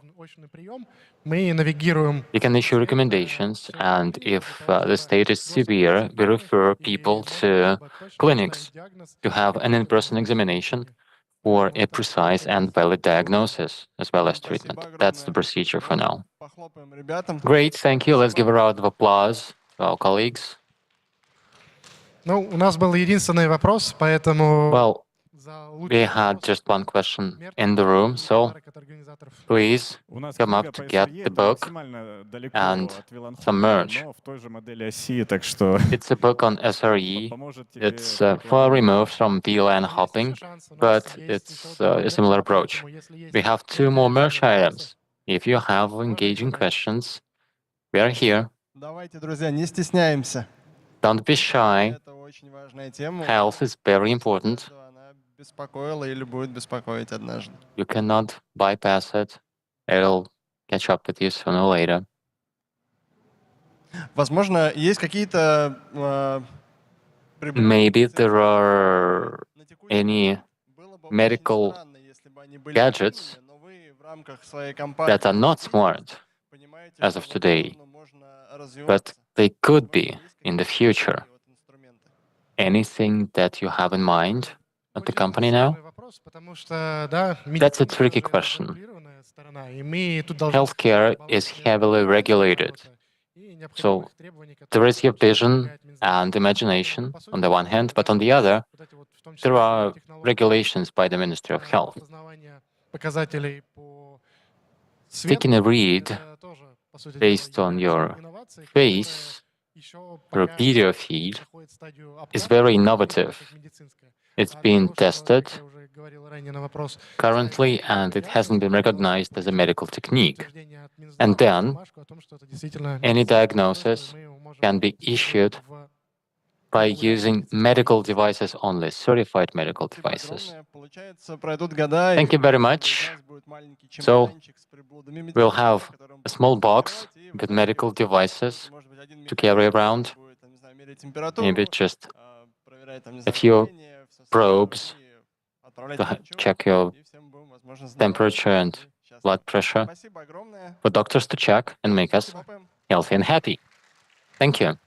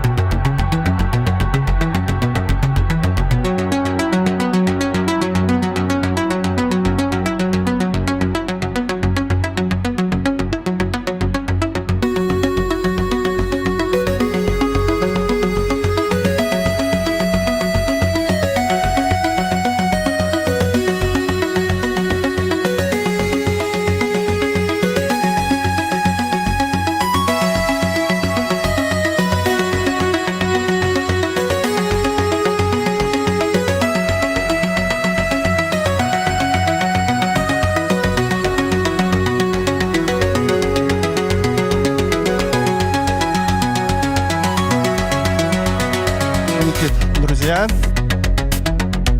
Раз, раз, раз. Раз, раз, раз. Друзья. Ну что, давайте продолжать. Я смотрю... Let's continue. I see that we have more people in the hall. I'm happy. Что невероятно... Everyone will agree that it's very convenient to launch the car by pressing one button, opening the door by one button. Everyone knows how it happens. Radio waves are everywhere, and you cannot escape from them. Our next speaker will tell us and show us how all this data transfer takes place, how it is broken, what are the vulnerabilities. We invite here Ivan Blinkin. Warm welcome. Раз, раз, раз. Друзья, привет. Hi, 1, 2, 3, hi. How are you? Are you ready to submerge into practical features of hardware hacking? Да, как правильно сказали, мы сегодня не только поговорим Hardware, software breakthrough. We are talking not only about theoretical things we shall physically break in. с вами пройдемся. Well, we shall see. Now we are talking about SDR. Who have ever heard about SDR? Who knows? Oh, yes. Can I ask you what it is? Yes, right, you are. It's software-defined radio. When 150 years ago Popov invented radio, he used analog instruments, a coil, a condenser, an oscillation contour, oscillation circuit, antenna, earthing, and radio waves were generated or received. Now, as well as any other thing, lamps were replaced by transistors, and everything is based on transistors and software now. In good society, we have to introduce each other. Let me introduce myself. I'm Ivan Blinkin. I'm expert in IT security. I have about 20 years of experience. I have 2 higher educations with all the certificates. You heard about MIT, Harvard, Stanford, Cambridge. Yes, in Stanford, I received 2 RCEs. Hack the box, you heard it. I broke into them, and I have an appropriate certificate. And finally, in about 2 months, you will see my book about hardware-defined and software-defined radio waves. Now, what are we going to talk about? The first 20 minutes will be theory. I'll tell you briefly so that you don't fall asleep, and the remaining 20 minutes will be devoted to several ways of breaking into our radio. Now, let's go on. I have a question to the audience. What is a radio wave? Who can answer the question? Right. It's an electromagnetic impulse which works at a certain frequency. According to international ITU certification, from 3 kilohertz to 3 terahertz. Quite a wide range of frequencies. The length from several millimeters to several kilometers. That's a wavelength. A wavelength of 10 kilometers. Can you imagine that? The question is, well, it's a simple question, and you can easily answer it. What are the properties of radio waves? Please be louder. Sorry? Length and frequency. Yes, length, frequency. What other physical properties. Проницаемость, да, оно же penetration. Yes, Также есть penetration, по физике, помните, угол падения reflection, равен углу отражения. Также angle of волна reflection, может and огибать well, устройство, a огибать radio препятствия, wave если мы can говорим про дома, bypass деревья или the какие-либо, obstacles, собственно, houses, физические препятствия. trees. Может быть, вы, кстати, слышали, что лет It can go 5 around them. назад About 5 years ago, исследователи сделали так называемые researchers устройства made для certain device грубо говоря, смотреть сквозь стены на to основе как look раз through радиоволн через the тот же walls Wi-Fi. Потому что у волны, using как вы правильно Wi-Fi сказали, есть radio такое waves, свойство, это because the проникать через объекты. waves Ну и, соответственно, can по go through отраженным certain сигналам objects. оно и And then it can be reflected, восстанавливается. Да, прошу it прощения can за технические go некоторые around неполадки. obstacles. Sorry for some technical errors here. О, так. Yes. Ну и, собственно, на третий вопрос я Now, уже ответил, and да, то есть the какие third спектры есть question у was радиоволны. answers. И, What как are я уже the сказал, это от ranges, 3 килогерц frequencies до, from в 3 принципе, 3 kilohertz to 3 Как правильно terahertz? ответил, да, молодой человек с первого зала, As это you электромагнитное were излучение. quite И right, it's an кроме, electromagnetic соответственно, radiation. радиоволн, есть также From еще, собственно, radio видимые waves, волны, you have есть невидимые, в том visible числе waves, ультрафиолет, invisible то, что waves, можно видеть, то, что можно ultraviolet слышать, ну и в том числе rays, гамма, альфа, бета излучение, то есть тот же alpha, рентген. beta, and gamma rays, X-rays, Ну и and a чтобы lot of наглядно other продемонстрировать, things. потому что волну саму по And to себе мы не demonstrate можем it, ни you увидеть, cannot ни услышать, see the но wave, you если cannot привести hear the пример, да, wave, собственно, but все to видели, give как you an они выглядят, в принципе, example, это you can see синусоида, и them здесь on также представлены water ряд, собственно, surface. особенностей, которые And волны these are also, имеют, you и can одна see из них here это some опять же таки peculiarities of интерференция, да, мы забыли waves. про нее сказать на предыдущем Interference, слайде, we это forgot когда about одна it. волна накладывается на Interference, when другую, one и, wave собственно, наш сигнал overlaps пропадает, мы the его other, теряем. И по and этому we же can принципу, lose в the принципе, signal in по that way. аналог белого шума, да, то есть когда мы запускаем White какое-либо устройство, оно noise, глушит все. Точнее, оно не глушит, оно подает в эфир interference. радиочастоты определенной амплитуды и If длины, и, you собственно, broadcast из-за on the мощности same сигнала оно глушит frequency, остальные you волны. can То есть suppress основной сигнал all никуда the не other пропадает, waves просто on that источник same signal. The signal радиоканала doesn't настолько мощный, disappear, что so он if you are подавляет, more ну и тем powerful, самым, then you will собственно, на живом suppress примере мы all с the вами rest on the same видим frequency. интерференцию. That is clear. Значит, радиоволны могут Radio waves излучаться различными can be методами. emitted Да, у нас, in в принципе, different если мы говорим про ways. полезную нагрузку по Talking сигналу about радиоволны, payloads, у нас есть несущий payload, канал, да, useful несущая signal, we частота. have a Она carrier, может быть как аналоговой, так carrier и, signal, понятно, analog цифровой. or У нас digital. могут быть сами данные, We которые can мы have передаем, data которые также, в свою that we очередь, делятся на transmit, аналоговые и цифровые. Ну which и у can нас, also соответственно, be есть analog модуляции, and которые, digital, and собственно, modulation, используются для which is used передачи полезного to сигнала transmit на несущей частоте. payload Здесь я on the представлен carrier. AM и FM.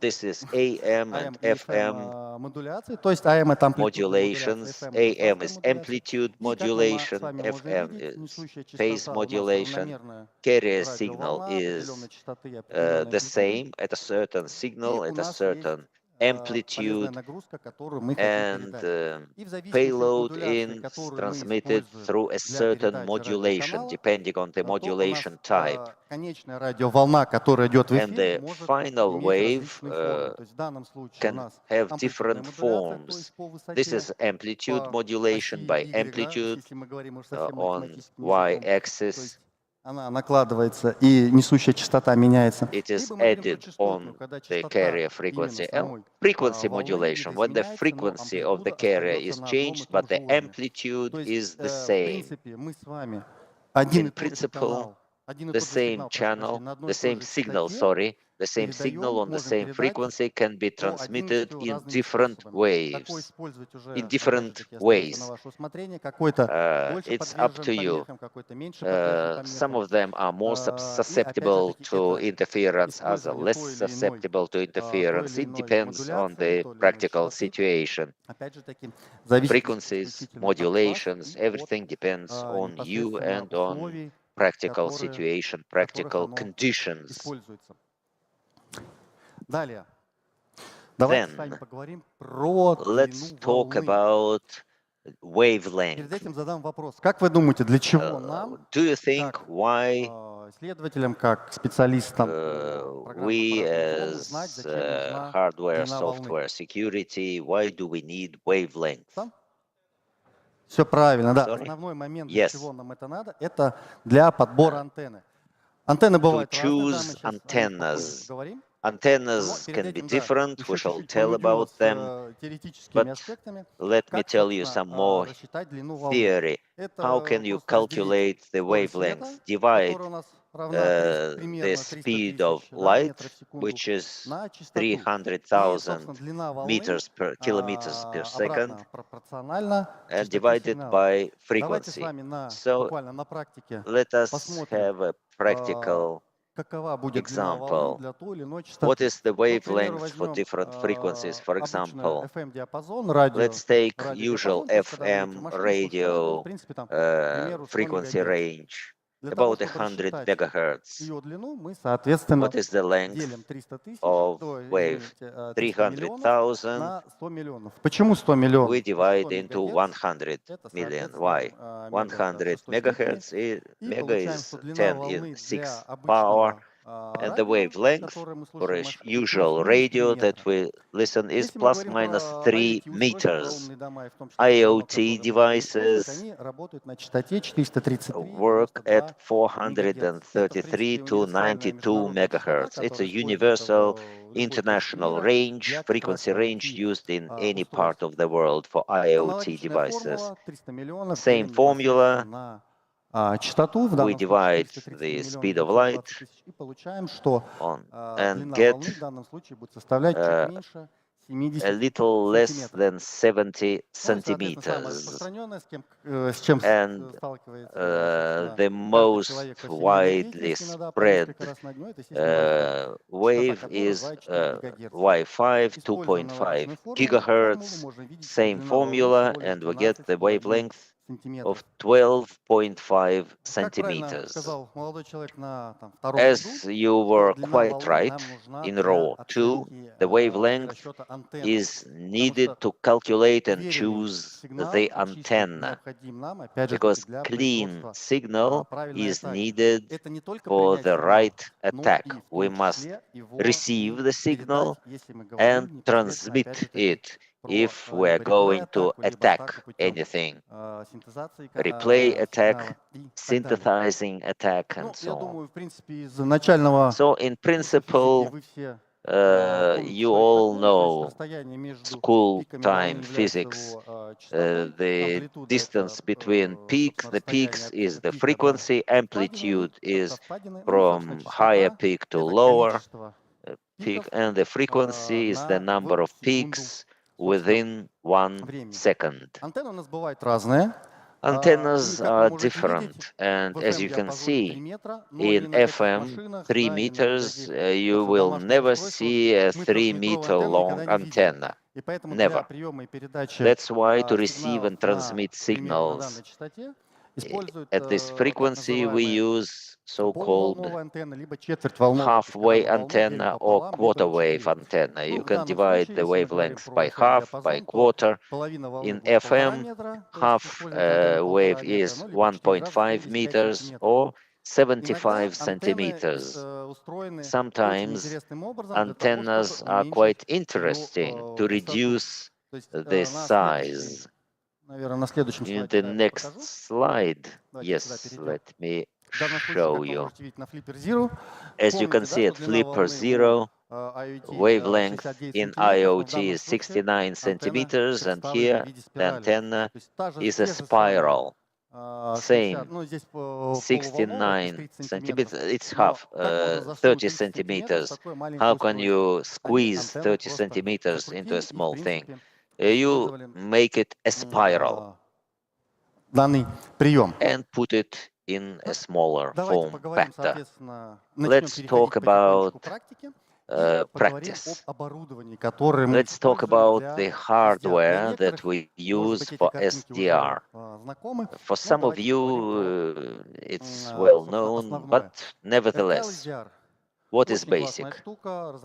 A nice thing developed about 10 years ago, a device which is a usual block taken out of a TV receiver. You can buy it for our purposes. Two main drawbacks. One is reduced frequency range up to 1.6 gigahertz. It cannot cover Wi-Fi and Bluetooth. Also, it cannot transmit the signal. It can only receive it.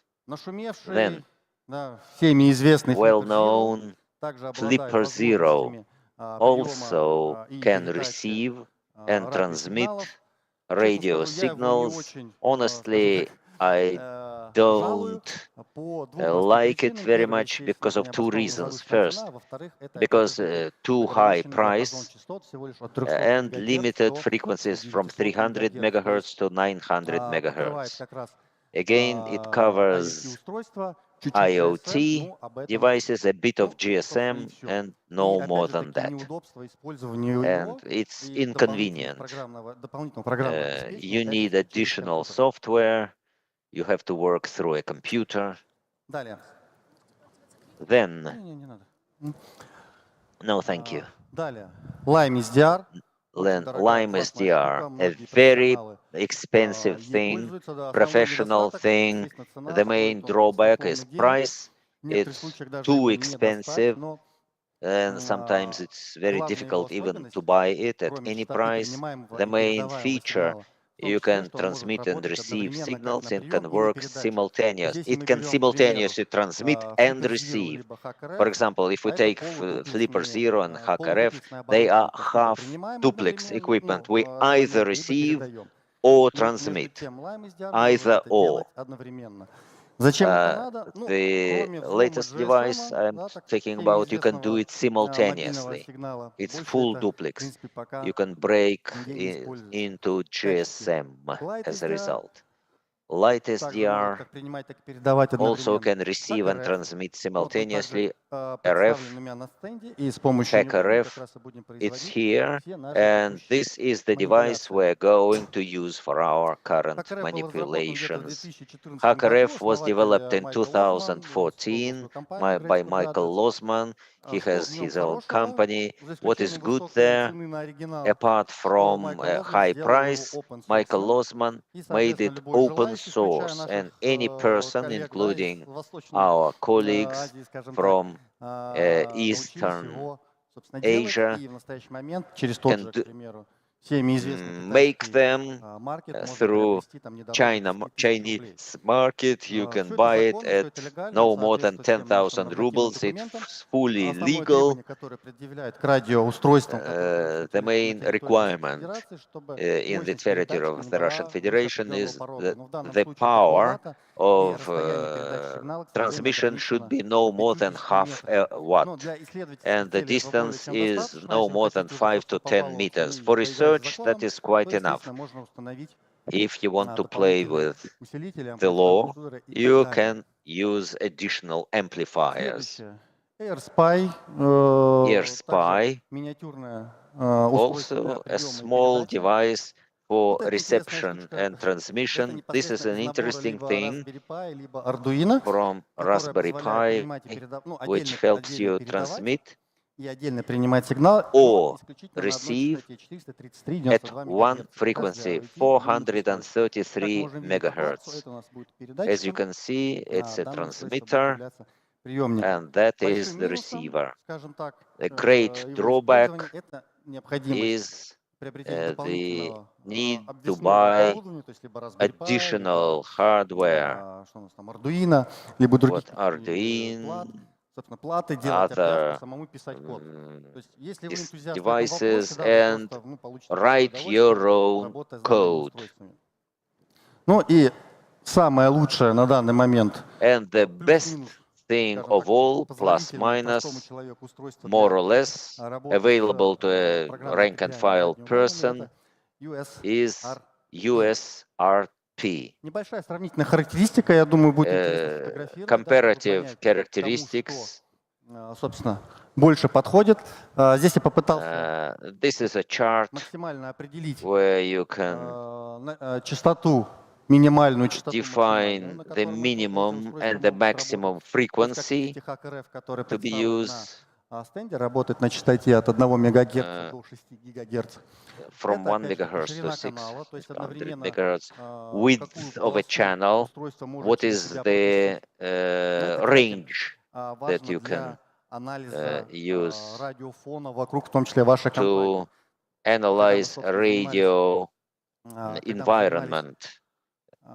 Защита информации от утечек по техническим каналам связи. When we protected networks against data leaks, we tried to find rogue access points in different departments. Можно, собственно, украсть, да, и, собственно, And well, it turns out that this device scanned radio channel, not all from 1 to 6 MHz, but by parts. In HackRF, by 20 MHz each, to go through the entire range. It takes 2 to 3 seconds. You can say it's all right, we can tolerate, but sometimes the signal can be transmitted within a fraction of a second. Ну и, собственно, да. Yes, and finally, ACP device. It cannot transmit or not, I told you. Well, Aspire SDI cannot do it. All other things can transmit and receive. Now, that's interesting. How much is it? How much do you have to spend? Не всем заходит, потому что высокий порог вхождения. So the entry threshold is rather high, financial. HackRF стоит $300, да? HackRF costs $300. Стоимостью за оригинальный продукт, который This is the original product which is sold at Michael Scott Company. Как я сказал выше, аналоги скопированные, собственно, Analogs нашими коллегами из-за границы, copied by our можно приобрести colleagues даже can be меньше $100. purchased at less than $100. Следующий вопрос, который нам необходимо осветить перед тем, как мы перейдем Next question before we go to practice поговорить о программном is обеспечении, software. которое используется. Его очень Which много, software is его used? There is a lot of software, more than 30, 40, even 50 applications that work with different devices. There are some universal ones, Cubic SDR, GQRX. There are specialized for specific devices, and I'm going to show you console version, HackRF1. If you want, if you need a console, instructions, why do we hate consoles? Because well, it requires additional things, a lot of. Well, although you can use it for appropriate tuning and well, for different purposes. It's good. Now let's pass over to practice. As I told you, now we're going to break into this doorbell.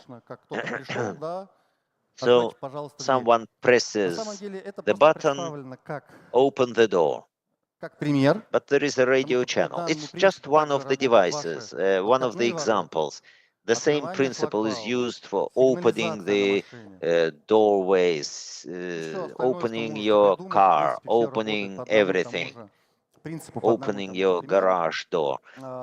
They work in the same way. For proof of concept, we shall use just the usual doorbell. Before breaking into the radio wave, желательно его разобрать, посмотреть, как оно устроено. We Ну, в have данном to случае ничего look сложного. Элемент питания, батарейка, how it кнопка, works. There is a battery, генератор, a собственно, button, несущей частоты, сама микросхема, где generation of the генерируется carrier, полезная нагрузка, the ну и 3 printed транзистора для circuit, усиления. and Антенна в данном случае здесь transistors присутствует, она, to к сожалению, на другой amplify. стороне, и Antenna она сделана exists, but on the сейчас other side, собственно, вытравлена на it нем. is Поэтому another. It is данный done on a передатчик, собственно, printed внутри circuit выглядит as таким such. So this is the образом. way the Ну transmitter и давайте мы looks с вами like. все-таки Now взломаем let его. us Взломаем его несколькими break способами. То есть мы in. проведем We have сначала several обычную methods to do реплей-атаку, so. используя Let's родные, do the replay родное attack by программное обеспечение using для HackRF. native Потом проведем software for аналогичную атаку уже HackRF. в GUI-версии, Then то we'll do есть the same in в GUI version, визуализированной, да? in Ну a и в самом visualized конце мы graphical с user вами interface, разберем, and in the проанализируем end, сигнал и, we shall собственно, analyze the signal and его, синтезируем. well Давайте перейдем в synthesize командную it. строку. Let's go Так, to the HackRF у нас вроде command подключен. Давайте проверим. line HackRF interface CLI info. RF Как можете info. видеть, да, HackRF подключен. So Прошу прощения, всем HackRF нормально is. видно или сделать Oh, еще побольше? can you see it, or do Сзади I have там to все хорошо? increase it? Все, отлично. Is it Соответственно, visible? серийный Okay. номер, дата HackRF прошивки, is ну there, и да, тут показывает, что serial она немножечко number, она date outdated, of но в данном the случае firmware, a работает, bit не трогай. outdated, but it Дополнительный функционал works. пока не нужен, поэтому можно Additional потерпеть. functionality is not required, Так, so we can следующая tolerate программа, it. которую мы будем Next использовать, собственно, HackRF application, Transfer. HackRF Transfer. Значит, что мы здесь делаем? What Так, do we давайте, do? наверное, сделаю Let вот так, me чтобы было повыше видно. do it Что мы this здесь way делаем? for you Естественно, to HackRF see. Transfer мы запускаем HackRF саму программу, у Transfer нее есть is множество ключей. launched. Один It из has a них lot это of опять-таки keys. F. One of them F, как вы is можете F. догадаться, собственно, F, as you can see, по дальнейшей сути, это is частота. Частота the укладывается frequency. в герцах, поэтому Frequency необходимо in указывать, соответственно, hertz. все вплоть до там, So you последних have to 4 нулей. Ну, в indicate данном случае, как вы everything. можете видеть, 433 4 digits миллиона after the decimal 520 point. тысяч. Следующий ключик, который мы используем, это ключ Next S. key Это как раз у нас is sample rate, то есть S. полоса пропускания. Sample Ну, грубо говоря, rate. сколько символов мы с вами будем за How many symbols секунду захватывать are нашим устройством. Ну и ключик catched R a quote per просто second, нам and говорит, R как назвать файл, куда мы tells us how to name the file where we're going to write я делаю the дальше. signal Как я говорил, у that нас we есть HackRF, у нас intercept. подключена антенка. We have HackRF, И у we нас have an есть, собственно, antenna, передатчик. Я and we сейчас have a transmitter. нажму Now, опять-таки на кнопочку I Enter. am going to press У the нас начнет button. работать программа по приему сигнала. И The одновременно с этим я нажму reception на передатчик, и наш software канал, is который going идет, to наш сигнал, work. который идет от Then передатчика I'll на press кнопку the звонка, doorbell он у нас button, запишется. and Нажимаю this кнопку signal Enter, will be recorded. нажимаю Enter, записать и, собственно, write, закрываю. and По close. идее, как я думаю, если всё Ideally, пошло нормально, as потому far что as I техника think, у нас if everything's all иногда right, бывает because that различные is вопросы, сигналы у нас. hardware and software, well, Кто-то там флипперзиру, наверное, балуется, да?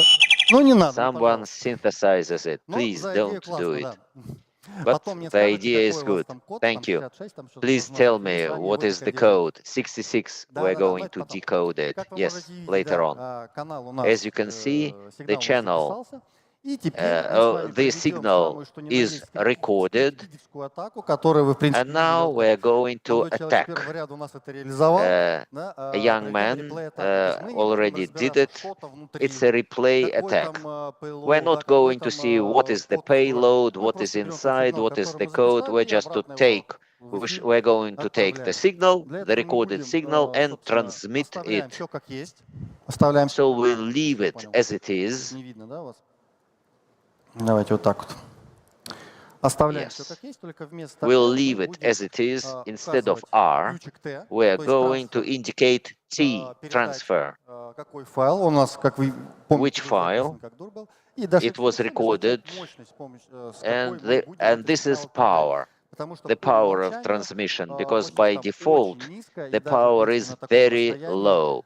Even at this сам small distance, звонок у нас сигнал не получит, потому что передавать сигнал the очень bell В данном will случае мы not receive the принудительно signal. It указываем will be HackRF, too что мы weak. хотим на Now максималках, tell RF the maximum power. Давайте, раз вы самый активный у нас, Now, вы if you are поддержите наш most звонок, вы видите, active, что я на него не нажимал. please keep И, the собственно, bell. I'm not передадим going его to press в it, эфир. and let us transmit the Вы не signal. нажимаете?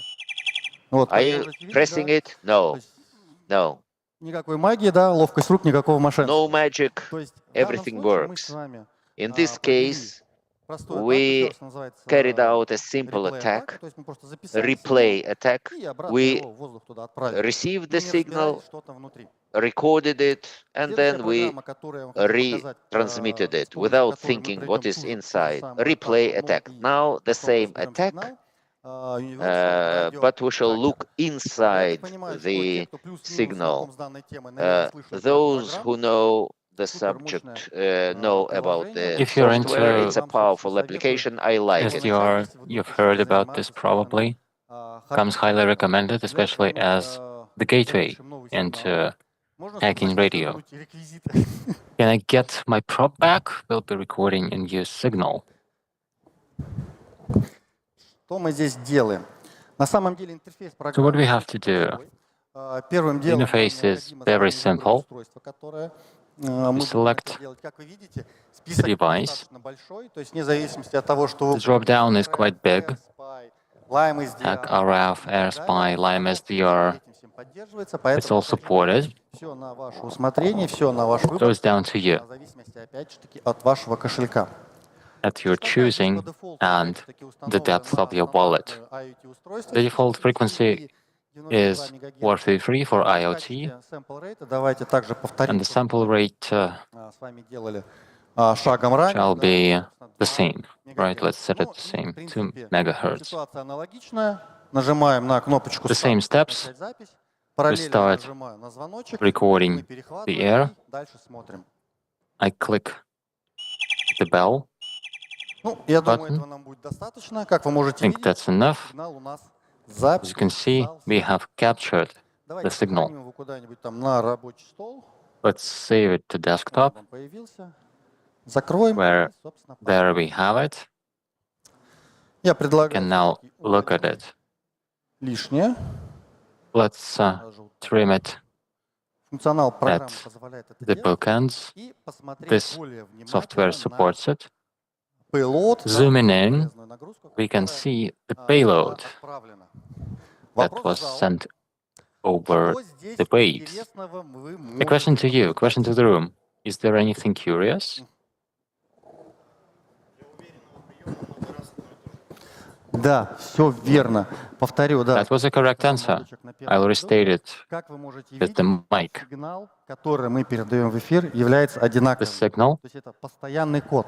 is Неважно, сколько бы раз вы нажимали repeated на кнопку передачи, however many у times. нас всегда будет The code is передаваться the same. один и тот же код, один и тот You же press payload. the button, По этому принципу, it sends собственно, the и same работают, payload. такой вид атаки, как реплей-атака, то есть мы записали. This is what makes replay attacks possible.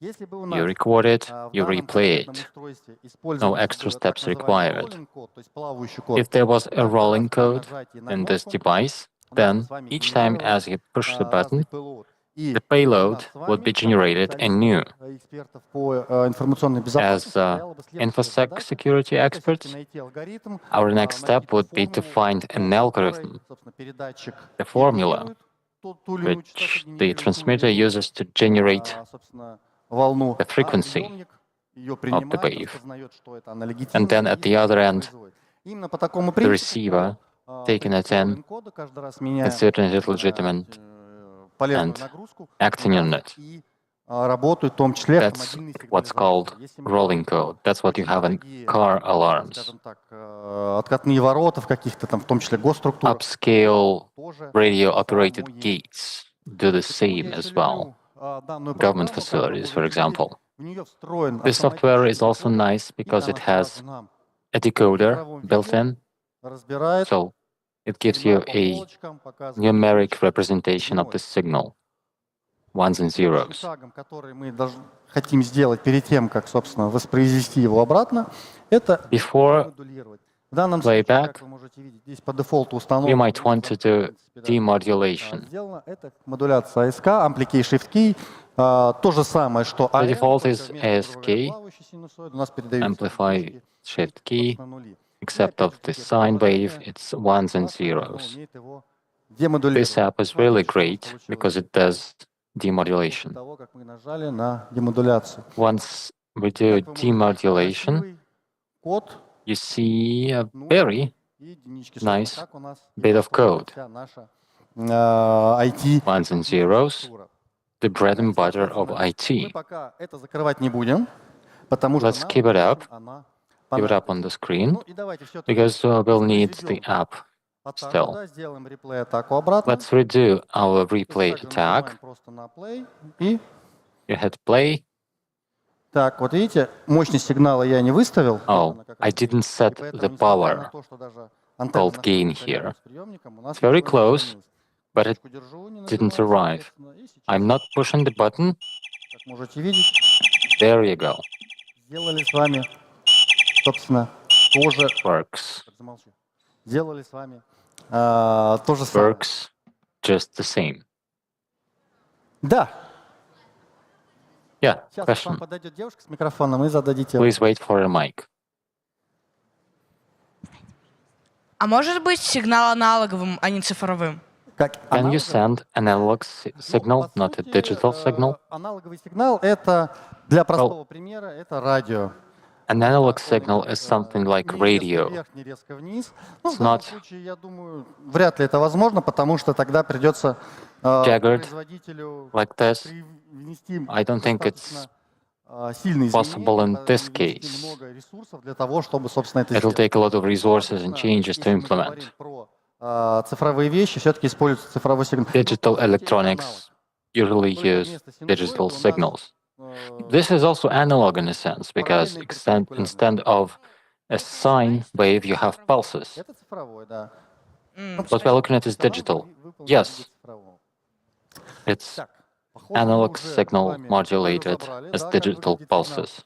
И So that was our моментом, что мы с вами будем делать, explanation у of нас how the презентация. signals look.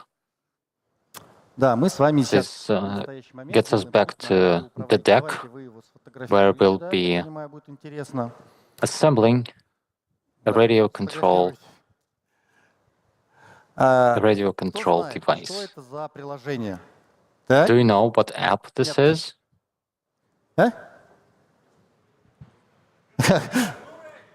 GNU Radio Companion, да, все верно. GNU Radio Companion. Давайте мы с Yes, вами его that's опять же the one. ее откроем. Let's fire it up. Сейчас. GNU Radio. О, Just a GNU Radio sec. Companion.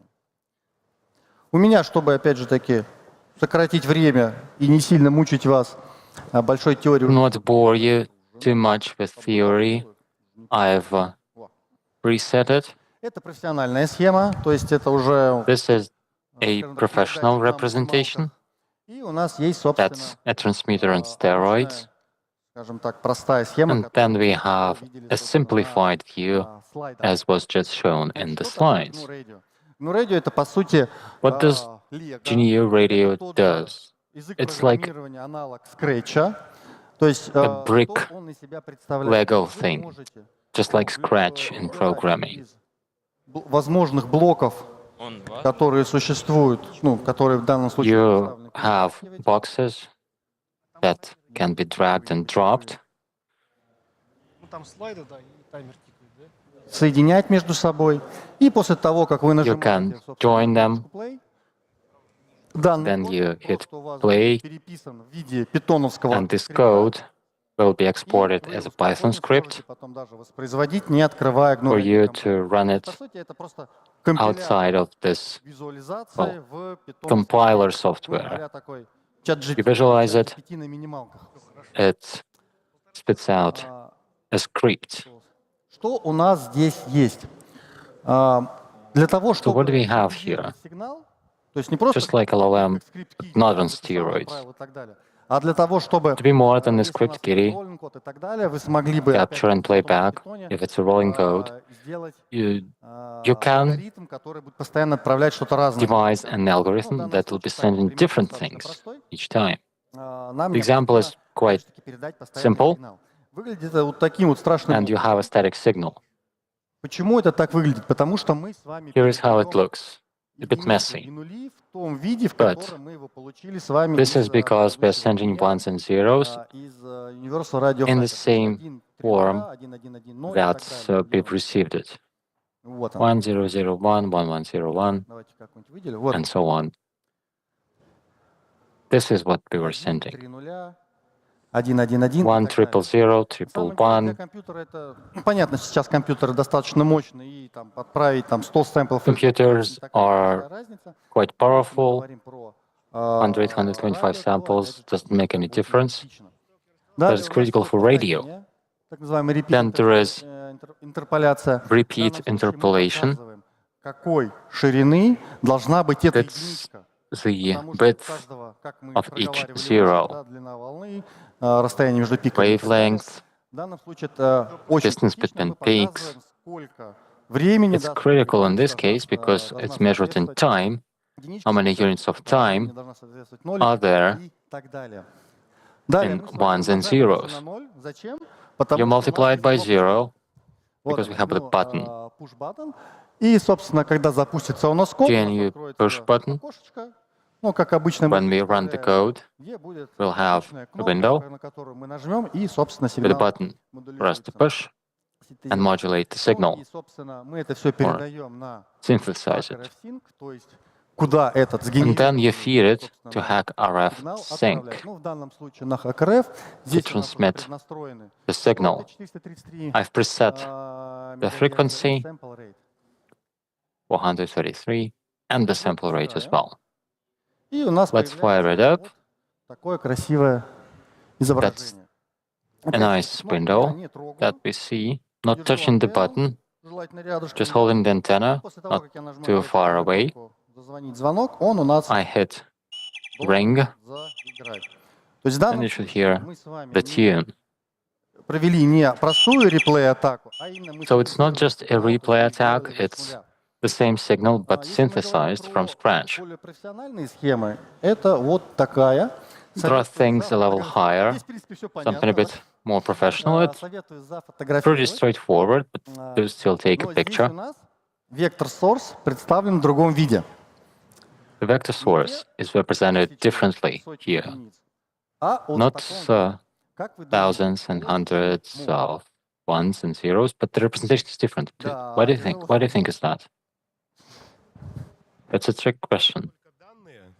А вся остальная часть это... Just data. это данные, это данные. This is all data. No, this is all data. Опять-таки, к вашему вопросу, ну, то, что я спрашивал, почему у вас This gets us back Zero to your перехватил question. сигнал Reaper не как Zero 0100, а 66 и так далее. intercepted Потому что the signal он as перевел его из 66. физического состояния, то есть где он у нас It was converted from its physical state из физического состояния в логику. То есть в данном to a logic. к примеру, давайте представим, что короткий So, by way of example, и длинная let's пауза say that это как a 0, short peak and a long pause длинный is пик и короткая 0, пауза это and как единица. long То есть мы peak and переводим short физическую pause is логику, и у 1. нас получится тогда в данном We make случае a logic таким out of it. образом. 0, 1, 1, So 0, payload 0, would 1, be 1, 0, 1, 0, 0, 0, 1, 1, и так 0, далее. 1, 1, Да? so on and so forth. Нет, это другое, это поиск. What you're saying offline there is Давайте мы different. с вами после этого это обсудим. Let's В данном discuss it separately. в данном случае мы просто перевели ту же физику в We логику. have just converted the Если physics мы into возьмем logic. полученный код, где у нас тут? We get a code Переведем output. его. Блин, здесь много. If we were to Хотя давайте. У нас время. convert it, We have some time. Если мы сейчас edit, just a sec. Edit, replace. удалить, replace all. Let's remove the Если мы с commas. вами данный код BC. Если мы с вами данный код If we are to convert the code переведем из двоичной системы как раз 16-ричную, from binary то у нас с into вами получится 16 как раз, проверяйте, аналогично. bit system, Аналогично, да. За you'd исключением have только, что мы something убрали 0 в similar. начале, 0 единица, это уже We особенность. don't have 0 and 1 at the beginning and the end. It has to do with the protocol. Передачи сигнала. Там Принстон, по-моему, да, у него? It has to do with Ну, по... the protocol. It has Princeton. Yeah. Yeah. Ну, значит, это другой, да. Not you, Соответственно, особенность someone else. собственно, данного формата передачи данных, да, что он в 0 в начале, в 0 конце, собственно, Yeah, передает. it's just a feature of the protocol. Представление сигнала, перевели его в логический, и с помощью It's now a logical representation of a physical signal. The formulae there are boring and daunting. Never mind, the conversion is done. Но данная схема работает намного быстрее. Не знаю, кто-то It works much faster. Again, someone's messing with the bell. Правильно, да. Когда надо зазвонить, ты не звонишь. Of course, and when it has to ring, it doesn't. Может, ты умер? Ну, что-то пошло, видимо, не так. Well, something went wrong there, apparently, at some point. But the idea is the same. Таким образом, давайте я открою последний слайд. Let me go to the last slide. За сегодня, я надеюсь, выучили что-то. We've covered some ground today. Hopefully, you've learned some new things. Вы, собственно, нашли доклад интересным. I really hope that it was interesting for you. Естественно, просьба подписаться на Please, as always, subscribe to our media. I work at Bastion, отвечаю за the company направление по хардвер-хакингу. where I'm responsible for hardware hacking. И, собственно, мы производим не только аналогичные виды атак, но и, собственно, как мои коллеги We do similar attacks. снимаем прошивки и так далее. We do firmware analysis and many other things. Our website, Разработка, да, просьба также на Telegram That's подписаться и опять же таки my personal development, Telegram, and также рабочий Telegram channel, Telegram-чат. В принципе, our все. work chat at the company. That's it from me. We have 6 minutes for questions. Подскажите, а вот вы показывали приложение GNU Radio. Could you please say a few words about GNU Radio?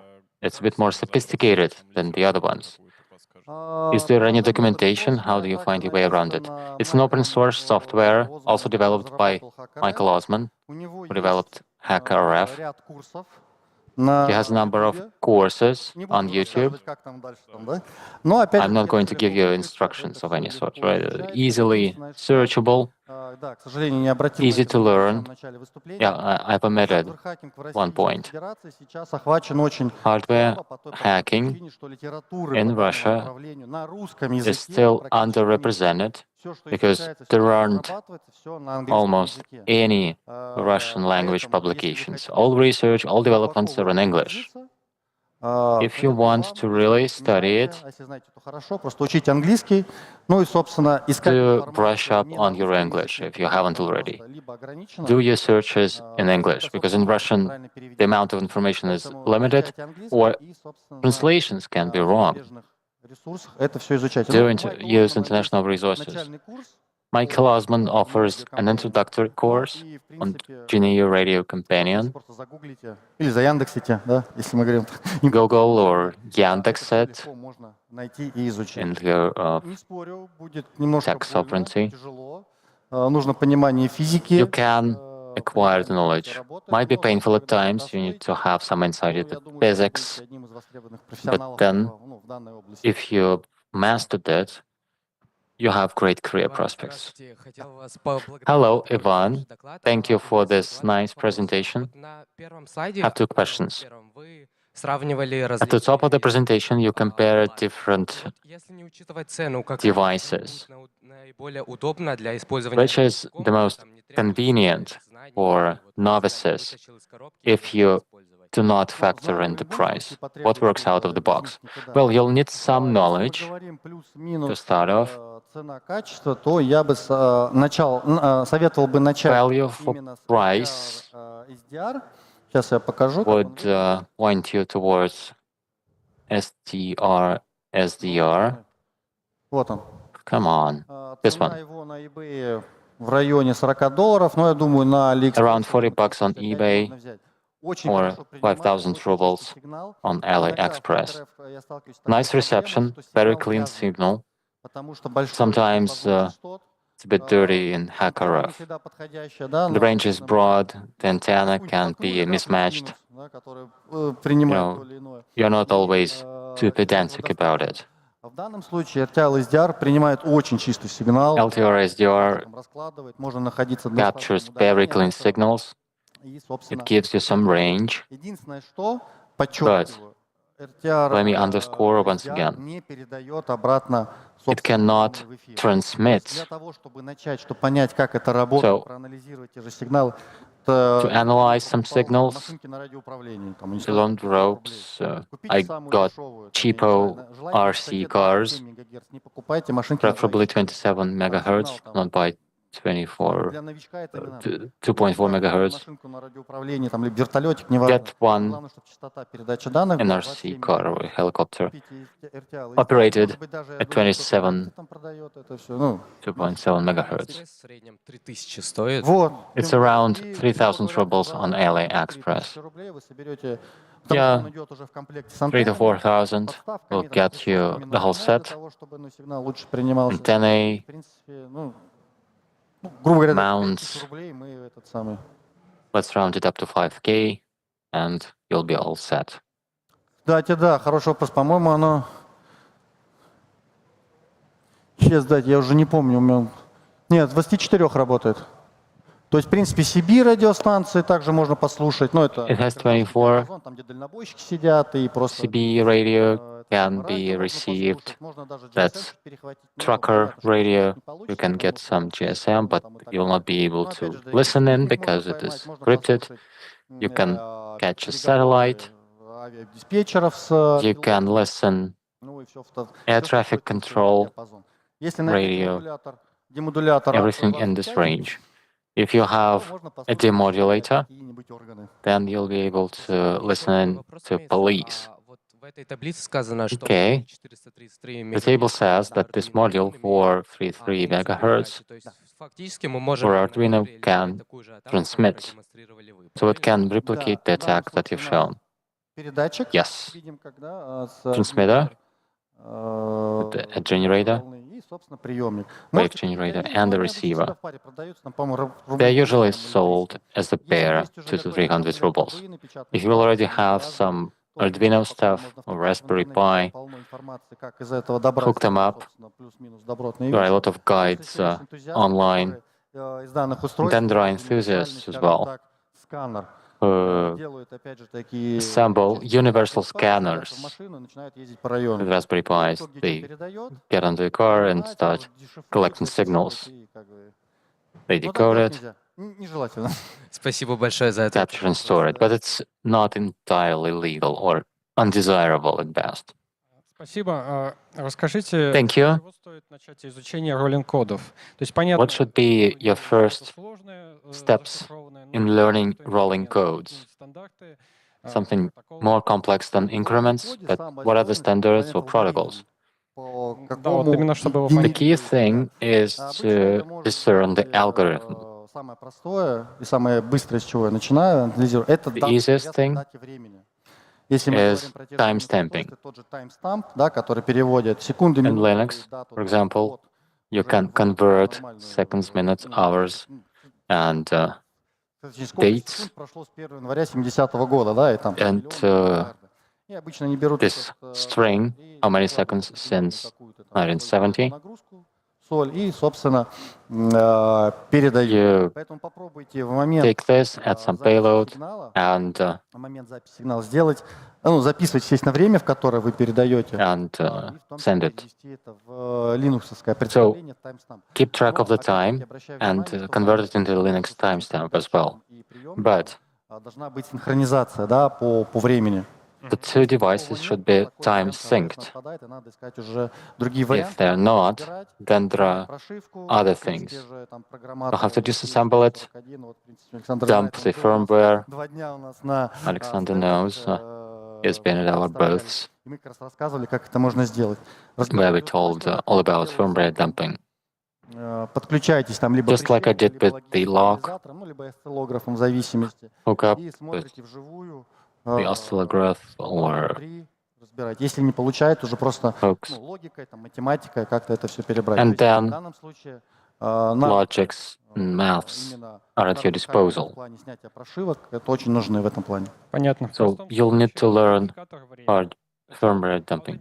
Okay, so the most basic authentication token is time. Yes. Смотрите, если батарейка уставлена и здесь, да, то If they have a battery, both ends, Спасибо. most likely yes. Здравствуйте, спасибо большое за доклад. Hello, thank you for the presentation. I have a question about geolocation, which is an issue in Moscow, has been recently. You can't do anything about jammers. Well, you can convert hack RF into a jammer. No, but how can you cannot receive the signal. But what if someone spoofs it? You could filter out a stronger signal that's transmitted from Earth and then still receive the weaker signal from the satellite. Are there any pitfalls? I'm told that the time is up. Let me give you a brief question. We discussed interference. If the signal that's transmitted from Earth is more powerful than GPS jammers, white noise generators, then you'll receive it. If the transmitter and the jammer are in the next rooms to each other, then it's a measuring contest, basically. Okay, we are out of time. If you have any more questions, I'm available offline after 5 to 10 minutes, once I've backed up, and I'll be available. The organizers have a giveaway. The best question receives a book. I wanted to give it to this young man over here. Thank you for your interesting questions, and keep learning. Thank you, Ivan. Всем спасибо. Увидимся завтра. Thank you all. Если у кого-то See you in the hall. вопросы, пожалуйста, ловите Ивана, пока он далеко не убежал.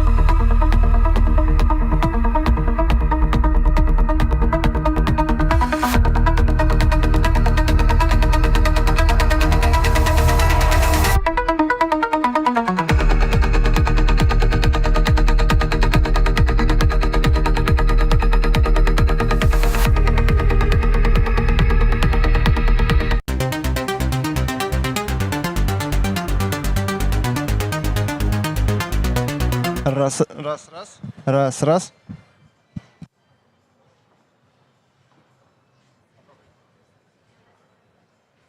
Раз, раз, раз. Раз, раз.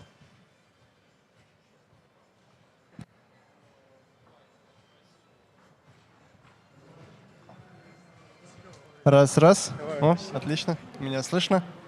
Так, ну что, друзья, не знаю, грустить или радоваться, но мы на финишной прямой. Впереди у нас остался последний доклад. После него намечается грандиозный концерт. Буду рад вас всех там видеть. Вот. Последний доклад будет касаться темы Wi-Fi. А если конкретнее, то все мы знаем, что для того, чтобы его включить, достаточно пару кликов. Вот. Однако под капотом огромное количество процессов, подводных камней и так далее. Соответственно, вместе с Арсением Красновым There is a lot of everything there.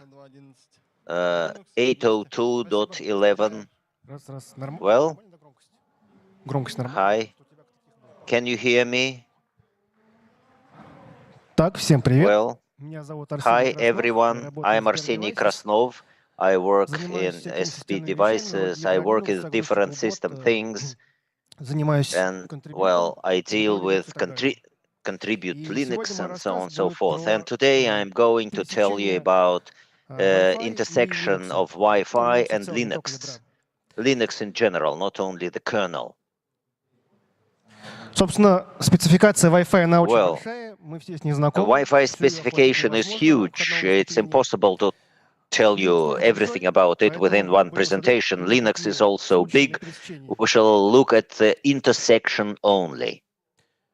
Wi-Fi и Linux у нас есть, в общем-то, везде. Wi-Fi and Linux is everywhere today. Access points and routers at home, in the office, in public places. It's Android phones, not only Android phones, because the stack operates everywhere. Desktops, notebooks, USB devices, Wi-Fi transmission, reception. Well, as I said, Wi-Fi specification is huge, so we shall look at the very top for general understanding. I'll tell you about the general view of the stack, about the most popular mode of operation, STA, scanning, connection, roaming, and a few words about access points. Well, a few words to begin with. What are the modes of operation? Station, you know, when we connect to the access point, then monitor, when we want to capture packets by Wireshark. And there is ad hoc, point-to-point, when the devices talk to each other without access points. But today we're not going to look at monitor and ad hoc because they are not very often met and they are not supported in some devices. Ad hoc is everywhere, but monitor is not everywhere. So we'll look at the station and access point only. Sorry? The general view of the stack, data plane and control plane. Data plane is simple, similar to any network interfaces. We have sockets, we have network subsystem, and under it a Wi-Fi driver, which works as a network interface. It has callbacks for transmission, reception, and we can transmit packets and work with the radio environment. That's simple, but if we go to control plane 802.11, so you will see a lot of things, because first of all, it consists of user part and kernel part. User is on top, blue, kernel is green below. User components is Wi-Fi supplicant. You've heard about it. It usually works as a daemon, and it provides supports operation in the station mode. In user is Webpack Li, online interface, a utility which can talk to it through dbus and UDP, text instructions, scanning, connection, And also we have the choice of network. DBus supplicant has an access point through DBus. In the same host APD, a daemon in the user space which supports access points functionality. They are similar, they are together because it's the same open source project, and they share a lot of things, including encryption. It has its own command line interface, same as Pakli supplicant. It's all one project. Read the BEF file. I'll tell you about it. We cannot deal without it. Then we have kernel part. In the kernel part, we have subsystem 802.11, a separate one. It's not a network subsystem in Linux with socket, with TCP/IP. It's a separate entity. We can have state machine, Wi-Fi, depending on the type of the driver. You can have their connection, disconnection, scanning, and in supplicant host APD, talk to it through the interface called Netlink. Netlink, I'll tell you about it a bit. Why? Because maybe you've heard about it, but few people looked inside. And in 802.11 subsystem, we have the same driver, Wi-Fi driver. It's just a network driver for transmission and reception, plus 802.11 device, which provides its callback for connection, disconnection, scanning, stopping the scanning, and so on. Well, a few words about, about Netlink. What is Netlink?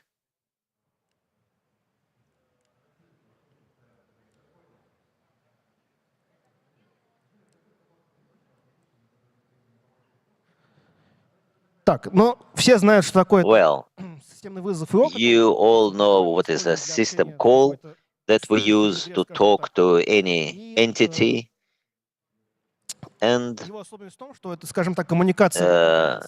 this is a one-way communication. We send something and get a response. Of course, we can work asynchronously, but it can take some time and effort. There is a need for multicast, but it's difficult because it is not designed for that. And one more thing is hardcore-based arguments. When we have a binary structure, we have to do something about it. It's not very reliable. How can we solve the first two problems? If we think all this is already done in the network subsystem, when we work with the network packets. As far as one-way communication is concerned, we get one packet from the kernel, the socket reads it, and the same is back way. We send it to the socket, and it is transmitted. Everything is simple. As for multicasting, for example, we have two applications, X and Y. They open packet sockets, socket X, socket Y, and if we get a message to the kernel and the kernel knows that we need a multicasting, it will the network subsystems can transmit it to both parties. Each of them will get its own message. And the other way around, if we want to send a packet, it will go to the kernel, to the network, and the kernel will support the multicasting. User and kernel can talk through mini sockets, which support multicasting. Instead of what we have here, we have a socket, IF Netlink. Bind will be for broadcasting. We can transmit data. We can also do some specific things, and close means closing. This mechanism in Linux kernel can provide routing, firewalling. 802.11 also uses all that as transport protocol. Netlink as transport protocol. 802.11 is not shown here. It's network generic. A set of Netlink receivers who are dynamically managed. They support 802.11. As far as systruct arguments, we decided to make it simple. We add metadata, and that's all. When we read or write a packet, you will have a header and the payload. The header is standardized. Data is also split into several blocks. Each argument is transmitted with its own subheader. Subheaders are blue, and data is 1, 2, 3, 4, a string. And this is the length and the type indicated in the subheader. We all need it because 802.11 uses a lot of parameters. Instead of X, we can put any identifier. For example, a channel descriptor, and that will help us. Not only 802.11 works, that routing tables do the same. One more profit is you can use nested data here. So in the data block, you can have several data descriptors. For example, if scanning is required, if we scan all the access points around, you get such a packet, trigger scan as a main instruction, and data information about frequencies. And in that case, we have metadata, which help us forget about porting. Now, let's go back to Wi-Fi. STA, station, the most popular mode of operation. We have a customer, the station, STA. For example, this is a phone connected to access points with a certain SID, SID, identifier, and the access point is connected to the internet, a typical case. In order to connect to the point, we need scanning. We need to scan the environment. Each access point transmits information about itself on a certain frequency. It's broadcasting, it's not encrypted. You can see it anytime. The interval can be any, but usually it's 1/10 of a second. It's SID, parameters of security, some other features which the access point supports. How does it work in Linux? If we want to scan the environment and then to connect, scanning is called passive scanning. Passive scanning is collection of packets. Supplicant says start scanning. We have such a request, we go to 802.11 subsystem, then the Linux kernel goes to Wi-Fi driver, and the driver should go through all the frequencies, get the beacons, and then asynchronously provide it back, like DevOps who collects something. Here we collect packet. There is one interesting point. Scanning is expensive, an expensive operation, because there is an incoming traffic and outgoing traffic. We have to collect beacons. Traffic goes in, comes in, goes out. So the workload on the chip is high, and performance can go back by 5 to 10 times, especially if there are a lot of access points around. And then What about connection? We have a phone.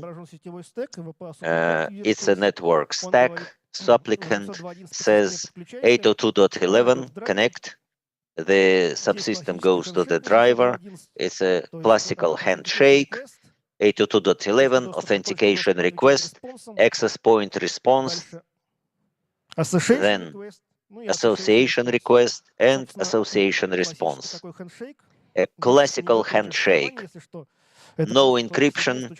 It's just a connection.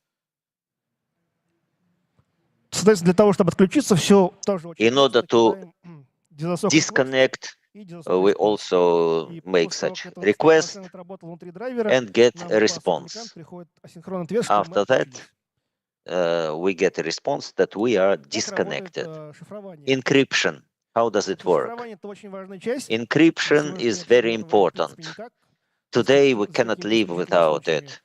There are some exceptional cases, of course, because in the previous slide where I spoke about handshake, traffic is not encrypted by default. We're not talking about web encryption because it's obsolete. WPA2, 3, in that handshake, there is nothing about encryption. Encryption is different. First of all, encryption takes place in the chip. It's hardware encryption. You wouldn't see it in, well, the driver gets decrypted traffic. There are two types of keys. A key between the access point and the customer, and the group key, which is used by access point to interact with all customers connected to that point. So we have web, WEP, or web privacy. It's an old mechanism, it's not used, it's very vulnerable because the key size is very small and you can easily disclose it by brute force. WPA has larger keys, and EAP, the authorization mechanism, is used in Linux very often. EAP, Extensible Authentication Protocol, is a big thing. It's used to protect connection. You can read about it, it's standard. There are different things there, lightweight, EAP, PSK, pre-shared key, which is often used, EAP TLS, but we are going to speak about PSK.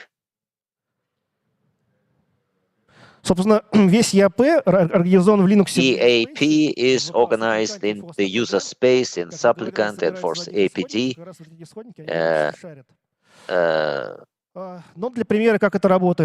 As an example, we have passphrase. It's a password that we enter when we connect to the access point. With key derivation function, in Linux is PDK2, which goes in and we generate POA's master key, PMK. It's already existing in the access point. At the user side, it's generated at the attempt of connection. It generates a random number, S.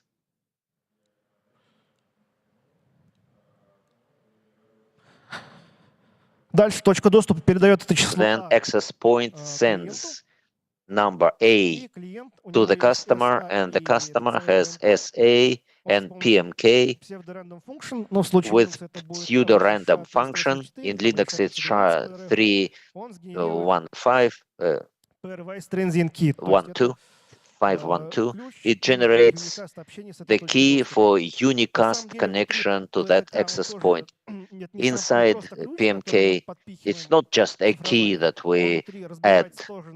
It's split into several parts, but it's a wide subject, and I didn't show it here. There is a key inside, which is used for the access point, then a key which is for group encryption, for generation of integrity code. So a key, a unicast key Дальше здесь to подтыкаем connect to the клиента. access point. Точка доступа So everything is проделывается то же generated. самое. The access point Потому что мы does передали the S. same because we transmitted Затем S. точку доступа передает нам Then GTK, access GTK point это групповой ключ sends точки доступа. MGTK, a Она его group сама key. генерирует, It шифрует generates с it помощью PTK. itself and И передает encrypts его it нам. through PTK and sends it И to после us. этого мы говорим друг другу, что мы After готовы, that, и we ключи say we're можно ready использовать. and we can use the keys.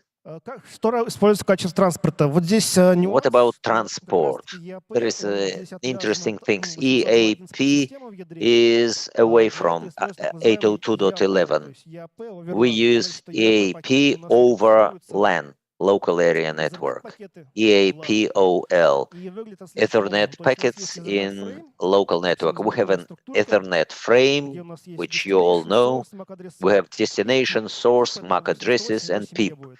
Это EAPOL. 802, Дальше 8E, идут данные, это EAPOL. EAPOL, Then EAP данные уже, и data, контрольная сумма, но это EAP классическая data, and Ethernet control CRC. sum, То есть здесь у нас в classical данных EAP Ethernet пакет. frame.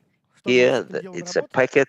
VPAS аппликант In order открывает to work пакетный with it, сокет we с open the протоколом packet get socket EAP, это как раз таки with 808 appropriate protocol, И таким образом может 808, получать вот эти EAP пакеты. and Ну, фильтровать gets их будет просто по EAP MAC адресу. packets. It will filter И it дальше by можно MAC с помощью address, вызванных and read-write then просто получать through EAP пакеты, read-write таким образом instructions, you can get сгенерировать such ключи. packets В общем-то, and и generate саппликант, и точка keys. доступа работают в этом смысле Supplicant and одинаково. access point work in the same way Но here. в Linux, то есть и In VPAS Linux, аппликант, и хост APD работают одинаково при EAP генерации supplicant ключей. and То host есть там work in реализована the стоит same машина, way. They EAP, оно generate достаточно keys. They жирное. have an Вот, EAP если куда-то machine. не покопаться.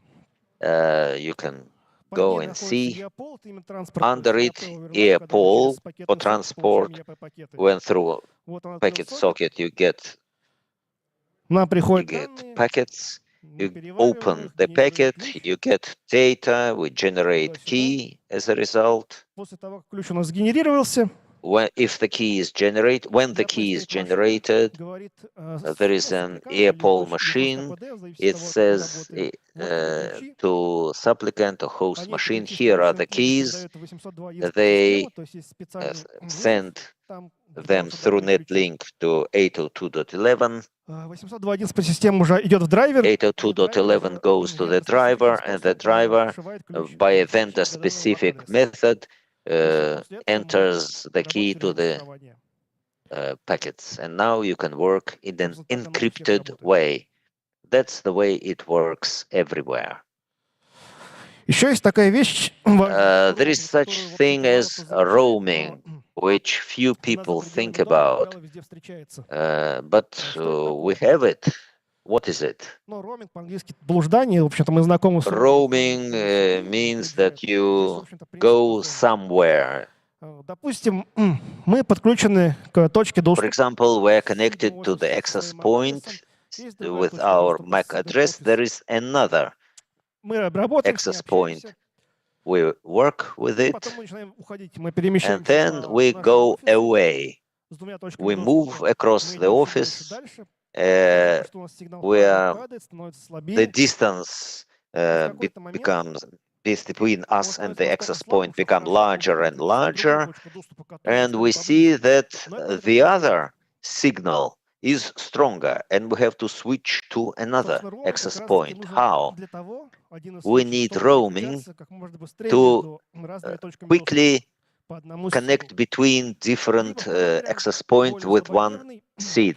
And another area is when we are connected to an access point, and there are two persons who come in with two notebooks, and they connect to the same access point, and traffic is huge, and there is another access point nearby. There is no traffic there, and we'd rather connect to that access point to unload the first one. Roaming provides optimal quality of signal for stations, optimal throughput of the network, and connection or reconnection should be as fast as possible. Roaming in Linux and 802.11 can be done. It is supported, and 802.11 it's supported. There is a K specification which reduces the reconnection time. Scanning is a very expensive procedure. If you are in the office, it would be a catastrophe. There are a lot of access points. So we did the following. VNO type of action packet 802.11 is special service packets for different purposes. They are connected to connection and disconnection. The idea is for us to offload scanning. And all access points can scan the environment themselves and keep information about adjacent access points inside. If we start moving away from our access points, then our phone will see that the signal power goes down. It may send the request, and the access point will send back information about other networks. We shouldn't scan anything. We already have all the information. We have to choose one station and connect to it. In Linux, it's also quite simple. It can be done by the driver itself. It can just have neighbor request and get response with a list of access point and keep it inside. Then, after some time, when we ask it to scan, instead of scanning, heavy scanning, it will just give us what was received from access points. And we have fresh list of access points around. It's very good. It accelerates everything. It offloads us. The driver can do it. It sends a request, gets a response, and it can be done quite easily at the driver level. We send the packet, get a response, and keep the response in memory. There is a more interesting type of roaming to choose the optimal access point. It's a recommendation. It's a specification 802.11v. It's supported in Linux as well. For example, you are connected to a certain access point.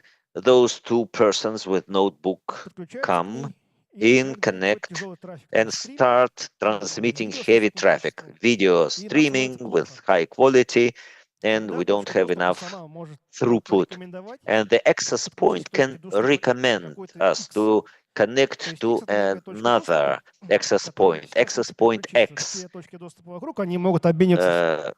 All of them, all the access point exchange data about workload, and there is, if the access point believes that it's overloaded, it can recommend us to connect to another one. It's a pure recommendation. You are not forced to reconnect.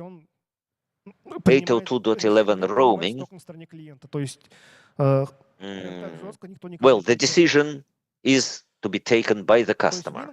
No one is forced. In Linux, it works in the following way. We have 3 access points, A, B, and C. We are connected to A. A, B, and C know information about each other. A show us an action frame with recommendation. It goes to 802.11 subsystem, that it goes to supplicant. The supplicant has a special option, VNN, which supports this functionality, and supplicant can analyze the situation by a special algorithm and take a decision whether to connect to another access point or not. There is the third type of roaming, the most interesting one and unusual one are it is used for the fastest possible reconnection. 802.11k and v. Disconnection and connection takes some time. It's not instant. handshake is fast, but generation of keys takes some time. So connection is not instant. It may take several seconds. We disconnect and then we ask for connection, and there is no guarantee that the next access point will connect to you. So you are without internet for a few seconds, for some time. Now, it looks like that. We're connected to A, we want to connect to B, we have to disconnect from A and connect to B. It takes time, disconnection and connection. We have to generate keys. It takes even more time. In principle, we can live like that. If we are in Messenger, if we read news, it's all right. Much like just some media, you wouldn't be bothered by these reconnects. However, if you are on a video call or you're using live voice, such reassociations will cause a lag that will cause disruptions. And 802.11r was designed to prevent this. Let's say you're associated with B, you have A and C as well. PMK goes around the network. They have their own A and C. So the device wants to reconnect to C on its own. It sends a fast transition request. It's a specialized Wi-Fi frame that asks for a fast switchover. APC considers this, generates a key in the background, it has the key ready, it gives NFT response, approving the reassociation. The device generates a key to interact with the access point C, sends a fast association request, get a response, through switchover, decouple from B quickly and associate with C. You install new keys, and that's the entire procedure. So the switchover time is in fractions of a second. It's really great, but it's not universally supported. Its implementation in Linux is quite intricate. You need WPA supplicant and host that supports it, a lot of code. Then the driver needs to support the packets for FT as well. The supplicant can say that it's ready to switch over. FT request is sent, it goes to the driver. Then the driver needs to have the logic implemented in it for this. It'll take some time to do the keys.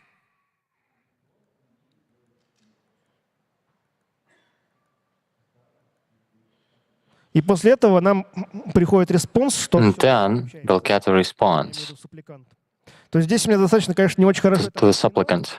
It's not well laid out in the slides, but the procedure takes a lot of code, even if it's very much desired in terms of network usability.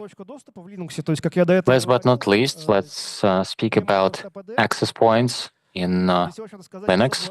The daemon is host APD. It's pretty much the same as WPA supplicant. Host APD has a conf, subsystem 801.11. Netlink calls will be just a little bit different. Enable, disable the AP, and so on. Here is an example. You have the config, network interface, VLAN 0, The driver is NetLink, then SSID, STP that you see when scanned, channel number, and passphrase is password. It's pretty user-friendly. That's all you need to set up an access point.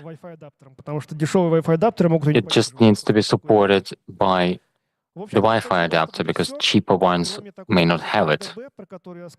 That's pretty much it, except for RegDB. There is a catch. You cannot broadcast in all frequencies across different countries. Some countries may have certain bandwidths restricted. You have this in Russia, in the US, and Europe.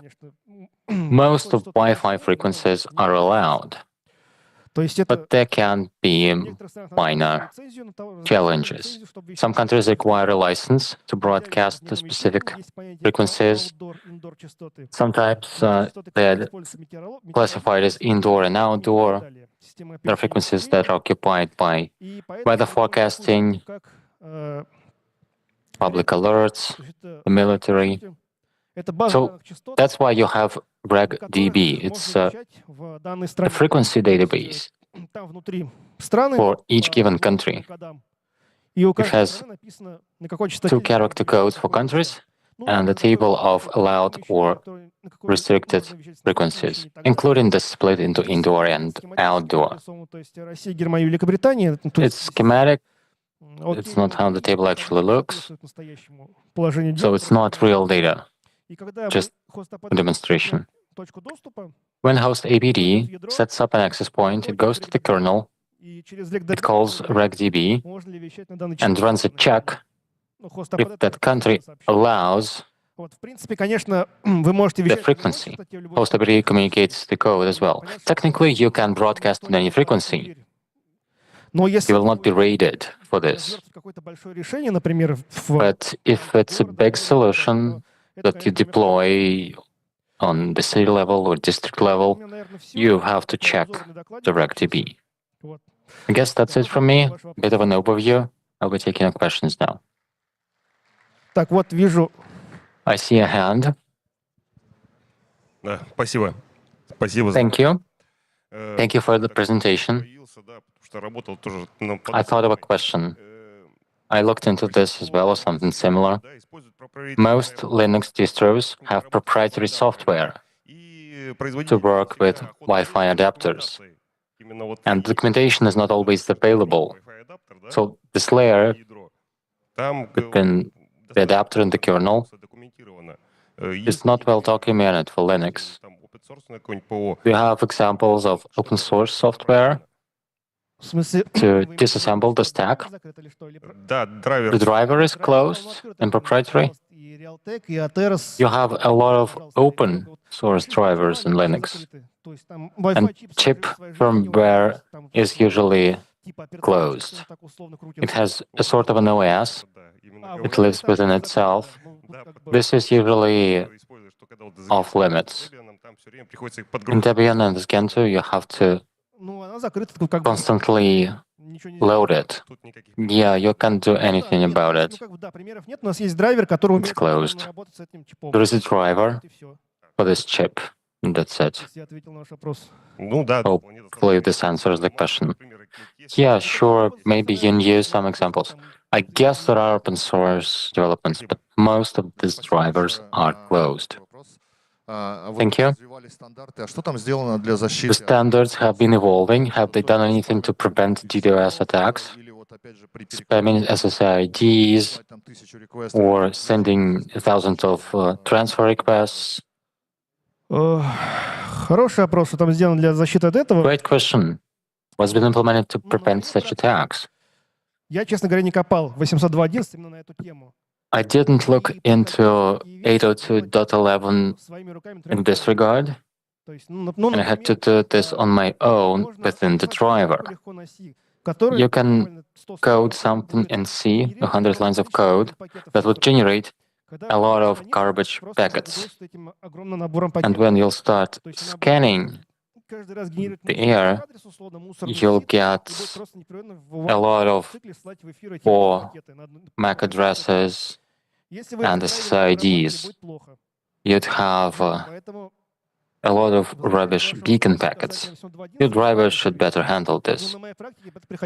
To your question specifically, I'm not aware, and in practice, I had to do this on my own. Your script, what if you specify the address for the target? Or what's the address of the target? So I ask the AP to connect to you. Yeah, why not?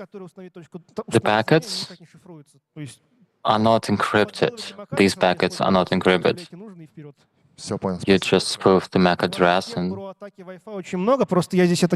go on with it. There are many attacks on Wi-Fi. It's been more technical in my presentation.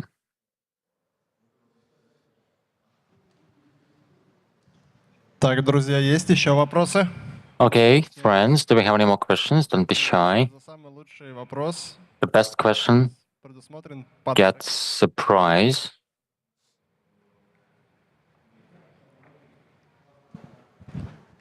Спасибо большое за доклад. А вот Thank you very much for the presentation. девайсы интернета вещей таким же образом работают или там какие-то Do особенности? IoT devices operate the same way, or are they different? Linux-based? Yes, then it's the same. Спасибо. Thank you. А вот еще руку вижу. I see another hand. А вот знаете, технология, когда You know, there is this technology where there are many sensors in your apartment, and as you move, you transfer between access points, smaller access points, seamlessly. Is it there? What's the standard? 802.11? Вообще 802.11r для быстрой 802.11r is used for quick transfer switchover, but it needs to be specially enabled in your router. If you have several APs at home, you will not be doing this under any standard. You'll be always looking for a new access point. There is a logic for this in the supplicant without 802.11r or anything. It can be configured in the supplicant. Start scanning when the signal is weak. The driver will call the supplicant and you'll start scanning for a stronger AP with the SSID. So there is no specification for this. So it's not a separate implementation. You can just have many APs and do this. It's not a technology. If I have many Linux APs, I'll have this at home. Да. И дальше что? Я могу это реализовать дома на Можно. Linux. Да. I'll have this with Linux. Okay, thank you. И еще вопрос. Another question. Относительно RegDB. Существует ли I wanted to ask about RegDB. Is there a country where there are no regulations at all, or where everything is free for all? Everything is fair game. I'm not sure, I don't think so. I don't recall any entry where everything is allowed. There is a code in RegDB. РУ России, там ГБ, It's like RU for Russia, GB for Great Britain, US for USA, and there is 00 for the world. Ну, почти все, скажем так. And you can do almost everything there. There aren't any regulations, Наверное, 2-3 частот там закрыты. but 2/3 of the frequencies are restricted there. So no, I don't recall any countries where everything is allowed. But set it to 00, the world, if you don't know what to do. You'll have a limited range, but it'll be legal, for sure. A question? Can I? Sure. I came in later.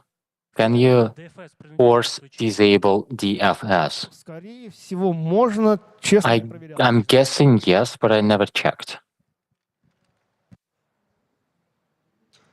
Друзья, есть? Да, отлично. Friends, one more question I see. Thank you for the presentation. My question is this. When you discussed roaming, you mentioned that you connect to Wi-Fi and then there is a bad actor who is loading the traffic and you get a packet to switch over to another network. Why do we get this packet, not the other user? It's implemented within the access point. The algorithm that's there will be what decides, and it's a recommendation. Maybe it won't. It depends on the vendor. So there is no priority to the client. No, I'm not aware. It's based on the load on the other access points. It's based on the types of clients. Okay, thank you. Так, давайте последний вопрос. У нас... Let's have one more question since we're running out of time. Здравствуйте. Hello. Не так давно купил себе Wi-Fi роутер. I recently purchased a Wi-Fi router, and it broadcast 5G and the regular Wi-Fi at the same time. It was there out of the box. I redid the firmware with OpenWAT. I wanted to do the same, but I couldn't find it. On the forums, they say that I should have two access points with the same name on the same router, 5G and the usual one. Is there a more elegant solution? And what are the potential attack vectors? As for the implementation, that's how it's usually done. These are two supplicants, or two host APDs rather, and they have two different modes of broadcast. In other implementation, well, under the hood, it used to be the same. It was just a pretty interface. So it's two networks, same name. Yes. Two physical access points that work in different ranges, 2.4 and 5. As for attack vectors, I'm not sure. I haven't encountered that. That's it from me. Thank you. Thank you as well. So, which question did you like the most? That one, about DDoS on Wi-Fi. Very pressing issue. Okay, round of applause. Thank you. Thank you. Друзья, если у кого-то еще остались вопросы... Okay, if you have any more questions, you can catch Arseny while he's here. Сегодня мы с вами прощаемся. And that concludes our day. Once the main program is over, you're welcome at the concert. That'll happen close by. Thank you all.